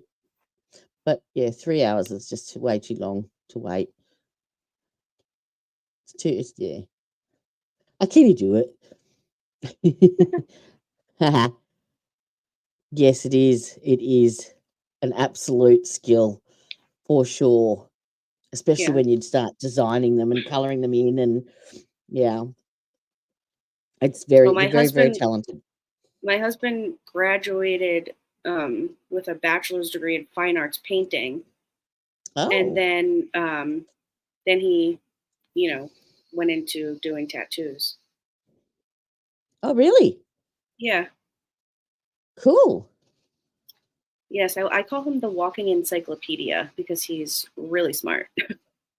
So that's what he does now, tattoos. I thought Yeah, he he was does designing tattoos. t-shirts. Yeah, he does it all. Cool. He does it all. So that's right. You've got the giraffe tattoo, haven't you? Yeah. Did he do? Yeah, he did my giraffe tattoo. Ooh. Aw. When's your stream, Grandma? Is that at 5, isn't it? Yeah, the extreme Wordle starts at 5. Yeah. And then 5 o'clock. You've got a mod for that too, don't you? yeah. And then at 9 p.m. tonight, Grandma goes back on and does TV Guide trivia. And I mod for that. Mm-hmm. Yeah. No. I can't do it to you, Gabby. I'm sorry. All right. Well, even if how long does the trivia normally go for? A bit over an hour at 5 o'clock. Because I was hoping that we would be up to verdict watch before Grandma went on, and she could come on and do some trivia and some games with us. But while we're Yeah. waiting, and I don't she's know. more than happy to do that. She's keen as, which is great. Just for something different, Yeah. I didn't get a chance to look into the bingo. I slept until about 3 o'clock this afternoon, but I didn't get to sleep until 6 a.m.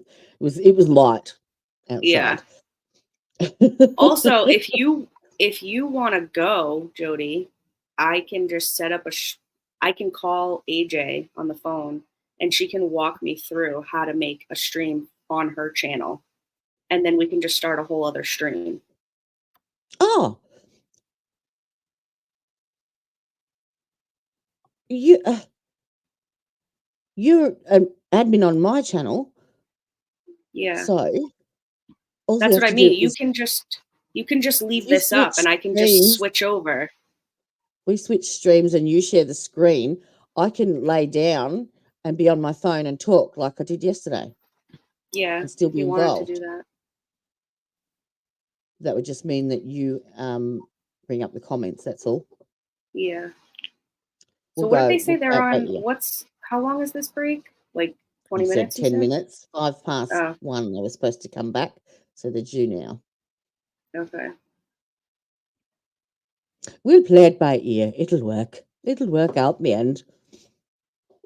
Look, I don't think I've got anything. What's tomorrow? Friday? No, today's Friday, isn't it?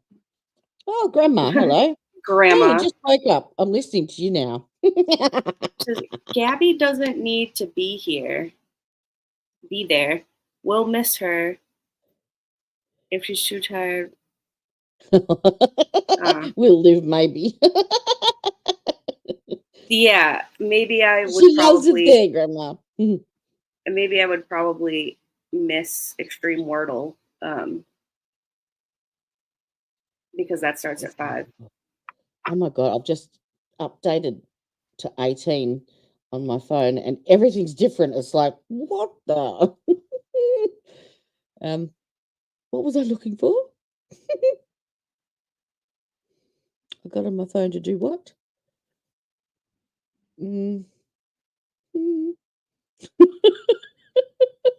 Oh, to see if I had anything on today. That's right. If I can sleep all day, and yeah, look, now I've got nothing on. Nada.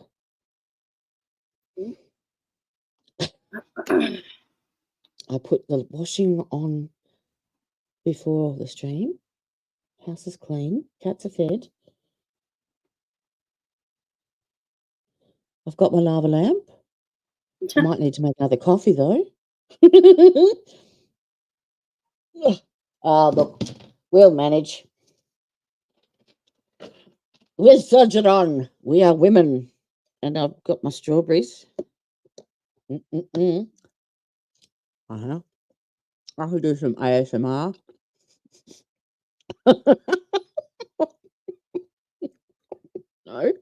No takers. No. I'm sorry. Hold on, I'll be right back. All right. Let's see what. The second I switch over is the second the court will come back on. You watch. Let me see what else I can find. Let me see what Baker's up to. Let's go and spy.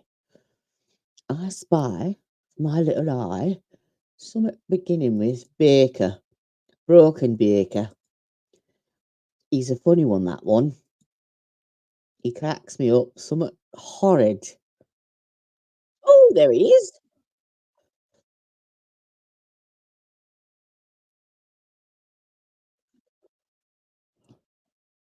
Let's share that screen.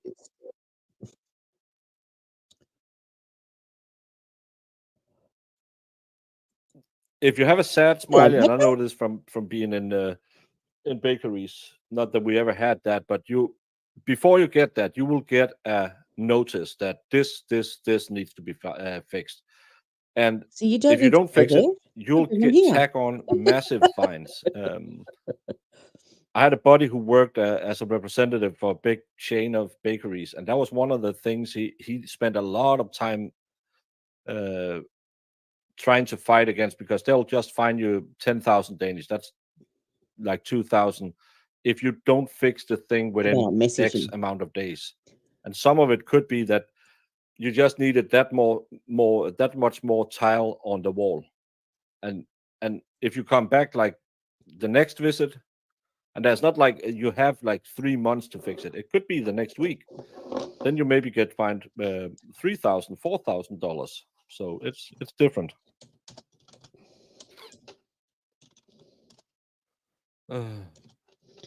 Do you know if we have another rebuttal? Couldn't you just have a aroma diffuser?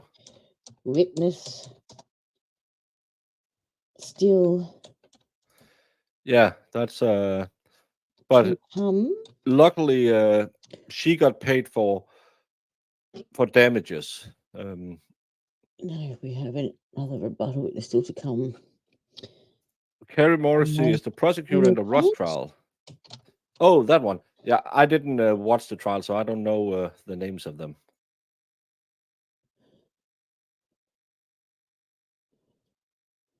Just who? What?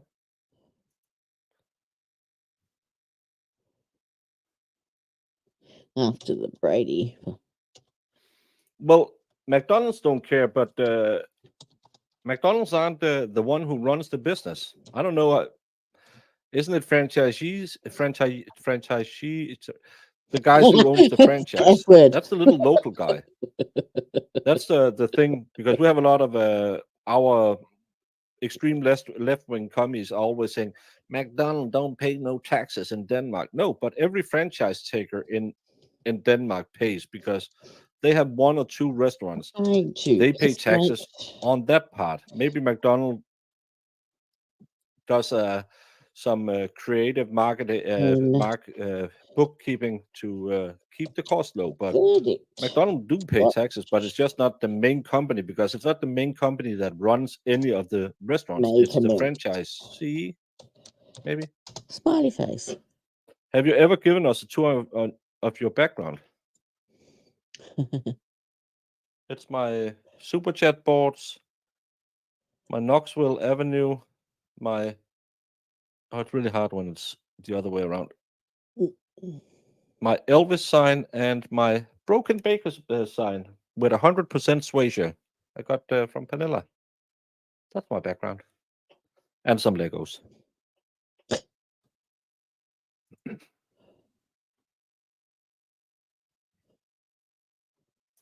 $100-mile coffee, because once you got it, you had to drive 100 miles before you could drink it. I actually, I like... do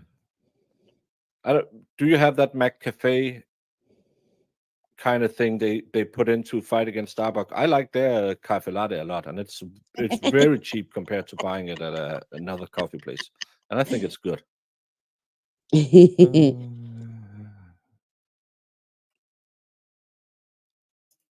There Do you we know go. if we have another rebuttal witness still to come by any chance after the Brady, trying to estimate when verdict was made commerce?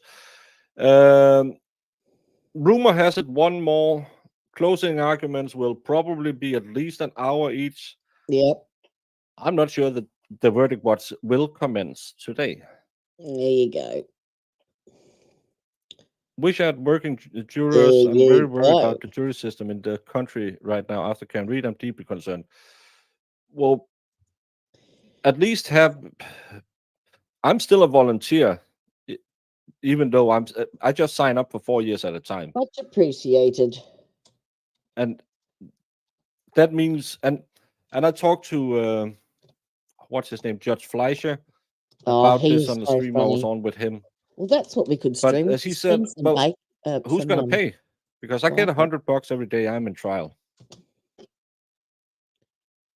Yeah, But that's taxpayer money that's coming out of somewhere Baker, else. he's in the middle of jury duty as well. So he's getting up, doing jury duty, and then coming home and doing this, and like having 2 hours sleep in between, and then doing another stream and having another 2 hours sleep. So I shouldn't be complaining. There we go. Let's send him a message. Much appreciated. Thank you. So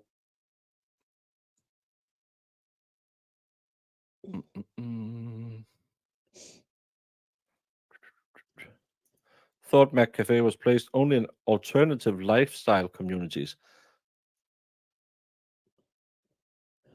Who says I don't live in an alternative lifestyle community? You never know. He 5 could be ice a cubes in nudist your hot behind coffee. closed doors. I never used to drink because when it's that black coffee, it tasted so burned. So I didn't like it.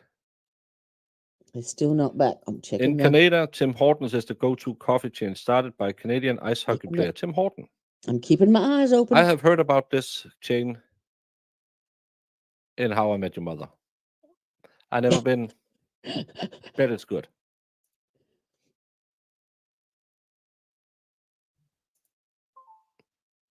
But never trust anything I say. We just got Baker thumbs up. There we go. Yeah, I like that. I don't. The first time I started or tried it was they had them in Switzerland when I was down there. And did you hear that, Gabby? I think they have a really good cafe latte. I don't like Starbucks. I think it tastes the beans always taste, or the coffee always tastes like they burned the beans. So I don't like that. No. My neighbor's daughter is 7 years old.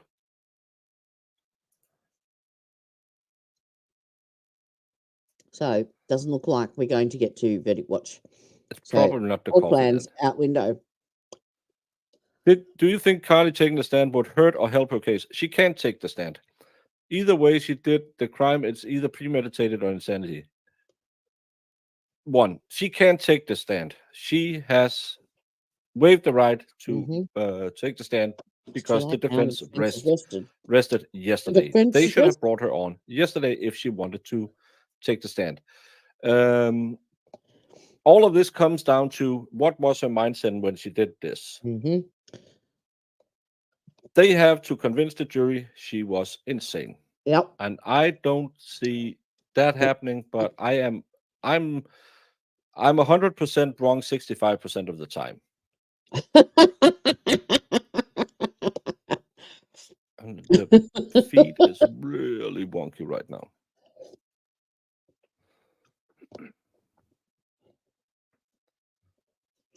I live in an area with, in my county, we are 50,000 people. We have one McDonald's and one Subway clone. That's the only chain restaurants we have in all of my county. Then we have like burger joints and stuff like that, but nothing. We used to have a Burger King that closed yet. Oh, come on, don't go away. I have to put this up again. Are we going to go through it again? We're still having StreamYard issues. Poor bugger. No, but fast food chains, mostly major cities are close to the highway. Oh, I asked Baker if he knew if there was going to be another rebuttal witness after this Brady hearing, and he believes there is one more to go, and then he thinks that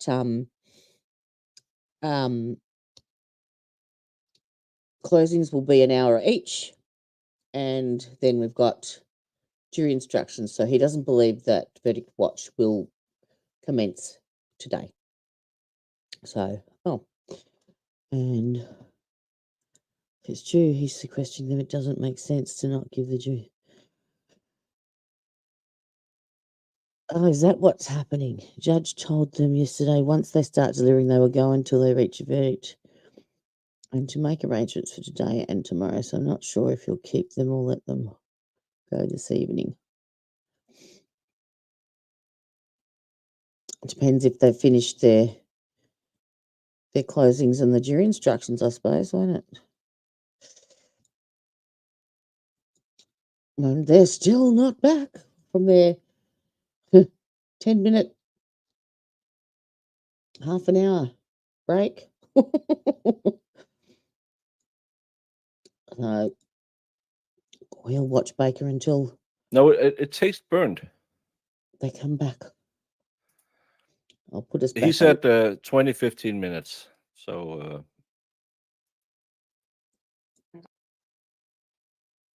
Okay. How come he's got the feed?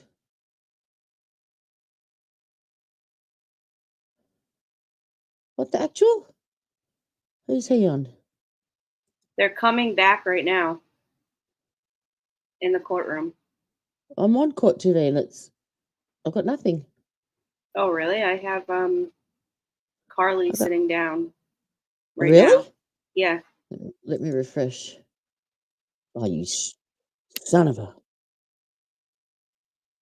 Okay. Share this tab instead. Mark them all as a deposit next to number. Boosted. Oops. Your Honor, for the record, while we were out, the state went upstairs and grabbed a copy of our external hard drive that had the phone extractions on them. We opened that extraction. It was dated April the 30th. It included Bennett Germany's cell phone. We found the messages that Ms. Todd showed the court are in fact on that external hard drive found within the phone extraction that was turned over to them on June the 4th. Ms. Todd is currently in the process. She initially told me she did not have Cellbrite on that file. I showed her on her jump drive where she had it, and she's currently in the process of opening up Bennett Germany's cell phone extraction that was produced on June the 4th. Your Honor, I have it open right now if I can respond. Hold on, time out. Where's the stuff you wanted to mark for ID?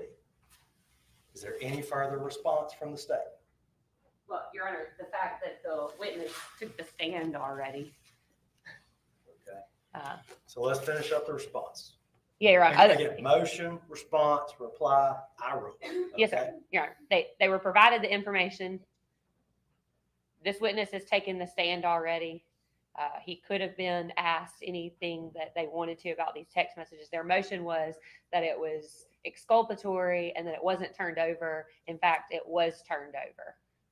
Your Honor, that I don't know any other way to say that they have it. Okay. All right, you can be seated. Reply by the defense. Yes, Your Honor. If you will recall at our hearing on June 4th of 2023, which I have a transcript of, at that day, this court told the defense the state to provide all discovery to the state by 5 o'clock that day. The court then asked me if I, in fact, on page 65 of that, 66 of that transcript, the court says, Ms. Todd, do you have an external hard drive you can turn over to the state? And I said, yes, Your Honor, I do. And it said, you owe that to them by 4 o'clock today. And at that point, Your Honor, I did provide an external hard drive to the state before 4 p.m. that day. The state, I think Catherine was just a little mistaken when she said the state gave me these files in digital on the thumb drive. They weren't on the thumb drive. They were on a hard drive, and on the hard drive, it contained specific screenshots from March 19th with Bennett. And then in a different section of it, it contained like a summary on the external hard drive of it looks like this of text messages. They're not in chronological order. There doesn't really even seem to be a date order, but I did type in one of the words from Bennett. They don't have to organize it for you, love. They have to turn it over. It's your job to sort that shit out. Text message that I gave you on March 28th, which was zoned out, and it's not pulling anything up. Do you know how to use the Cellbrite extraction? Do you know how to use the Cellbrite tool, Ms. Todd? Yes, Your Honor. So you looked for it in the reader. Yes, in fact, it even says here, select. Is that not true? And when Ms. Newman typed it in on her computer, she typed in zone and it pulled up that particular text message, but it's not pulling it up on this one. They're just too lazy and don't want to do the job. Sure. He's not happy either. As long as the state has turned it over, they don't have to organize it for them, do they? Because they can just dump boxes of exculpatory evidence on them and just go, there you go, it's in there, find it.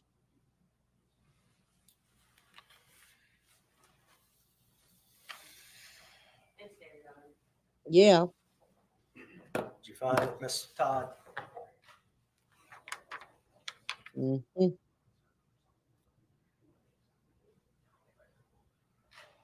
Yeah. Yes, Your Honor, I did provide it. Because So you she's did, in used fact, to. receive it. Yes, Your Honor. Yeah. All right. Mm-hmm. Ms. Todd will say this. When you accuse a prosecutor of a Brady violation, if she had in fact committed a Brady violation, she should be terminated. That's a very serious allegation. Yes. Now, as far as Brady versus Maryland, this is the court's ruling. First, the court finds that the defendant did receive it. As such, there is no Brady violation. Second of all, the first prong is that the state possessed evidence favorable to the defendant, including impeachment evidence. In fact, what I've read in this does contain impeachment evidence, but it impeaches Mr. Bennett Germany and your client. This talks about drug usage back to November of 2023, when her testimony is she didn't begin using drugs in any form till January. Second, that the defendant does not possess the evidence, nor could she obtain it with any reasonable diligence. As this court, in fact, the defendant did have it, and obtaining it with any reasonable diligence, as I recall, Mr. Bennett Germany testified that he was her best friend and that he got on a bike and rode several miles to come see her on the day she said she needed help. I think Mr. Bennett Germany has been more than available to Mr. Gregg. Yep. Third prong is that the prosecution suppressed the favorable evidence. In fact, they turned it over.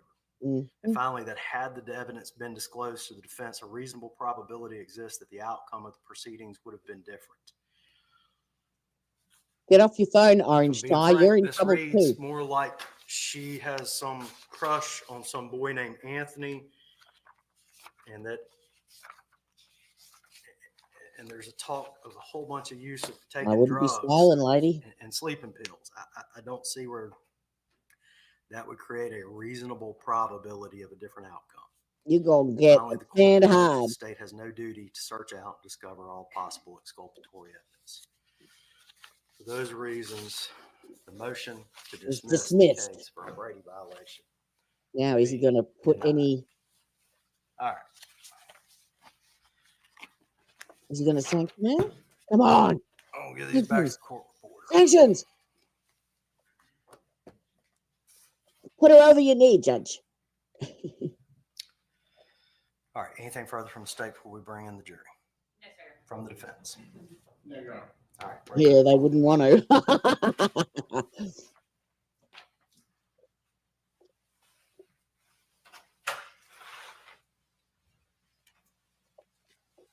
So they wanted to bring in messages. The Brady violation was over messages that actually impeached the defendant.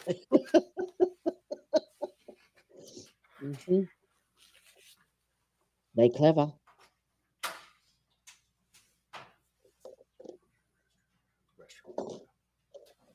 State, get us next witness on the front row, please. So I believe this is the last rebuttal witness.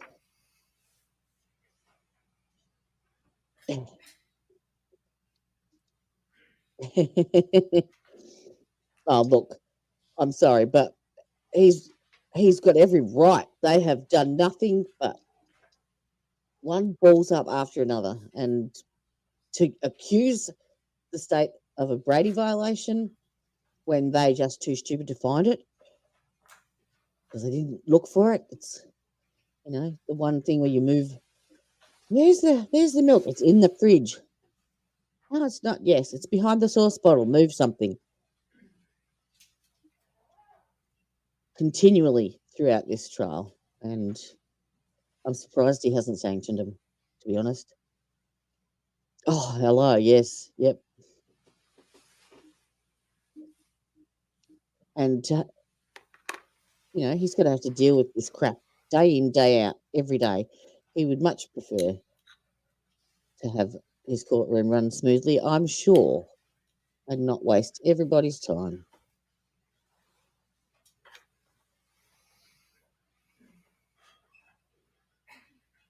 Especially at $25 a day. And for BS.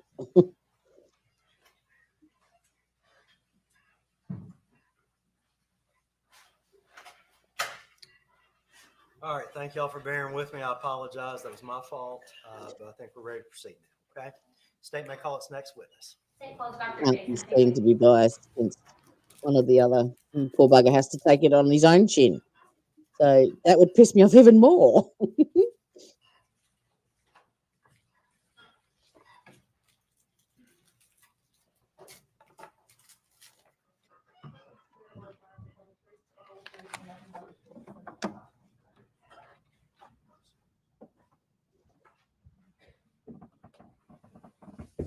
Adjust yourself up the microphone so I speak directly into it. Make sure you speak loud enough that lady on the back row can hear you. Okay? Yes, sir. You understand your down to earth, your answers, your sworn answers under penalty of perjury. I do, Your Honor. All right, you may proceed. Dr. Pickett, if you would introduce yourself, please. Hey, my name is Jason Pickett, Pickett. I am He's a testified already, hasn't board he? certified psychiatrist. Is I he? am a board certified emergency physician and a board certified forensic psychiatrist. So I want to break that down one at a time. Tell us about you are a board certified psychiatrist. We have now the fourth rebuttal witness that's going to tell us how much BS the previous psych yesterday told us.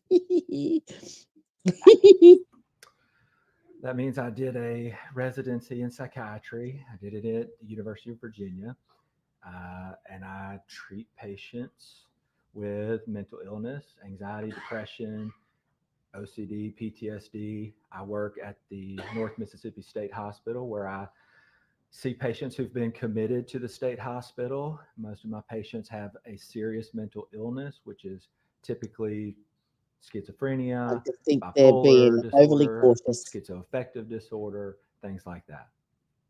As a emergency medicine physician, can you describe for us what that is? Yes. Because remember, that guy prattled on for over 2 hours yesterday. So they have to leave this in the minds of the jury to override exactly what he said. So repetition, if they hear it 4 times, they're going to remember that more than what he said once. Yeah? As an emergency physician, I work in the Hello, emergency people. department Hello. and I treat emergencies. So stroke, heart attack, car wrecks, psychosis, acute, altered mental state. Patients are brought in by police, paramedics, family, so whatever can walk in the front door. And we heard from Dr. Gugliano earlier about what a forensic psychologist does, but what is it that a forensic psychiatrist does? So a forensic psychiatrist, we do a lot of the things that a forensic psychologist does, but we also have the expert experience from residency dealing with and prescribing medications. So we're better qualified to consider medications and how they may benefit or harm somebody related to, in a forensic realm, it's related to maybe a crime or competency to stand trial, sanity at the time of their mental state at the time of the offense and such. So. I want to talk about, kind of back up before you got your certification and talk about if you could give us the benefit of your educational history. Yes, so I went to Mississippi College and have a bachelor's from there, a master's degree from there. Then I went to the University of Mississippi Medical Center for medical school.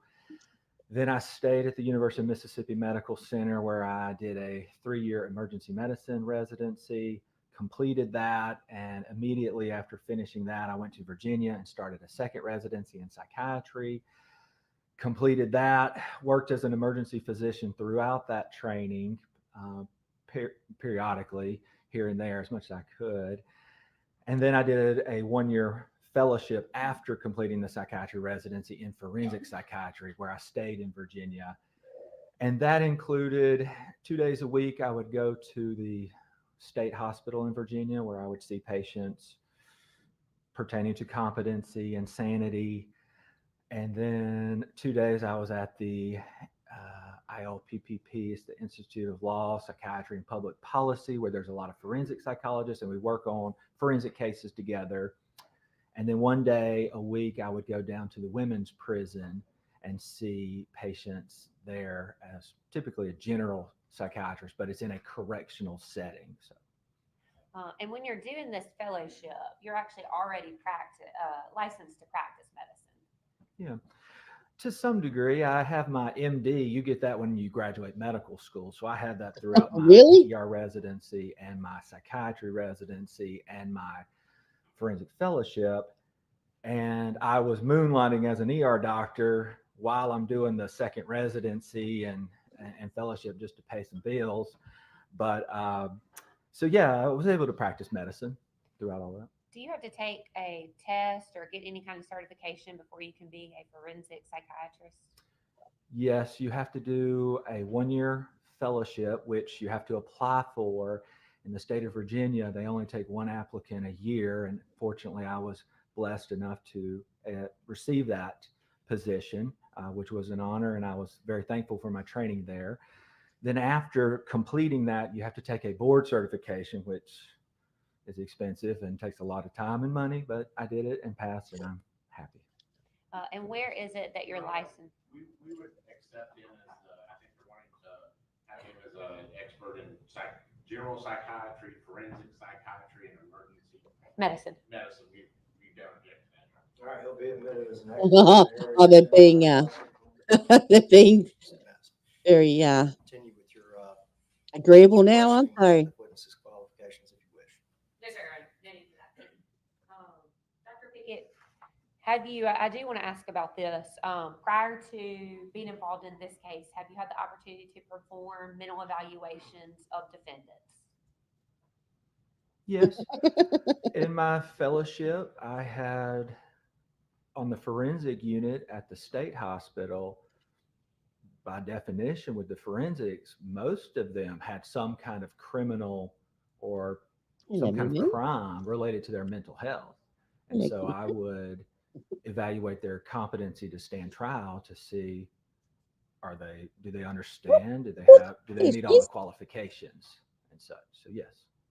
And we heard Dr. Gugliano talk about there's a list in the state of Mississippi of forensic either psychologists or psychiatrists that are certified to perform these types of evaluations through the Department of Health. Do you know, are you one of those? Yes, I am. And how many forensic psychiatrists are there in the state of Mississippi that have gone through the qualification to perform the mental evaluations through the Department of Health? I don't know how many have gone through the process, because you do have to apply and go through those credentials. They, in my opinion, would be qualified if they wanted to do the process. I don't know how many did the process, but there's only about, I think, 6 in the state of Mississippi. And as far as forensic psychiatrists go, not all of them are practicing. And many of the forensic psychologists are actually out of state. Some of them are out of state that we have. And the list is not very long. When you are asked to do, in your previous evaluations, when you're asked to determine whether somebody is either mentally competent or insane for trial purposes, who usually hires you, or who are you doing that on behalf of? To date, I'd say 99% has been the defense. This is my first case being retained for the prosecution.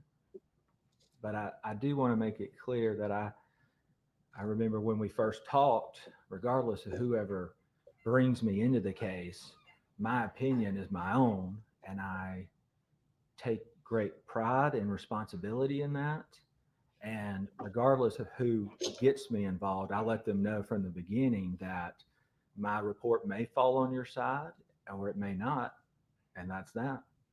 And when you were retained by the state, we agreed to that, right? We did.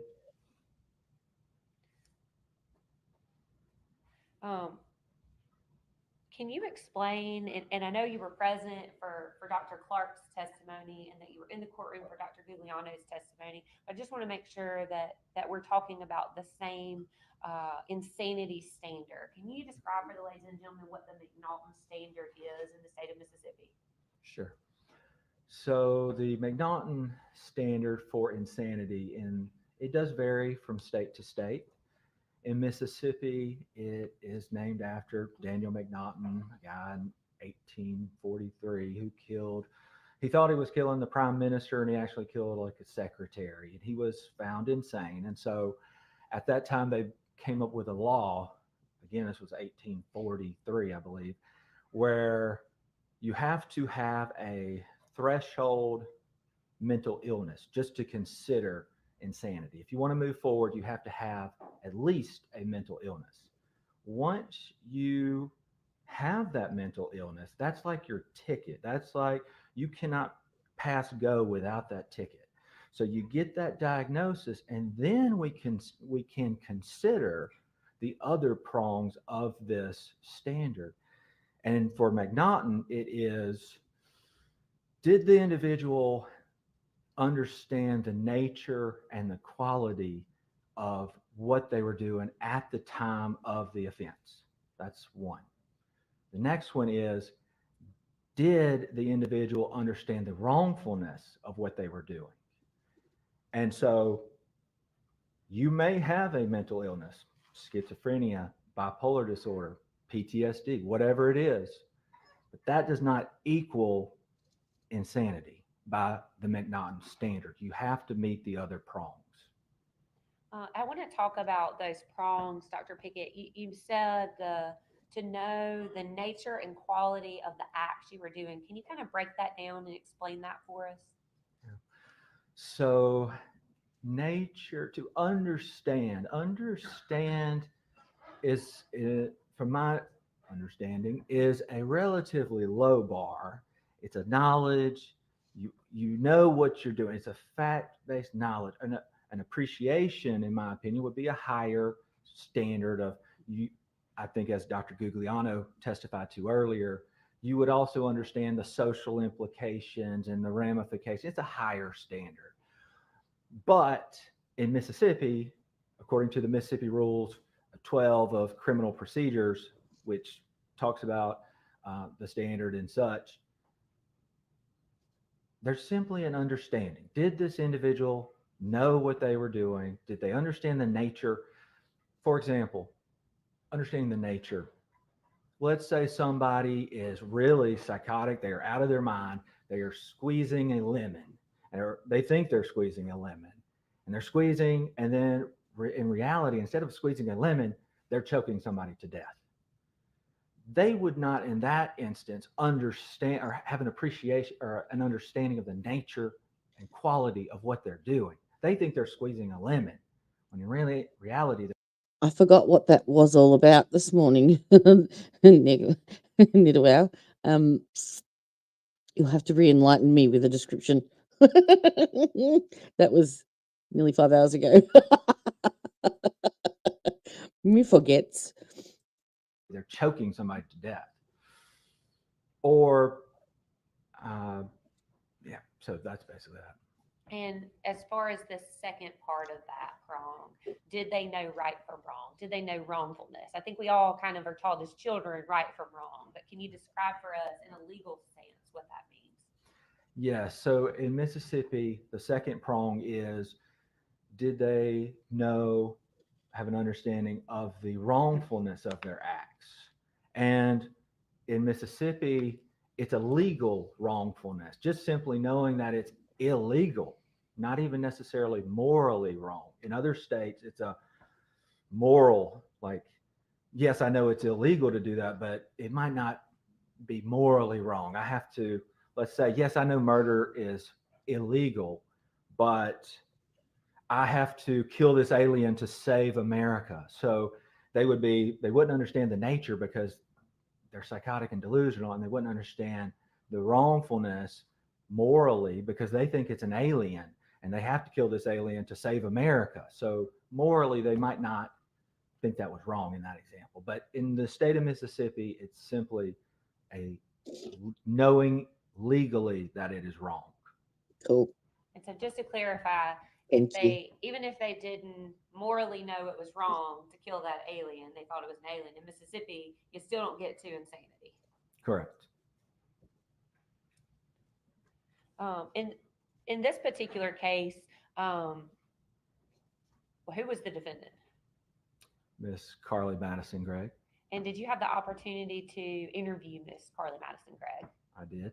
What other information? Well, let me take a step back, Dr. Pickett. I apologize.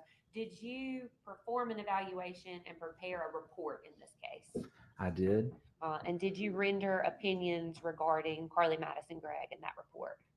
I did. I met with Miss Carly Gregg on August 30th for about 4.5 hours here with Attorney Todd, and I rendered a decision that was based on my interview with Carly, my extensive review of a lot of discovery, my training, education, experience, and knowledge. I pulled on all of that to surmise a opinion.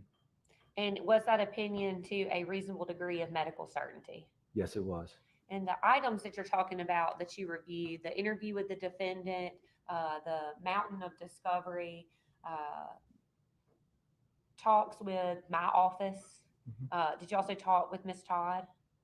Yes, To to some degree. I talked to her, I think, mostly during the evaluation and occasionally via email correspondence.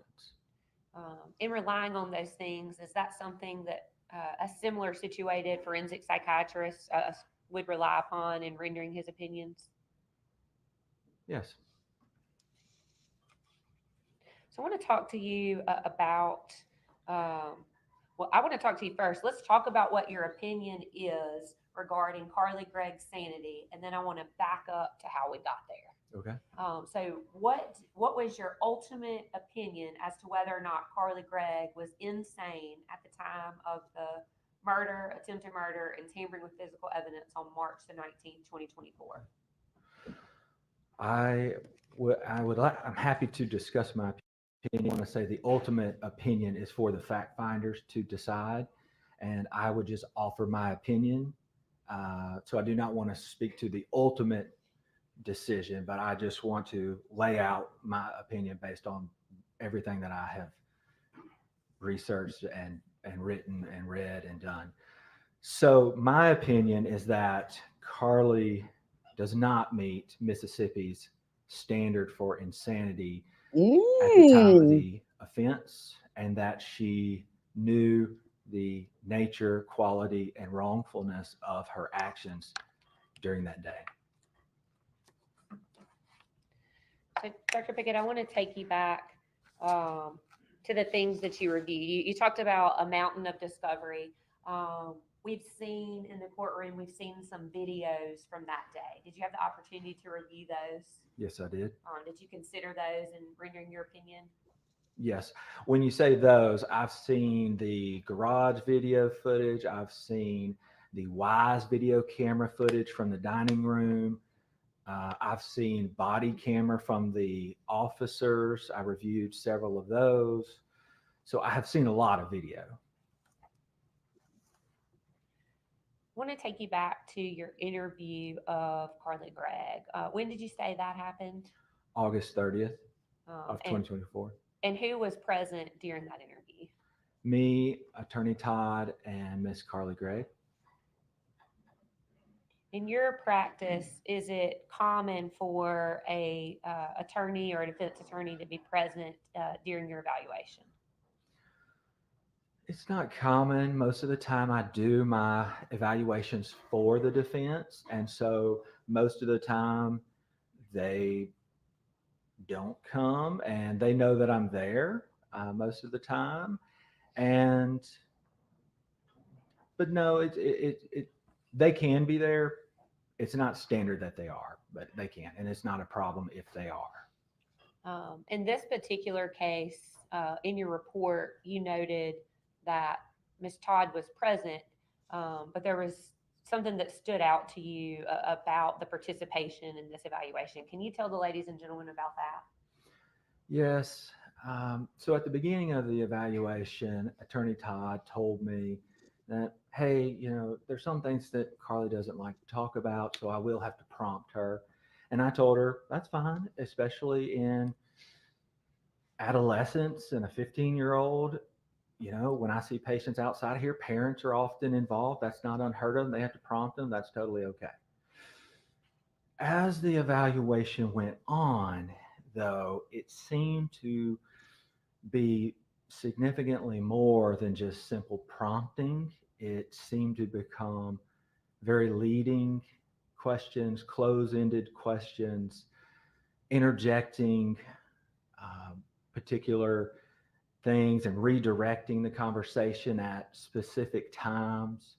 And in my report, which is 85 pages, I do list examples of this, and I can go through that if that's desired. But it did seem excessive, and it seemed like I was being led somewhere in some of the examples. And what was your, what was your opinion as to why you were being led?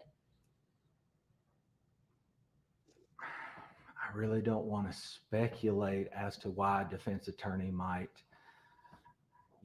interject so much. It did seem calculated to me, and like there may be some secondary gain in trying to fool me into believing something. In my experience, most of the time when patients are experiencing these things, they do not really need a lot of prompting. Most of the time, if they're suffering with severe mental illness, auditory hallucinations, these scary dissociative spells, they will volunteer that information usually and be able to tell me very vividly and without prompting what they're suffering with. And just to be clear, Dr. Pickett, it was not your intention to pick on Attorney Todd, right? No. You simply noted that in your report because you found it unusual. Yes. I want to talk to you about, during your evaluation and your review of the discovery materials, did you ever find any evidence of drug use by Carly? Yes. There's a lot of mention from her friends, and which, I try not to put too much weight into that because that can be hearsay, opinion, text messages here and there about substances, but there was a lot of it, which made me think there could be more involved here with substances.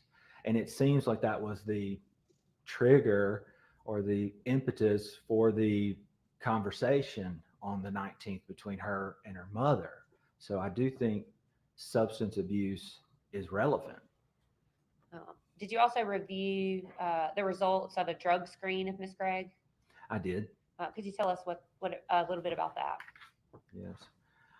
There was a drug screen that was obtained, I believe, at the juvenile center after she was detained, and it tested positive for cannabinoids. Did you have the opportunity to review the vital core records also? I got some records from Region 8 afterwards. I did not get the vital records afterwards. I think Only it would have been in discovery, but by that time, I think I had already written my report. And what was in the records, medical records, mental health records after the fact, to me is highly skeptical. And so I don't necessarily put a lot of weight on what was said after the fact, given the very large definite disquality gain. Dr. Pickett, if there were another drug screen in the vital core records that showed the presence of marijuana, what would that indicate to you? It would indicate that she had used marijuana at some point in the recent history of that drug test. 30 days, I think, for it takes to get out of your system, according to Judge Fleischer. At least 30 I want to days. talk to you about some of the other things, Dr. Pickett, that you relied on in your evaluation of Carly Gregg. May I approach the witness room?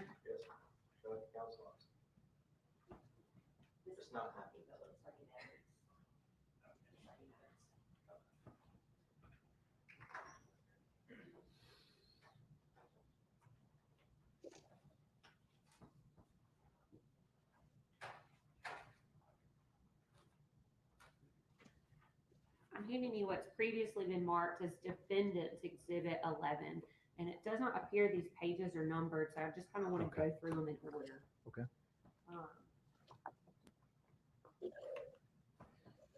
There's Miss Becca Lynn today. Does that look like something that you reviewed previously? Yes. If you could tell, ladies and gentlemen, what's on the very first page of one of the journals or sketchbooks or scratch pads from Ms. Gregg's room? It says water, fire, earth, air. Water, fire, earth, air. Water, fire, earth, air.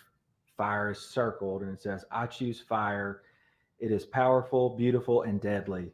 These are the traits I desire, so I choose fire! Exclamation mark. And did you consider that whenever you were rendering your ultimate opinion? I take everything into consideration that I have, that I can. When I look at this in these journals, there's a lot of things in these journals, and I took the time to look through them, and some of them are concerning. Some of them, I question the truthfulness of it. Is it more theatrical? Is it truthful? I think it's hard to know, but I try to use my judgment as I'm reading it in the context. This one seems to me that she writes down in her journal that she desires powerful, beautiful, and deadly. What were some of the other journal entries that stood out to you, Dr. Pickett? Can I look at my report, please? Sure. Okay.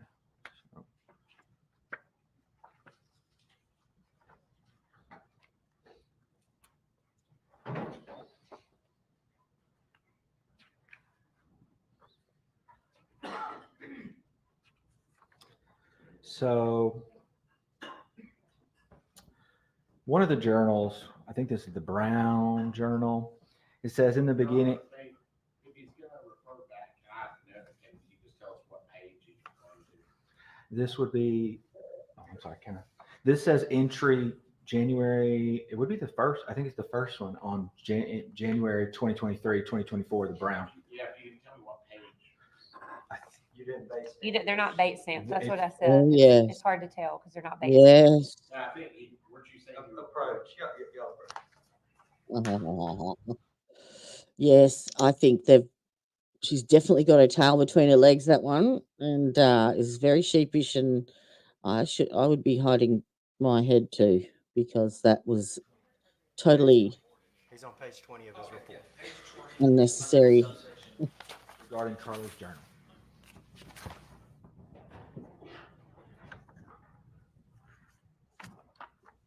If you would proceed, Dr. Pickett. Okay, thank you. So it says in the first entry of this journal, I know one of y'all is going to read this eventually, which I guess I have no control over.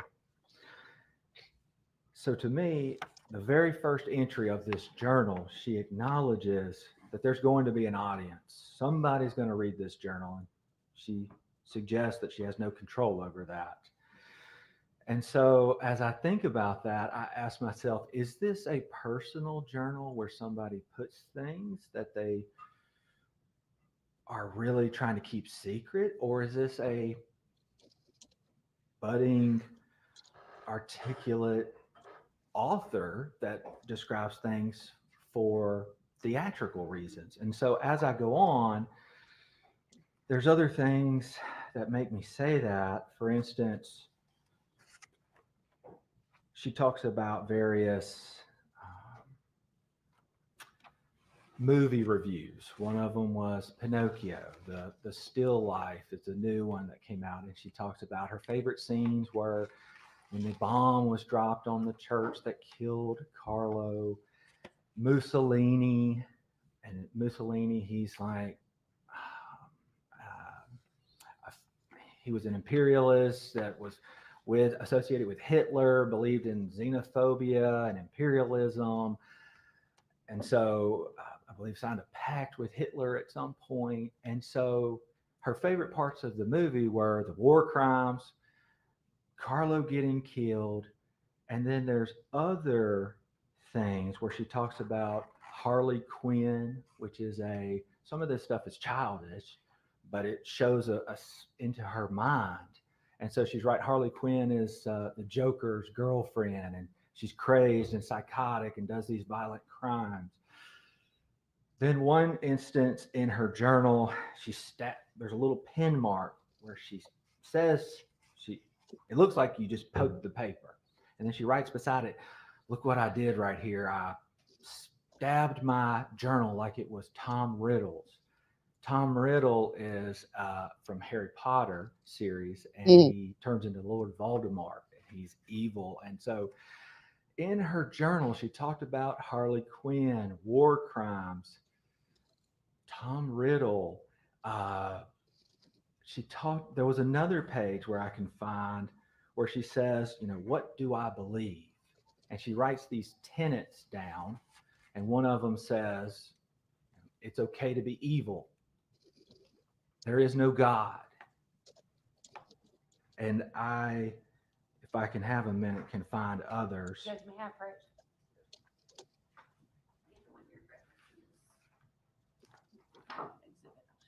Yeah.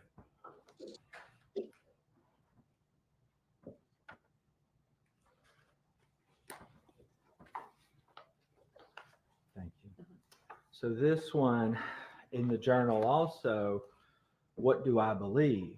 There is no God. Heaven and hell are fake. Love is important. You don't need family. Writing your own destiny with a check mark beside it. Loving yourself. Having friends is important. Don't belong to anything. Never be alone. Go to your place of comfort often. Sometimes you must blend in, but never forget it's okay to be evil. Sometimes you must jump into the dark to truly see the light. Privacy is not loneliness. Death is inevitable.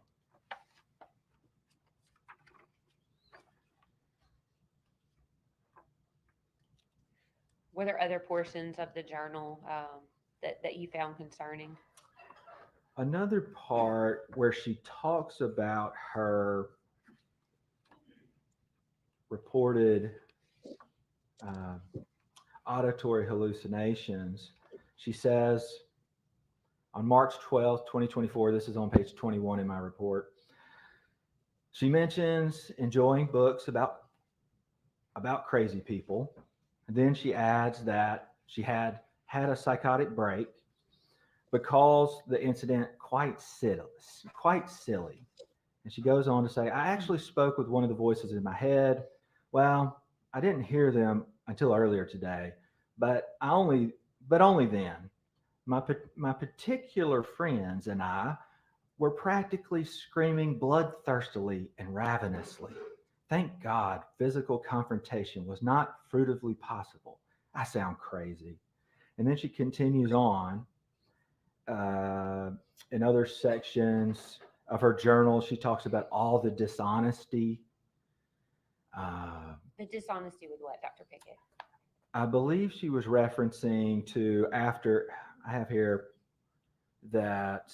Now, don't forget too, this journal entry was done on the 12th of March, and she was seen by the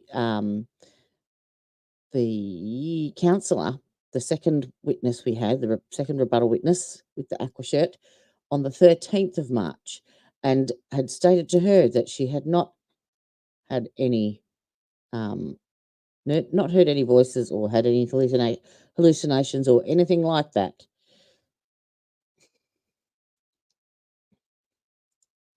After the iPod that she was using as a burner phone had been found in early January, she wrote in her journal at some point, I'm kind of relieved. Thanks, because of all the dishonesty. I'm glad it's just over with, so to speak, was my impression.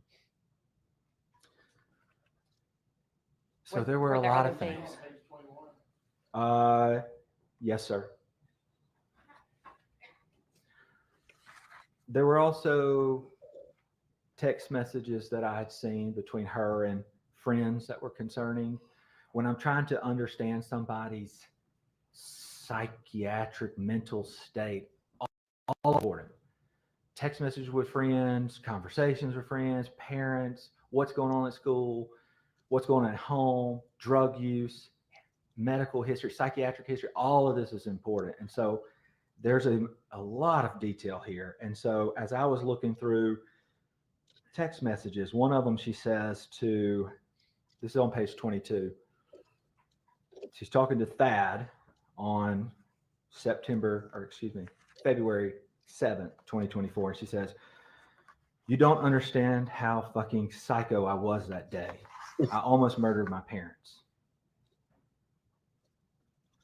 And so as I am preparing to come and evaluate her, given the context of what's going on, I take extreme time to go through the mountain of text messages between teenagers, diaries, journals. Some of it seems theatrical. You think?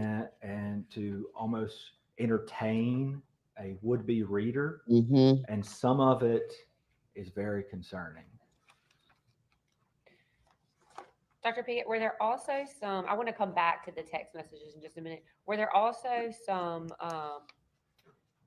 notes that you looked at of Carly's about gaslighting? There was a folder that was found, and it goes into a lot of detail about emotional manipulation and gaslighting. And it says at the top, emotional manipulation, gaslighting, and it would define kind of what that is and the setup and how you set this up, how you do it. And then, at the end of it, it signs off with a valediction that says, take advantage, happy hurting.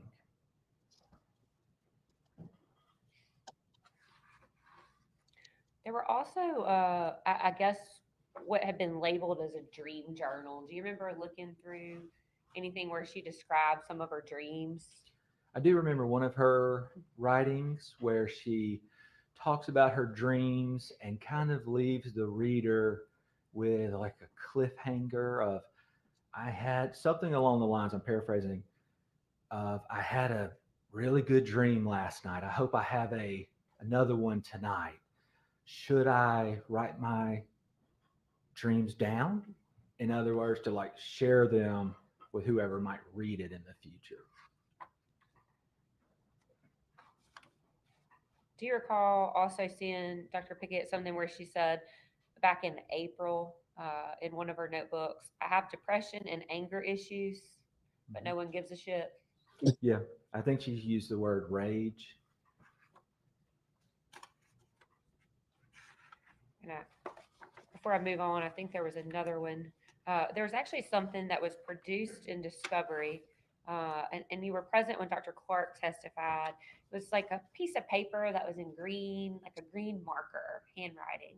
As your understanding and from the testimony yesterday from Dr. Clark, that Carly denied ever writing that or knowing who wrote that. Is that right? I don't know that I asked her specifically about that page during our evaluation. Have you reviewed his report? I have. And he asked her about that. He did? And then I believe he did. when you were present when he testified yesterday about that? Yes. What did Carly say in one of her journals or notebooks about innocence? There was a quote in one of the areas that said,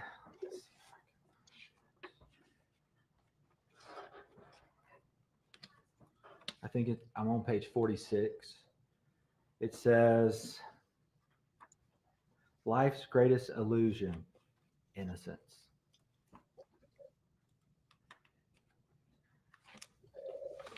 So, Dr. Pickett, you talked about some of the text messages that you reviewed. Were those messages from the day of the incident, March the 19th, 2024? Yes, some of them were. I reviewed text messages for a long time, various people. But yes, I did review text messages from the time, very close to the time of the offense. So I want to walk you through that. So the messages that you reviewed, can you kind of tell the ladies and gentlemen about why that was important in rendering your ultimate opinion? Yes.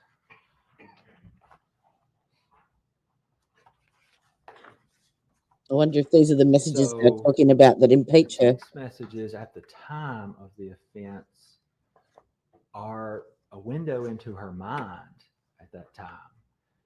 And having her words that close to the time of the offense is a pretty good window into her mind and what she was thinking and how she was doing at that time, in my opinion. And I asked Dr. Gugliano, I believe you're present in the courtroom, it's not very common that we actually have like medical records from a defendant the day before they commit a violent crime, is it?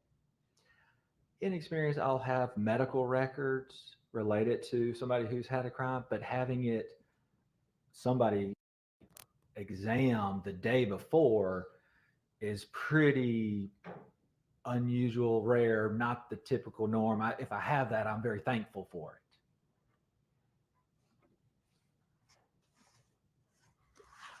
I want to talk when we get to your what you relied upon on the day of the incident. I want to talk a little bit more about the text messages and things too. I want to call your attention to something in your report where you talked about that Carly's responses seemed almost textbook perfect. Tell us what you meant by that. Well, when I would ask He's a her cunning little shunt to tell me about some of her reported dissociative spells, she would give me the cliche answer of, well, I just felt like I was outside my body, like I was right here. She kind of did that hand motion like that and said, it's like a dream, like I was just watching myself. And that was another example was when we were talking about racing thoughts. I asked her can you elaborate on that? Tell me more about your racing thoughts. I think she said it's like the ocean. And sometimes from experience, people who may not actually have a diagnosis will have trouble going beyond the simple textbook definition cliche answers. Whereas when I see people who legitimately suffer from schizophrenia, bipolar disorder, or even I've seen a few rare that actually had a dissociative disorder. It is rare. They usually can vividly describe these things to me. And oftentimes I see them objectively. They can't hide it. Sometimes they don't even have insight into it. And when somebody comes to me at the state hospital, I mean, it's hard to give a impression of racing thoughts, but these patients, they go from 0 to 100 and their thoughts are one after another, boom, boom, boom, boom, boom. Absolutely. They may or may not connect. Yep. And their pressured speech, it's hard to get them to stop. It's very obvious when they're to that degree. If they're psychotic, at the very least, it's even more obvious. At the very least, I'm convinced that she started this on around the 12th, at the very least, the 12th of March, because that's when she started documenting all of these new symptoms. But yes.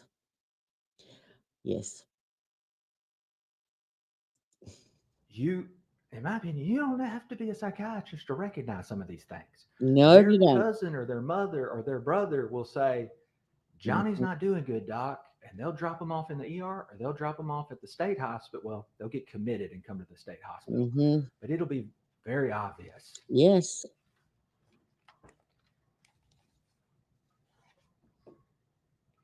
Dr. Pickett, at some point in your report, the DSM-5-TR, and we heard Dr. Clark talk a little bit about the DSM-5 yesterday. Can you tell us what the difference in the 5 and the TR is?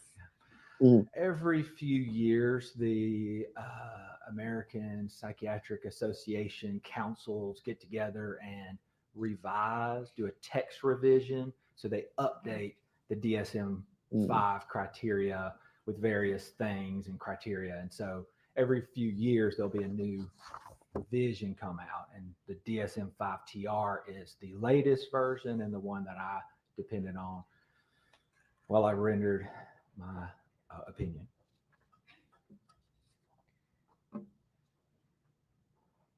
Part of your report talks about Carly's thought process, that it was linear, logical, I think reality-based and goal-directed.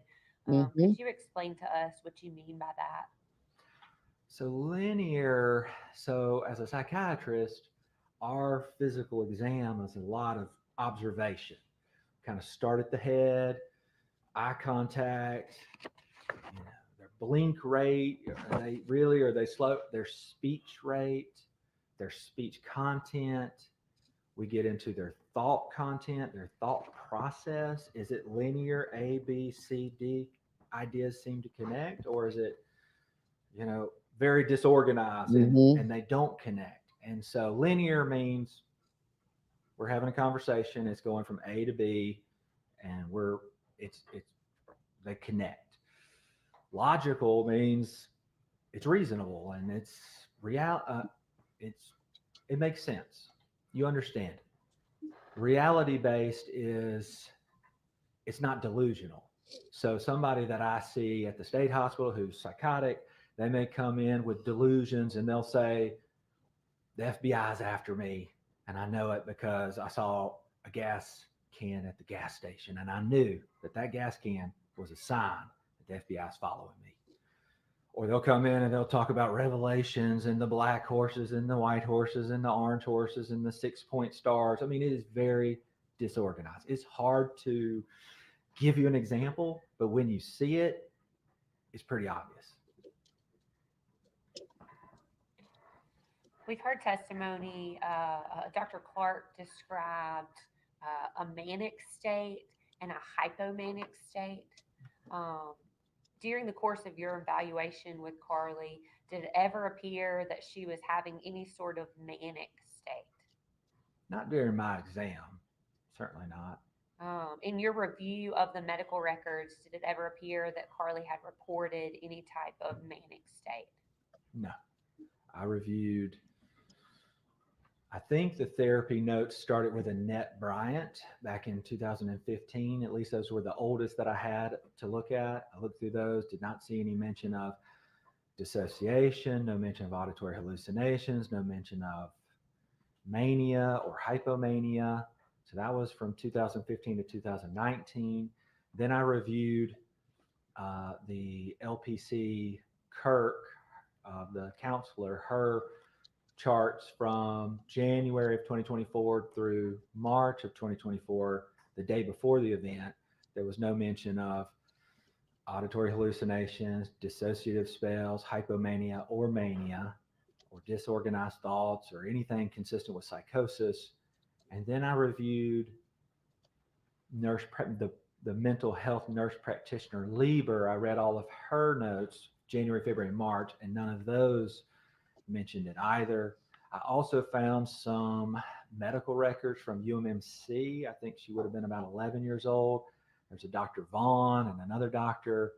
Those were well child visits, but a lot of times, commonly, if a general practitioner recognizes that somebody has bipolar or schizophrenia or whatever, they'll put it in there.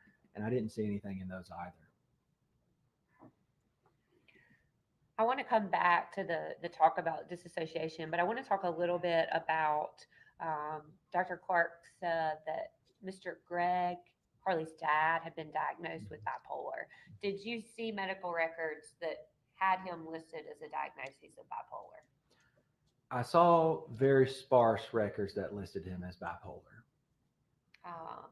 Based off your training and experience, if someone also suffers from a substance abuse addiction, would it be hard to diagnose them as being bipolar? It is hard. It's not impossible. But can I elaborate about his notes? So I reviewed and I asked for any records, any psychological records pertaining to Mr. Gregg's mental health. And the only thing I got were the 3 records from Dr. Hardy. And there was some mention of his bipolar disorder in some of the therapy notes, like I believe LPC Kirk's, but that was secondhand that had been given to her from Ashley. The only ones I could see to confirm, supposedly confirm, is from a Dr. Hardy. And so as an emergency doctor, as a psychiatrist, anytime a patient is brought to me, whether they're in the ER or whether they're in the state hospital, I do my best to go back and review these diagnoses, because I do not like to just simply accept them, because it is common for people to be misdiagnosed with some mental illnesses, especially if they abuse substances heavily, which according to my review, Mr. Kevin Gregg was well known for his substance abuse and for many years. And I talk about that in my report if you want me to go into that. Sure. So, let me see if I can.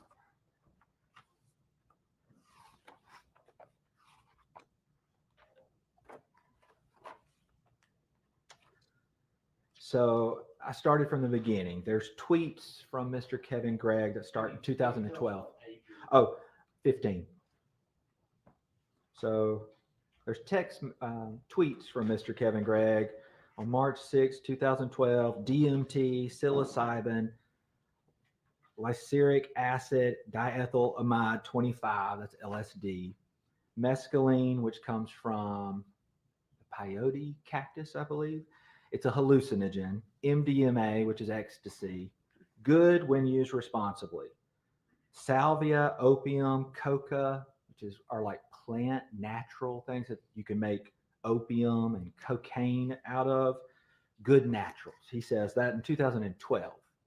And then he continues on. I mean, there's like 50 or almost 50 tweets. He tweets at Obama, legalize marijuana. You're ignoring this huge campaign because there's no funding. Bomb the Middle East with cannabis. They'll think they'll want to fight or eat. And he goes on. Ashley, in her journal that I read, it has 334 entries in it, approximately, that I read through. Why is he reading out the biological father's tweets and Ashley's journal in 2012? I don't see the relevance there. I don't see the relevance of any of this. No. It's like, yeah, read out the messages that Carly sent, the days leading up to the incident, which he mentioned, gave her a good insight into her state of mind at the time. But he didn't elaborate any further than that. And I don't get it. But yeah, it sounds like he thinks she's full of it as well. Yeah.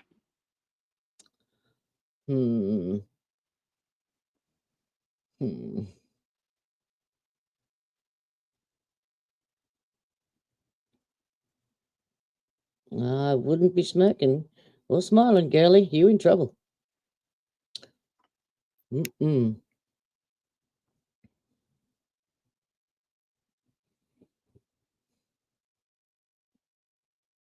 got a nice, neat, trimmed beard.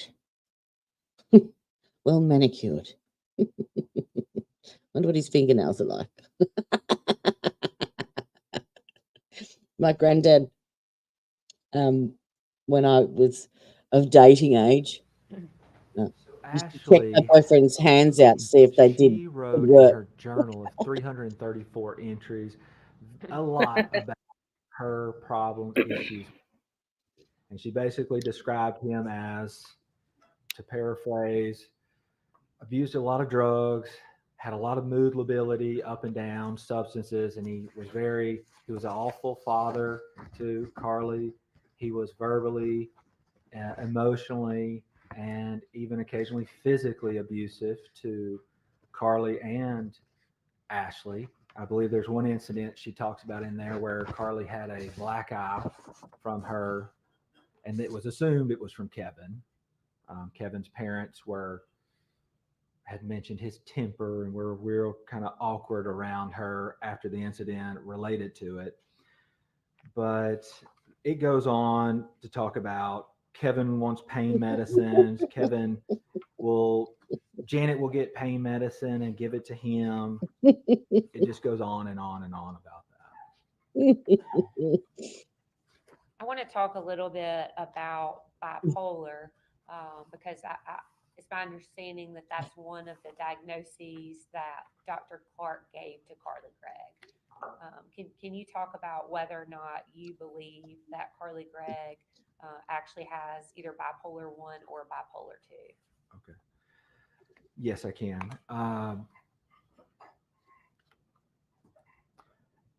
Can I finish my thought about yes, the I dad, apologize. Kevin? Yes, There's yes. one more important thing, and I'll drop that. When I was talking to Carly during the evaluation about her biological father, Kevin Gregg, I mentioned benzodiazepines. I was talking about drug use that did she have?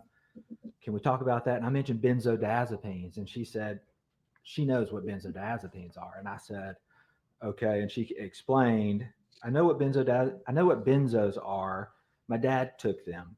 My dad had this drug cabinet. It was this cabinet full of drugs, like he had prescription pills from like everybody.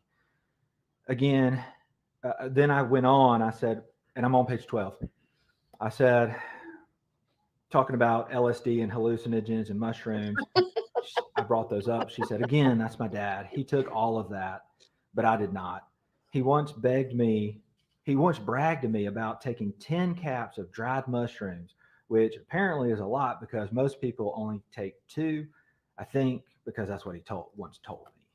And so it was emphasized from everybody, Ashley's journal, Carly, and then as I was even watching the body cam footage, I think it's of Deputy Zetterholm, some of the other family, Ashley's parents, I think Bob and Vicky were there talking to the office of the deputy and had mentioned Kevin and started talking about some of his drug use. I think he mentioned marijuana in the video. And so it seemed by all accounts, going back as far as 2012, with his tweets saying this stuff, family describing him as this, and Ashley even mentioned that he would get Janet to give him pills. To me, it made the diagnosis very skeptical of Mr. Gregg to have bipolar disorder. The very limited and sparse records from Dr. Hardy made it very questionable. And then lastly, Dr. Hardy, who supposedly are the records that support this diagnosis, saw him 3 times, totaling at 1 hour. And he ultimately prescribed, along with other things, Adderall, Ambien, and Klonopin, which are 3 highly addictive, highly abused neurostimulator and neurosedatives, to a person that, by all accounts, everybody knows him as somebody who habitually uses drugs. And to me, prescribing 3 controlled substances to a known person who uses drugs is not what a responsible physician would do if they knew the truth about an individual's substance abuse. And lastly, if you have bipolar disorder, I would hesitate to put you on Adderall, because if anything's going to push you into maybe a manic state or a hypomanic state in bipolar 2, Adderall is a lot more likely to do it than an SSRI. So I want to talk to you about the bipolar diagnosis, and then we'll come back to a SSRI, which nurse practitioner Lieber told us a little bit about this morning. So the bipolar, Dr. Clark testified that Carly had these desolate, I believe, I don't recall his exact word for using that, but very specific times of mania, kind of discrete, thank you. Some ups and downs, discrete periods of ups and downs. In the medical world, what does that mean? So the DSM-5-TR has specific criteria for bipolar disorder. What makes that? We all have a mood. Let's say this is neutral.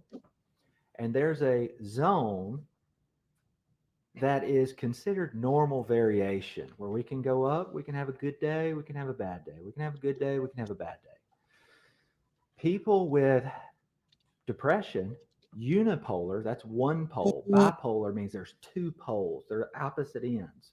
Unipolar depression, they have the downs, and it goes below that normal area, way down here, where they start to have depressed mood, loss of interest. We call it anhedonia. They don't enjoy the things they used to enjoy. Maybe feelings of guilt, hopelessness, worthlessness, concentration difficulties, appetite issues, psychomotor slowing, which is like a sloth, like they don't want to get out of bed, they don't go shower, they don't bathe, they don't brush their teeth, they're so depressed, they don't cut their toenails. I could tell you some stories. Or they go the other end, they're manic and they have too much energy, they are restless, they have pressured thoughts, their thoughts are racing, they may start one task but they can't finish it. They may be very easily distractible. Little noises, things will distract them. They may have a grandiose view of themselves. They may have flight of ideas, so their ideas are bouncing all around. It's really hard for them to go A, B, C, D, E. There can be activity increase where they don't want to sit still. They're restless. They're moving around. There can be sleep disturbances, and there can be very talkative, pressured speech. And so those are the differences. You have the unipolar depression, you're down here, or in bipolar, you not only have the depressive periods, but you have the manic periods. In bipolar 1, you have mania. It's the most severe form. It can be so severe that you even develop psychotic symptoms. Are you just waking up or are you just getting home?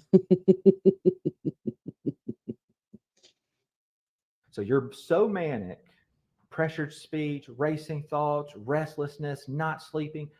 And interestingly, these patients who don't sleep, they feel great. They may have only gotten 1 or 2 hours of sleep last night, but they feel really good. They're not tired after that. And so you oscillate between these two periods. For bipolar 1, mania, really high, it's 7 days of a persistently elevated mood, all day, every day, to the point that it interferes with you socially, occupationally, This guy or likes the sound of his own interpersonally. voice. It is obvious to people around you, and it is causing significant troubles for you, one way or another. But you feel great. You're not sleeping, racing thoughts, pressured speech. That's 7 days for bipolar 1. Then you go down, you will oscillate. Eventually you'll come down and you may be depressed for 2 weeks or 2 months. It doesn't know. And then you'll come back at some point and you'll have another manic episode and you'll go up and down, up and down. That's bipolar 1. Bipolar 2 is called hypomania. It's a little less than mania. I've seen patients and treated patients who have this, and they can live pretty functional lives. I can remember specific patients that they had more energy, a little bit more talkative than usual, wasn't sleeping as much. They'd had periods of depression, and they qualified for bipolar 2, but they were functional individuals. They were not, it wasn't to the point where they're psychotic, usually, from my experience, at least in hypomania. And you can live a pretty good life, and especially if you're put on medications, can help you. Typically a mood stabilizer. So Dr. Clark diagnosed Carly as being bipolar 2. Do you agree with that diagnosis based off your evaluation and the review of all of her medical records? No, I do not. And why is that? Well, politely and respectfully to Dr. Clark, providers can review different things and we can draw different conclusions. Looking at our reports, my sources are about 8 pages long. I stopped once I got to about 100 because I couldn't keep listing my sources that I reviewed. It was exhaustive. And when I looked at his report, it doesn't, at least that he wrote, I didn't see that he reviewed that much. And so I suspect that we came to different conclusions because we. Is AJ home now? Is she? Let me get on. Whenever she would like to, sweetheart. Whenever. If she's home, let me just get on and see if she's set it up.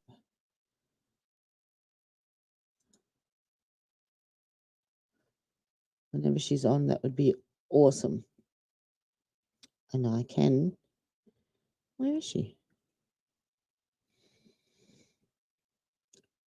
Eyes blind and can't see.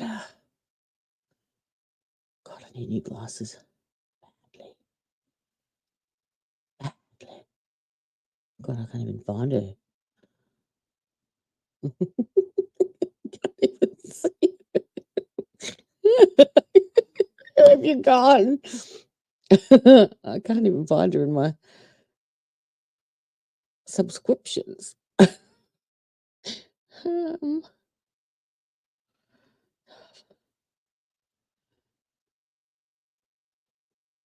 I don't know if you wanted her to send you links.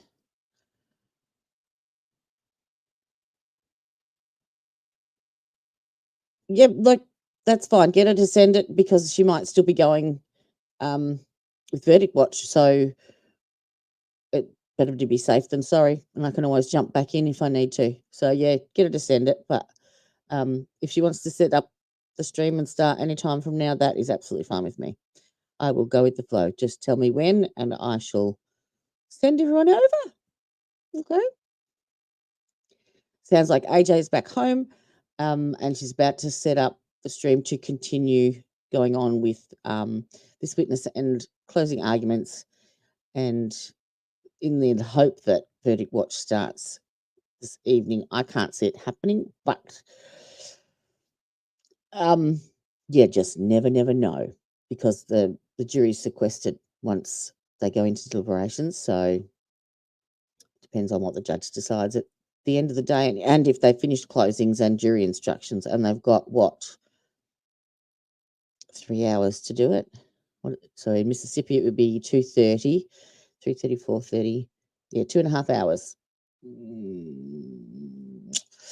They're pushing it, but it might be possible. All right, so we'll just wait. We'll wait and proceed. May have reviewed different material. My opinion is that, based on reading his report, that some of his opinion of diagnosing Carly with bipolar disorder was that he took Dr. Hardy's notes for face value. And when I read Dr. Hardy's records, importantly, he never said, Kevin has bipolar disorder and I reviewed the records from his recent hospitalization, or he has bipolar disorder because he met these criteria. He essentially just says he has bipolar disorder and he used to drink and maybe do a little bit of drugs, but doesn't do any of that now. And so I really, only having 3 visits for 1 hour with no collateral records, minimizing his substance abuse, and then prescribing him the controlled substances he did, I just wonder, did he have all the facts? And if Kevin doesn't legitimately have bipolar disorder, well then Carly, it's a lot less likely that she would. And then I go back and I look at Annette Bryant's records from 2015 through 2019 when she's young. There was no mention of manic episodes or hypomania. Then I look at LPC Kirk's records from January through March. There was no mention of hypomania or mania. Then I look at nurse practitioner Lieber's medical records, and there's no mention of hypomania. And then I looked at the UMMC records with the well child visit, and there was no mention. And so, given all of that, and given the fact that Carly acknowledged using marijuana, and there's discussion of when that started, text message conversations between her and I think Thad, he talks, it's not a text message, I think it's a really, really long Snapchat message. I mean, the Snapchat message was this long. It was pages and pages of photos. So he talks about, thank God she stopped using marijuana, all these substances. He mentions that around Christmas. So she would have been doing it at that time. So long story short, given all of that, I highly doubt and do not believe that Carly has bipolar disorder. Impeached. I want to walk you through the second diagnosis that Dr. Clark gave to right based there. on her. It says several year history of auditory hallucinations occurring quite frequently. Dr. Pickett, I want to know, in your review of the records, was there anything to indicate before Carly was arrested on March the 19th, 2024, that there were any auditory hallucinations? I believe in her journal, she did write one time about the voices, as I spoke to earlier, about hearing them ravenously, and thank goodness, physical confrontation was not realistic. So yes, she did mention it there. I was highly skeptical of that because it seems more theatrical and making light of something that, as I've seen patients who really suffer from this, they are haunted by it. It is torturous to them, and they do not describe it as quite silly, and they do not trivialize it. You were present in the courtroom when Dr. Gugliano testified earlier, right? Yes. And she said it was actually quite rare for someone. Carly had reported hearing these voices all the way back to 5 or 6 years old, and it was quite rare for a child that young to experience voices. Is that your opinion as well? Yes, it is. And what about the fact that she was claiming that she started hearing these voices every single day from a young 5 or 6 years old? From my experience talking with patients who have schizophrenia and have auditory hallucinations, they're not usually continuous all day, every day. They're usually here and there. Occasionally they're command. At one point during my evaluation, I did not write this in my report, but it's somewhere in the audio, I'm sure.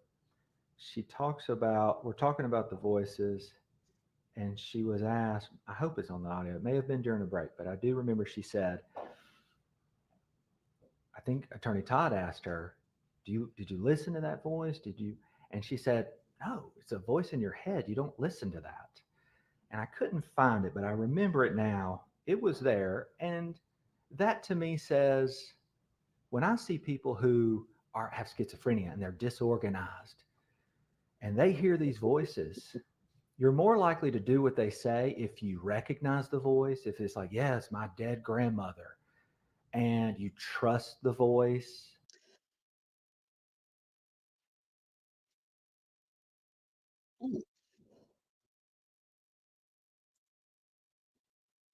All right, people. We have a new link. Those people that are on. Oh, I've got an echo. Hang on. Let me shut this down.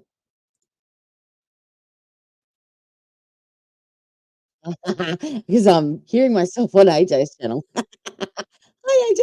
Hi, Gabby. All right. So those people that are already on AJ's channel, you can now jump into the new link that she set up to continue this stream. And those in my chat, the link is in the chat there. Oh, no, that's for me. That's a StreamYard link, Gabby. I don't need to see that.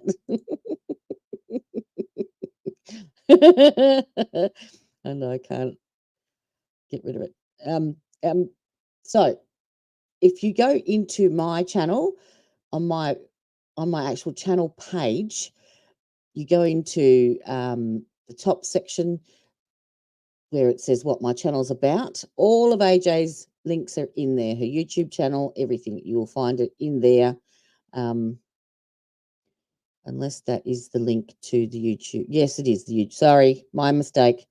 So this is the link here to get directed straight across to the new stream. And she will pick up where I have left off.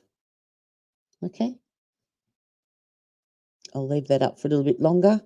So thank you all for watching and being so patient. I honestly thought this day would go a lot quicker. I only thought, 4 witnesses, we'll be out by after lunch and on verdict watch. But best delayed plans. So yes, I'm off to bed. The magpies are chirping. Sun's about to come up, but that's all right. I shall catch you all on the flip side. Thanks again for watching and joining us. And don't forget to grab that like and subscribe on your way out, and enjoy the rest of today's trial. And hopefully we have an answer tomorrow when I wake up. Yay! All right. Love you all. Thanks again. Don't be good. No, be good. Be good at it. Yeah, something like that. Arrivederci. And Debbie here, fill your screen with cheer. Hit like and tap subscribe, join our happy tribe. Thanks for watching now, hope you had a great wow. Come back very soon, join us under the moon. Next video on its way, brighten up your day. New content, fresh and sweet, life with us is neat. Don't forget to share, spread the love everywhere, from our hearts to yours, opening all the doors. Thanks for watching.